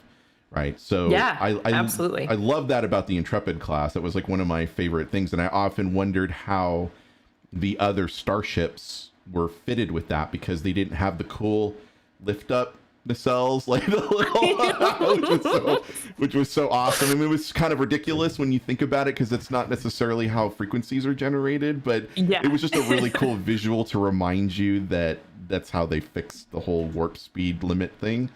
Oh god. Force of Nature? Threshold. Force of Nature is the name of the episode. Okay, thank you guys. That is it. I love how you took you guys like 15 minutes. We were talking about that like ages ago. What happened? Where were you guys? Anyway. Shots fired. I'm calling them out. No, but I have to ask though. So I know how much of your fandom goes back into Star Trek, and we talked about favorite episodes earlier, but I wanted to ask you really quickly about your fandom with other science fiction series. Like, for example, I'm sure you've seen The Expanse or episodes of The Expanse. And I'm sure you may have seen Babylon 5. Oh yeah, it's been a while, but yeah. Okay. Oh, Babylon 5. What a great show. I need to watch that again. Damn it. So I need to go watch that again. Right, but you realize that you've just endeared yourself to the entire community by saying you love Babylon 5. There are a ton of Babylon 5 fans here. It's so funny. I had so many false starts getting into Babylon 5, because I've mentioned this before, but like I didn't get into science fiction until around college, because I just wasn't really raised in it. It wasn't something that we had in our household very much. And I remember trying to watch Babylon 5. It was like I had so many other sci-fi shows that I'm catching up on, right? Like Farscape and all these other ones. And Babylon 5 was one of those that's like I would put on, because they're like 26 episodes a season, and I'd be like, all right, I'm going to put an episode on. Why don't I make some dinner? Why don't I fold my clothes? Every time I'd look away from the screen for 30 seconds, I'd look back and be like, God damn it. Yeah, right? Like, that show you can never look away from, because it's so deep, and I love it, but it requires so much of you to watch. And there were so many amazing people that were involved in the production. I'm not talking about just Joe Straczynski, but Harlan Ellison was part of that, and all the writers, all the science fiction writers that contributed to it. I think Neil Gaiman wrote a couple of episodes of Babylon 5. So it was pretty incredible, but I think I loved the science behind it as well, because it was such a great, like, I loved the rotating sections that they had, the ships, and they were talking about how clunky they were because all the other aliens had artificial gravity and the humans didn't, so their maneuverability was cut down by the fact that they had to account for the physics of those sections, right? And if they lose rotation, and didn't they have weren't the rings like they had certain rings that were certain speeds for different gravity? Yeah. If I remember, maybe that was like in That one was the episode they station. mentioned that. But yeah, the yeah, Babylon 5 that was the station. they yeah. had multiple. Yeah, they had multiple rings that were, except for that one section. I don't even remember that episode where they were in that center tram that had no gravity, and it had exploded. But Captain Sheridan was accelerating towards the spinning ground, and Commander Ivanova was like, "Yeah, but if it's he's basically weightless, but he's still floating towards the ground at a particular speed, and if he hits the ground, he's basically going to be a smear." You know, when he hits the ground, and there's no way we can get. Then, you know, of course, Ambassador Kosh exits his suit and he rescues, but that's not really the sciencey part. But I just saying that I just love the little aspects of Babylon 5 that really lended towards what, you know, the science of that time, plus a little bit more of the future technology, like plasma capsules. Like, we're probably never going to see that unless we have a way to somehow contain plasma like that. But I just can't imagine taking pieces of the sun and putting them in these little capsules and firing them at people. But that, you know, like, one day. Well, I'm just like, The Expanse. I love The Expanse because that seems a little more within our reach if you think about it. I mean, other than that high speed principle that we've yet to discover.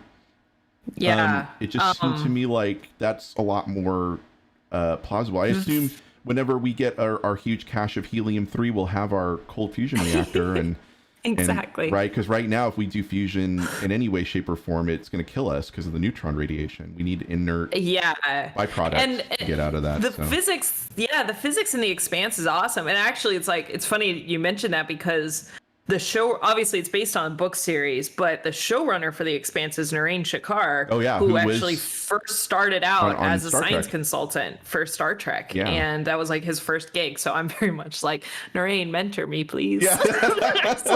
There's only like 3 of us out there. Like, you can help me. But yeah, the science is great. And the idea that, so we talked about the rotational artificial gravity, and what The Expanse uses is that linear artificial gravity, which is Einstein's equivalence principle, that like you can't tell the difference between standing on the Earth and accelerating in a closed box at 9.8 meters per second squared, which is our acceleration due to gravity.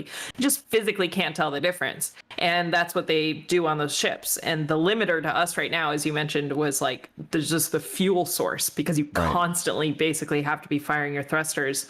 And then the Epstein drive was the thing that was like, that just made the efficiency go like way up. So you were still using the same fuel. It was like the same principles, but you could use it stupidly more efficiently. And yeah, this is so cool. I love The Expanse. I really do. It's really good. So Zeph is asking really quickly if Dr. Erin is a Sequest fan. I have had a few encounters with Sequest, but I have yet to dive fully into that fandom. But you might want to just stick to the first season, because it gets a little wild and crazy in the second season. That's when Bob Ballard leaves as science consultant, and they embrace more science fiction, and they leave the oceanic science behind. Ooh. Yeah. See, now that like that behind the scenes and like piques my interest. So maybe I'll have to do a dive into that one after my Babylon 5 rewatch. Is that going to be after Deep Space Nine, or are you guys going to continue to go into Voyager and then Enterprise? Well, so we actually started with Voyager with Samantha. Oh, okay. Samantha reached out to me like 4 years ago and was like, so I think I need to get in on this Star Trek thing. What would you recommend? And being me, I'm incredibly biased. Sure. But I stand by this. Like, I think Voyager is a great entree to Star Trek because it doesn't require you to know a lot of that behind the scenes politics of Vulcans and Romulans and Klingons and all of that that's thrown around. From that, you know, you can, it's removed. It's like, it's got enough of a long-term story arc to keep you interested, you know, to try to see if they're going to get home, but is yet still episodic in its own way. And it worked. I mean, obviously it worked. She got super into it. Well, I also love your story about watching Voyager while you were working on your thesis, and then presenting your thesis to Kate Mulgrew at the convention. But I tried not to cry, by the way, while you were talking about that, because I've worked let me say, I've worked so many conventions, so many Star Trek conventions for about 2.5 years. I was basically on creation speed dial, and whenever they needed me to come in, I would go and work conventions. I did 56 conventions in 2.5 years just in California alone. Wow. From Sacramento all the way down to Monterey. And I got to meet a lot of the stars, the behind the scenes. And I when you mentioned that autograph line, it triggered a memory of all the autograph lines I had to work security for or help process. And so I'm like, for me, like working with Nichelle Nichols, for example, as I'm passing, I'm passing photos, I'm passing, you know, like down the line so that she's literally just like signing, and there's so many people there that she doesn't have time to actually sit and meet and get to know anybody. Yeah. So the fact that you got 2 minutes with Kate, and I was like, because if it was George would take 30 minutes to talk to you about your thesis. He is like hard to deal with because his autograph lines are huge, and he always takes so much. He wants to give the fans, you know, the love, and he's so awesome. Yeah. But the fact that you said you also caught up with her later, right? You actually got to talk to her after. Yeah, I had a few really good encounters.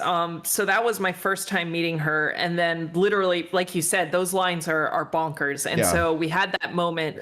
And then I think I said something as I was leaving of like, I have a photo, because she was also doing photo ops. And so I bought a photo session with her. So I was like, you're going to see me again. I'm excited to get a photo with you. And she was like, okay, good.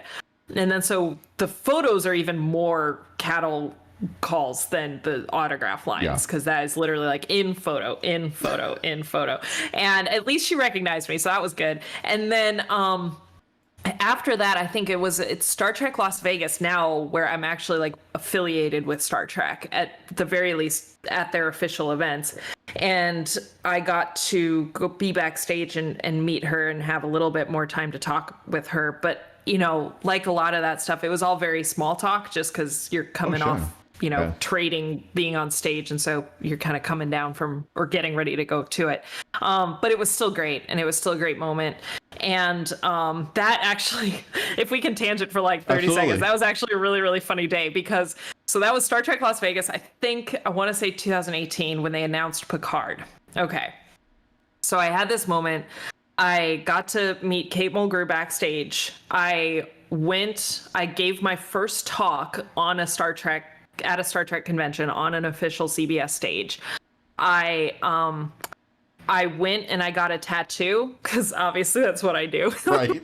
But in the casino, I went and got a tattoo there. I got my Delta Shield tattoo, and then literally it was like I was coming back. Delta Shield there. I am. I'm wearing my Shenzo shirt. I noticed that. I do like that. And literally was like, I came back in and I'm, you know, riding the endorphins from the tattoo, and in that huge hall, nice. I sit down and I'm like, I need a moment to my partner. I'm like, I'm a little overwhelmed. Like, I'm kind of burnt out. I'm feeling all the feelings. And then right at that moment, Alex Kurtzman comes out and he's like, we have a surprise for you. And that's when Patrick Stewart like made his announcement about Picard coming back. And I lost it. Thankfully, I wasn't the only one in the audience who was a ball of emotions, but I'm sitting there actually gasping for breath because I'm crying so hard. It was like I told my partner through sobs, I'm like, my cup was here, now it's overflowed. I can't, this is too much. I can't even imagine being in a crowd like that. You were like a atom amongst all other atoms that were exploding at the same time. It must have been like the emotions in the room. Oh yeah, absolutely. Oh my god. That was so funny because it was so unexpected too. The hall was like, you know, half full because it was just between panels. It was completely unannounced. Nobody knew. Yeah. Speaking of Picard, though, you did consult on Star Trek Picard, did you, or no? Not on season one. No. So I was brought on to work on the So I was brought on to work on the franchise after. So I had done Discovery season 3, at least part of it, and then partially through the season 3 development, they brought me on as a resource to all the shows. So to make it clear, it's one of those situations where they can use me as much or as little as they want. You're a utility player. You're working. So obviously you're doing Prodigy, and you mentioned on. I love Prodigy so much. I can't wait for the world to see it. Okay, It's your really excitement makes me excited, so please don't excite this molecule, please. I know, fair enough. It's a little contagious. But you were talking with Tawny about Lower Decks, and I wanted to talk to you a little bit about Lower Decks because, as a fan, I thought I think there were mixed expectations because Mike McMahon is known for Rick and Morty, and so we were kind of like, oh, wait a minute, is this guy from Rick and Morty again? And Rick and Morty's so irreverent, that to all science fiction, it doesn't matter. They just don't give a crap, right? So my next was like, oh, is he going to do that to Star Trek? Like, I honestly was a little afraid. But then we saw some of the clips that were coming out of the New York Comic-Con. I think that was where they were actually releasing some of the previews. And I was like, oh, I think this is going to be really good because it's pretty clear that a Star Trek fan is leading this writing team and they know their shit. Like, I just kind of was like, some of the callbacks were deep cuts, like true fans. I don't want to say true fans. That sounds gatekeepy, but those of us who've been watching for a very long time and have seen these episodes 70 times at least minimum, know the lines, can quote, directly from episodes. And some of these cuts were just like, oh my God. And I remember Stu and I were talking about this, that Lower Decks is almost like a running conversation that we would have about an episode and be like, wouldn't it be cool if, and then they animated it. They animated the conversation. That's 100% what that show is. And especially anyone in these like fandom groups, and it's where you get together with your friends and you geek out. That is 100% what it feels like watching Lower Decks. It's hilarious. Like, we've all made jokes about the poker. We've all made jokes about like the concerts that they have and all of those things. And it's done with love. And that's why I think to great effort, honestly. Yeah, and they never make you feel like you're being laughed at. You know, that's where, when we were leading up to Lower Decks and people were asking me what I thought about it, I mean, I compared it more than any other parody to Galaxy Quest. I was like, Galaxy Quest, first of all, it's my favorite movie of all time, but it has so much heart and it feels like it's written for sci-fi fans in a way that like Lower Decks. And I would say it's kind of the difference between, for me, and I'm probably going to get a lot of hate for this, but for me, it's the difference between Community, the show Community, and Big Bang Theory, which, Community celebrates the fandom, but Big Bang Theory uses it as a punchline. And so my nerves were like, oh crap, like what are we in for? But when I have to say, I've rewatched the first season like 10 times now. And the science is kind of coming, like after 10 times, you're kind of like, there's the episode where they have to evacuate the planet and they're using they're trying to figure out like how to use their resources in order to, and then it turns out that they actually don't want to be rescued because half of them think it's not real. And the other half is funny. Right, like the whole, and the captain's basically saying like, you're gonna die. Like if you don't, you're not gonna survive this. But I loved the fact that there's the medical ship and the farm and the dog. Can you explain the dog? Oh my God. So again, to kind of clarify where my role with Lower Decks was, I was brought on in the 11th hour for Lower Decks. So it was very much like for season 1. That season 1 was like almost near the end. Animation takes a long lead time to get going. As those of us who watch Rick and Morty know, when they take 2 years to come out with a season. God, right.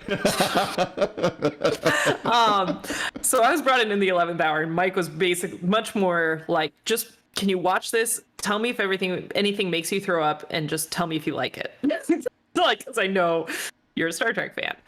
And I loved it, and I called it. We ended up on the phone just geeking out for a while about it, because I got all the in-jokes, and he'd been like beyond his room wanting to share the in-jokes with people. So it was like, for me, I think I saw Fanzalar in the chat, Wolf359 being a hoax was like my favorite joke in that entire one. The Dominion War conspiracy theorist. The dog, actually, probably I laughed so hard when I first saw that I had to actually rewind when the dog just walks by and then turns into a cube and keeps rolling. And then it rolls, yeah, the cube rolls, which was fantastic because it's a cube. That's so my sense of humor. It's so good. I love dog.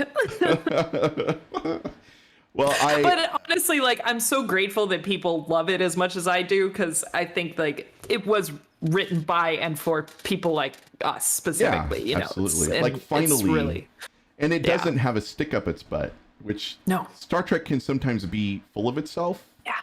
With the writing, like it takes itself super seriously, and I just love the fact that there's this crew out there on this ship that half of like the senior staff wants to be the Enterprise, but the rest of the guys are like, we're just another Navy ship, right? And so the way that I kind of look at everything with Star Trek right now is, a lot of people kind of criticize the fact that we've gone from episodic storylines to more serialized, where it's a week to week, you have to watch it. But for me, it's like, however, we also have like 5 concurrent shows, that are coming out, all with different flavors, all with different tones. And so as opposed to watching like Deep Space Nine in order and being more drawn towards the comedy episodes or the heavy, Dominion War episodes, I can just be like, all right, I want to watch Discovery. If I want like that sort of intensity, I'm going to watch Lower Decks. If I want to laugh, I'm going to watch Prodigy. If I want to cry, laugh, love all at the same time. Well, I think so I think they're fitting up to be like a really good franchise to just kind of pick whatever all these fans like. Absolutely. And I have to agree with that, because I was thinking about, you were talking about Discovery having a fairly, and it is, I would say 90% pretty serious. I mean, second season, there weren't a whole lot of laugh moments in that season. It was fairly in killing off Arium and I was like, come on guys, don't stop killing people off. And then Picard went and killed off 2 characters. I'm like, come on, knock it off. Why? Yeah. I was really upset. But the one episode, when people ask me about Discovery and they say like, what episode is a good episode to come to watch, and I always think of the 6th episode of the first season with Mudd and the Time Device being I love that episode. Kind of a classic Trek tropey show with the Discovery characters with the oh my god, another time loop. I just realized that was another causality loop, right? With the Time Device we were just talking about at the very beginning. So I think that it's pretty incredible, but it's a great story because it actually isn't tethered to the rest of the saga, right? The serial that you were talking about, the serialistic storytelling, which by the way, I don't think they're gonna I think Picard's story needed that serial tone to it, because it was only 10 episodes and it was a rather serious undercurrent, right, through all of those. And I assume you've seen all. I'm not spoiling anything for you with Picard. No, yeah. But really quickly, what did you think of the machine world entry into, like, I was not 100% on board with that whole motivation with the Zot Vash and the and being diplomatic and knowing who pays my paychecks. Right. I'm not right. I'm not trying to be sensational or trappy or anything. If you want to say can't talk about it, just say let's move on. No, it's fine. I think for me, because I went into season 1 of Picard like not knowing anything. It was like they hadn't started season 2. Like I literally had no entree into what the story was going to be. For me, like I play a lot of Mass Effect, so it reminded me so much of the plot of Mass Effect as opposed to necessarily Star Trek, which I think was, for me, I think that plot was interesting because Star Trek has made so many comments about like the rights of synthetics versus organics. And now I'm using the Mass Effect language, but but so it was interesting to kind of have that be a sci-fi story. And I think it was just, for me, it was interesting to see it in Star Trek, I guess. As opposed to, again, I'm so deeply obsessed with Mass Effect, like near the level I am with Star Trek, so that I couldn't not. I assume that we will be seeing a Mass Effect Legendary Edition stream from you soon. I streamed last weekend, Oh, you and did? then Okay. work got the better of me. But I got through. I picked up Liara, I think, is where I left off. So Okay. we got the Citadel, we got Liara. But yeah, I love Mass Effect so much.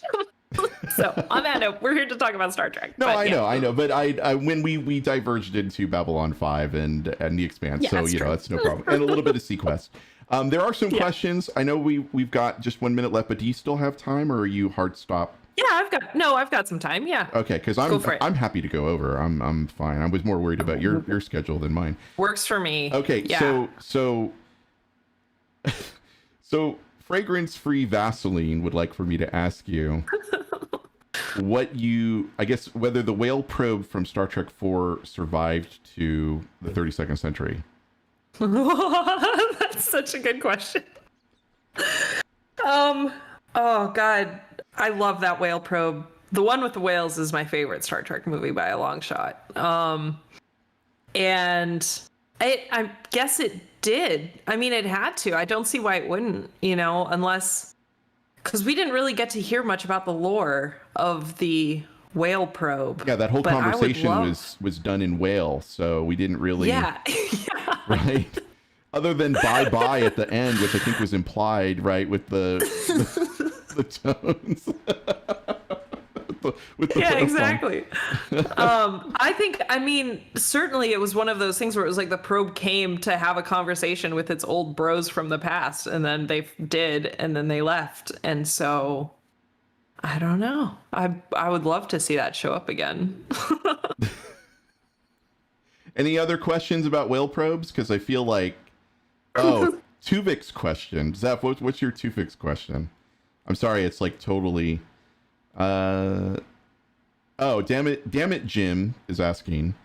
I'm curious if Dr. Erin has ever been presented with anything in a Trek episode that made her laugh at the ridiculousness of it.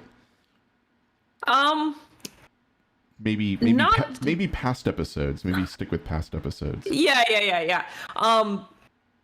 I remember, again, when I was brought on at the 11th hour for Lower Deck, so I did get to kind of see it before it had come out. I watched the one with the terraforming ship, right? That basically they get the crack and then it starts infecting. That was where Tendi interrupted the guy's ascendance. Right.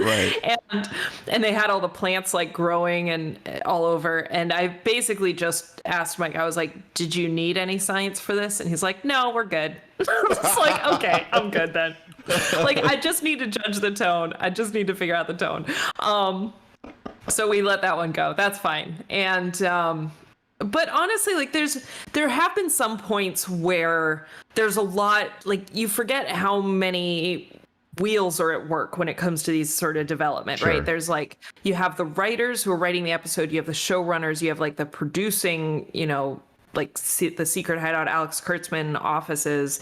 You have so many people who have their voice in it that sometimes it's we'll push back and get something really sciencey in there, and then there will be a pushback because it's too much like this thing, or because we wanted to have these visuals for this episode and that doesn't quite fit the visual that we were looking for.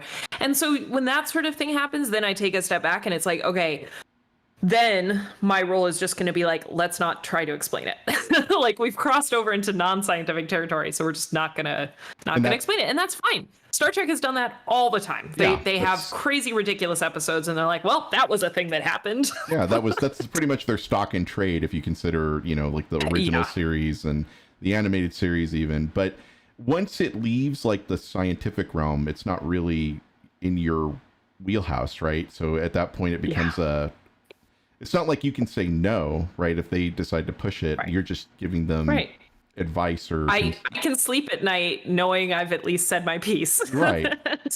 But the nice thing too is, and I've said this before, when you work in this sort of realm, the relationships grow over time. And because a lot of writers have had bad experiences with scientists in the past who might say not necessarily in Star Trek, but just saying nope, science doesn't do that. You can't do that. And I try to be a little bit more positive, and it's okay, well, if that's what you want to do, then these are the constraints that we're going to have, and let's try to make it work. But that trust relationship grows over time, and so it's only recently, like I said, I started with discovery, but it was very much like we have a question. We answered that question. We move on. All right, we have another question. And then it was like, okay, read the scripts and edit the dialogue. Okay, so I can do that. Then it became like, we have an idea. Can you help us come up with the idea? Then it got to like, hey, can you talk to the graphics guys to make sure that they understand? So that relationship and that scope for each show just grows over time, depending on what that show wants their relationship with the science to be. If that makes sense. No, it absolutely does. So Zeph wanted to ask about your opinion on the Tuvix question.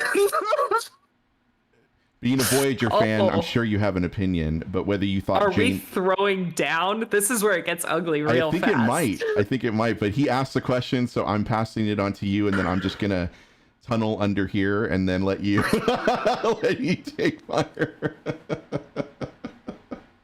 We joke about this. I assume we're talking about the ethical parts. I would right? assume. Okay. Yeah. Was Janeway right? Should we hold Janeway accountable for what she did? And for those who may not remember the Tuvix situation, that was where there was a transporter accident that merged Tuvok and Neelix into one person who was everybody's friend and hung out with everyone on the ship. And then they basically found a way to undo that to get Tuvok and Neelix back. And Janeway had to make the call to kill Tuvix to get Tuvok and Neelix back.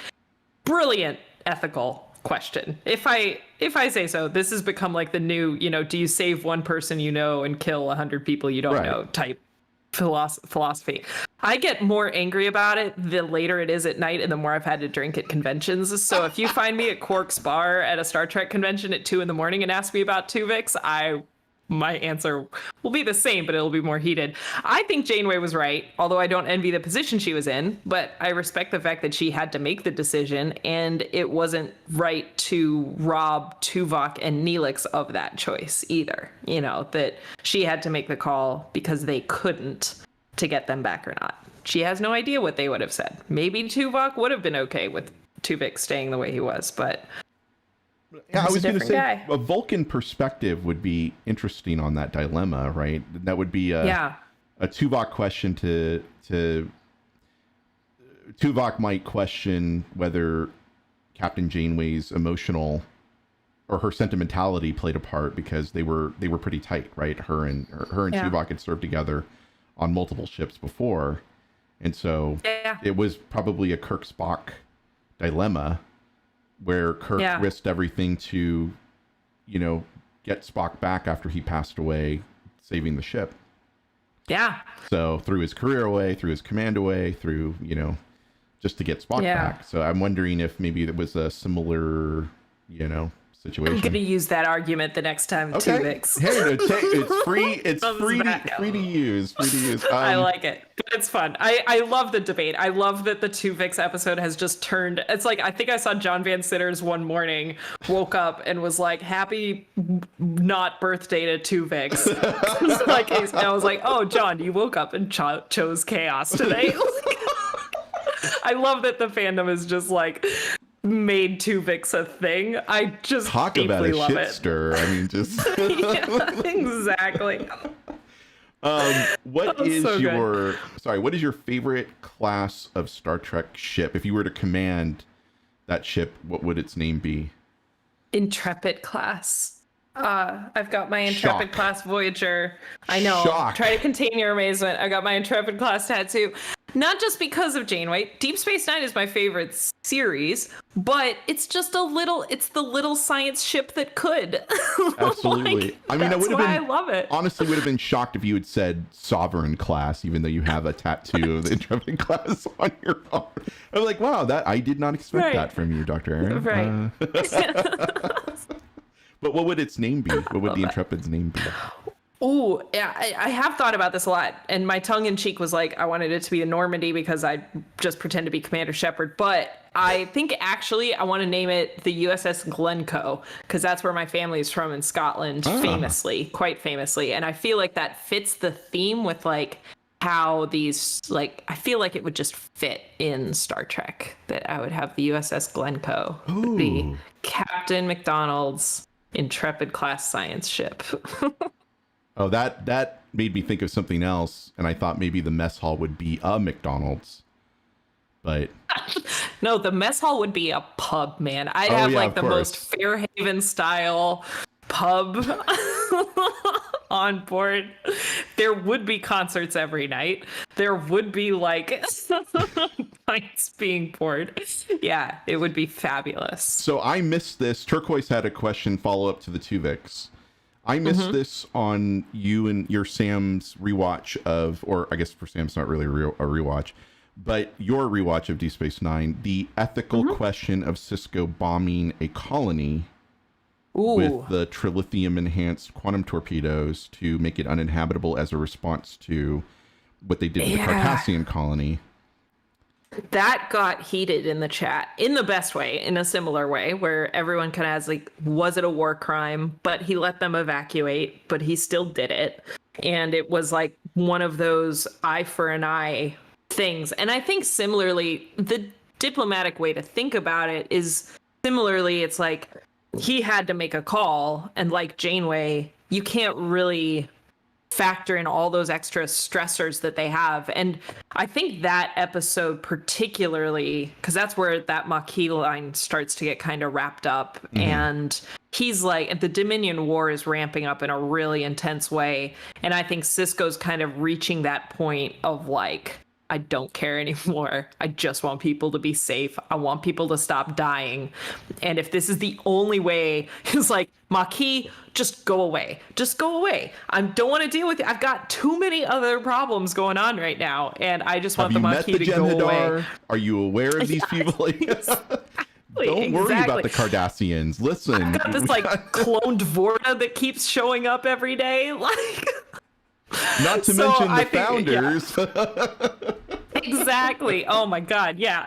So, you know, for me, it's like, I don't necessarily agree with it. Like, I do think it falls into that war crime territory, but in the same way that I feel like Deep Space Nine does very delicately. And we had just watched the one with the, you know, the Romulan, it's a fake episode where he has to make that call too.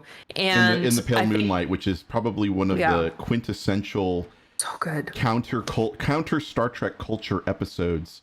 That if you ever want to see Deep Space Nine hard, that's the best episode. That and Inner Arma Sealant Legos, the one with Dr. Bashir, where he's dealing with the Section 31 in the Romulan homeworld, which is another really good, like, down the rabbit hole kind of episode, I thought.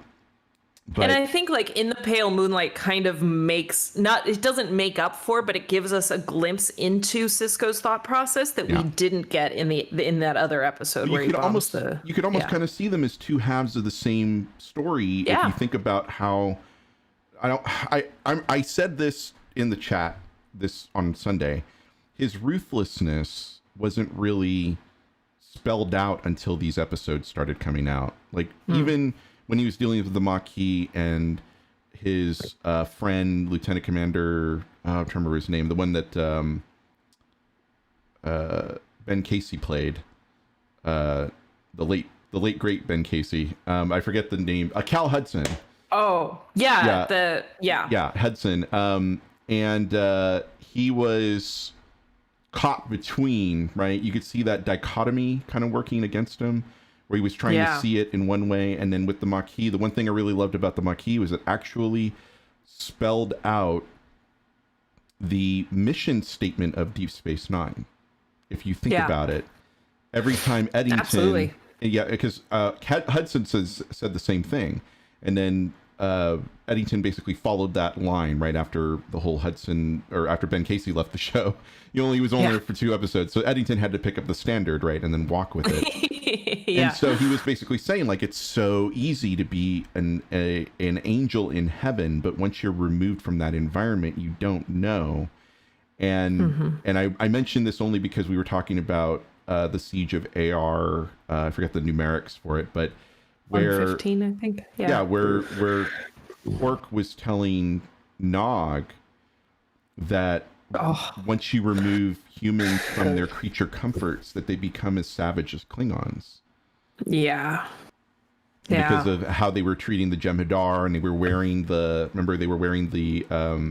the It was like injection the tubulates as show how many they trophies. killed. Yeah. Very Vietnam War, right? Very Vietnam War-esque type of Apocalypse Now platoon kind of. Man, I'm now emotionally bracing myself for the rest of these watches with Samantha. And I told her this too. Once we finished, like I think it was once we finished, not In the Pale Moonlight. What was the first one we watched with the flashback to the 1950s, the classic one. I'm just blanking on the name, where Cisco's a writer in the 1950s. Yes, I know what you're talking about. Which, by the way, that's obviously Avery Brooks's favorite episode of Deep Space Nine. It's so good. And I'm sorry, I'm blanking. Chat will pick up the slack it if they can. Basically, from that episode on, I was like, Beyond this the is Stars. sort of. Thank you. Yeah.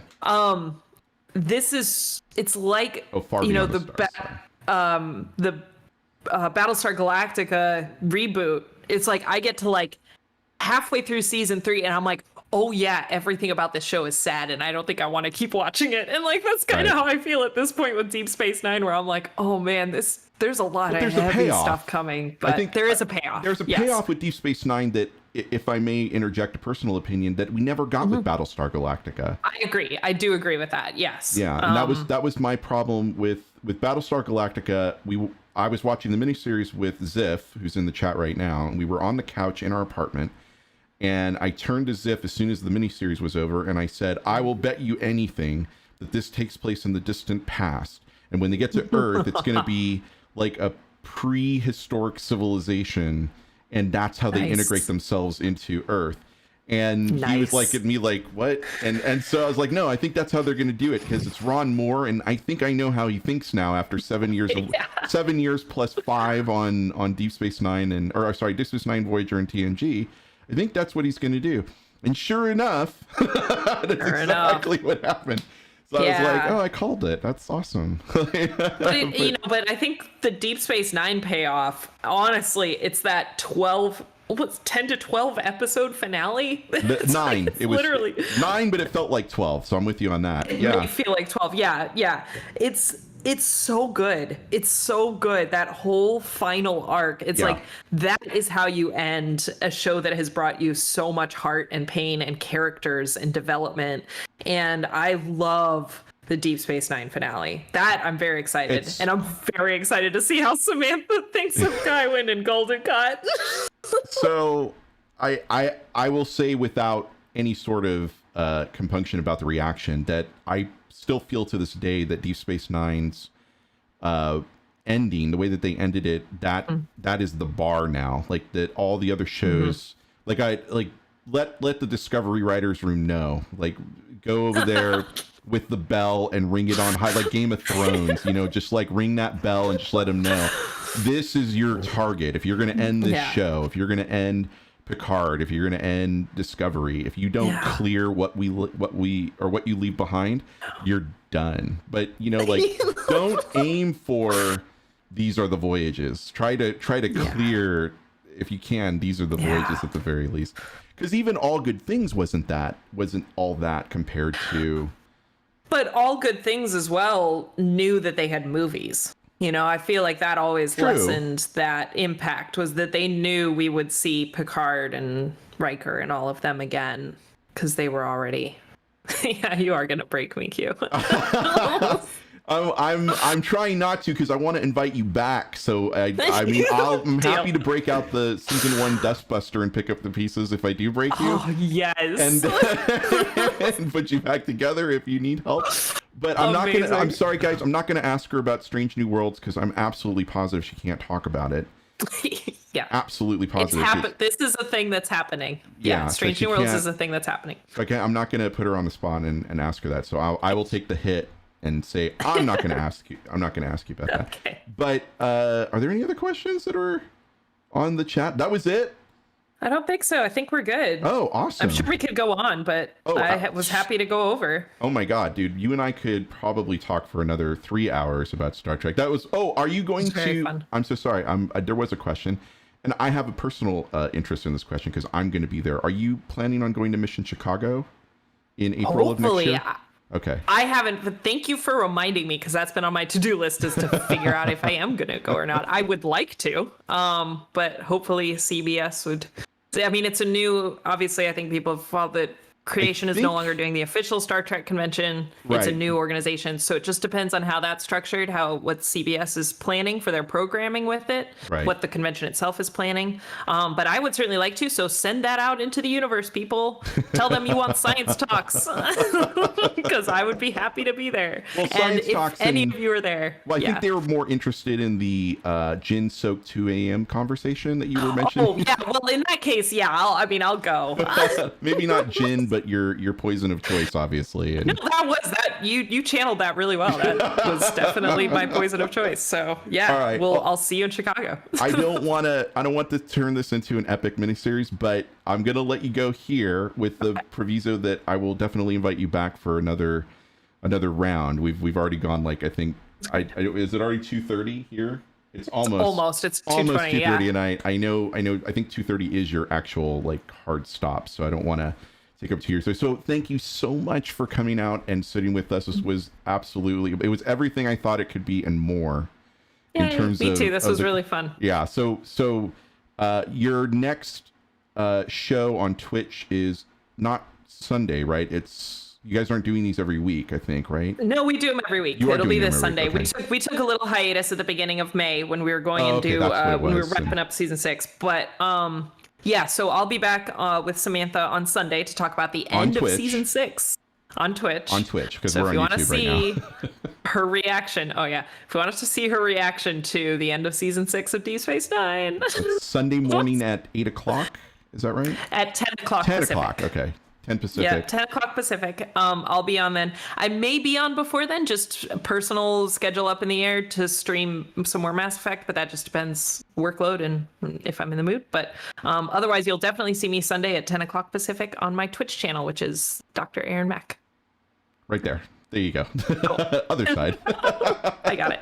Is it reversed on your screen? It might be reversed. I think my camera's reversed, yeah. Yeah, your camera's reversed. It's all good. It's all good. All right. Well, thank you again. Yes, we'll absolutely do this again because I think isn't it awesome to be able to talk Trek with somebody who has seen everything, and that way you don't have to pull your punches and and worry It's always about- fun. Use your poker This face. is my favorite. This is the thing I've missed the most in the last year. So it's like the convention discussions, and this makes up for a lot of that. So thank you. This has been Awesome. really fun, and thanks to the chat too. All right. Thank you so much, guys. That's where we're going to end it. Thank you so much for coming out today. I really appreciate it. If you haven't already done so, please click that subscribe button, ring the bell so you get notification next time we're on YouTube next Thursday with more Star Trek Online. Tomorrow we're on Twitch with more Star Trek Online. Surprise, surprise. So that's going to be at 10 a.m. Pacific, 1 p.m. Eastern, 6 p.m. British summertime. And have a fantastic rest of your Thursday, and we will see you later. Let me just get this. I have to do this out of order. There we go.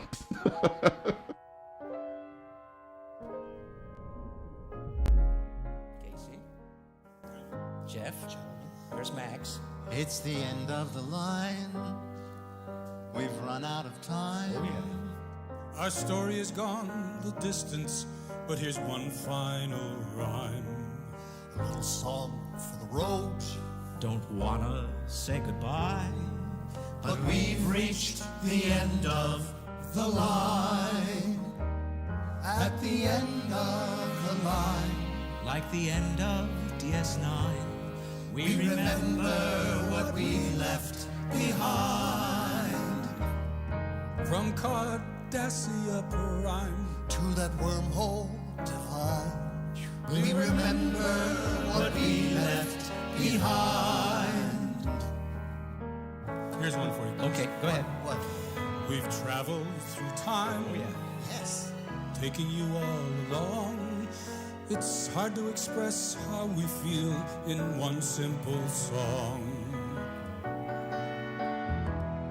If we had one more season, we'd call it Season 8. What? It could be all about Section 31. Right? Oh, wouldn't that be great? great. I gotta step aside, let my Ferengi be.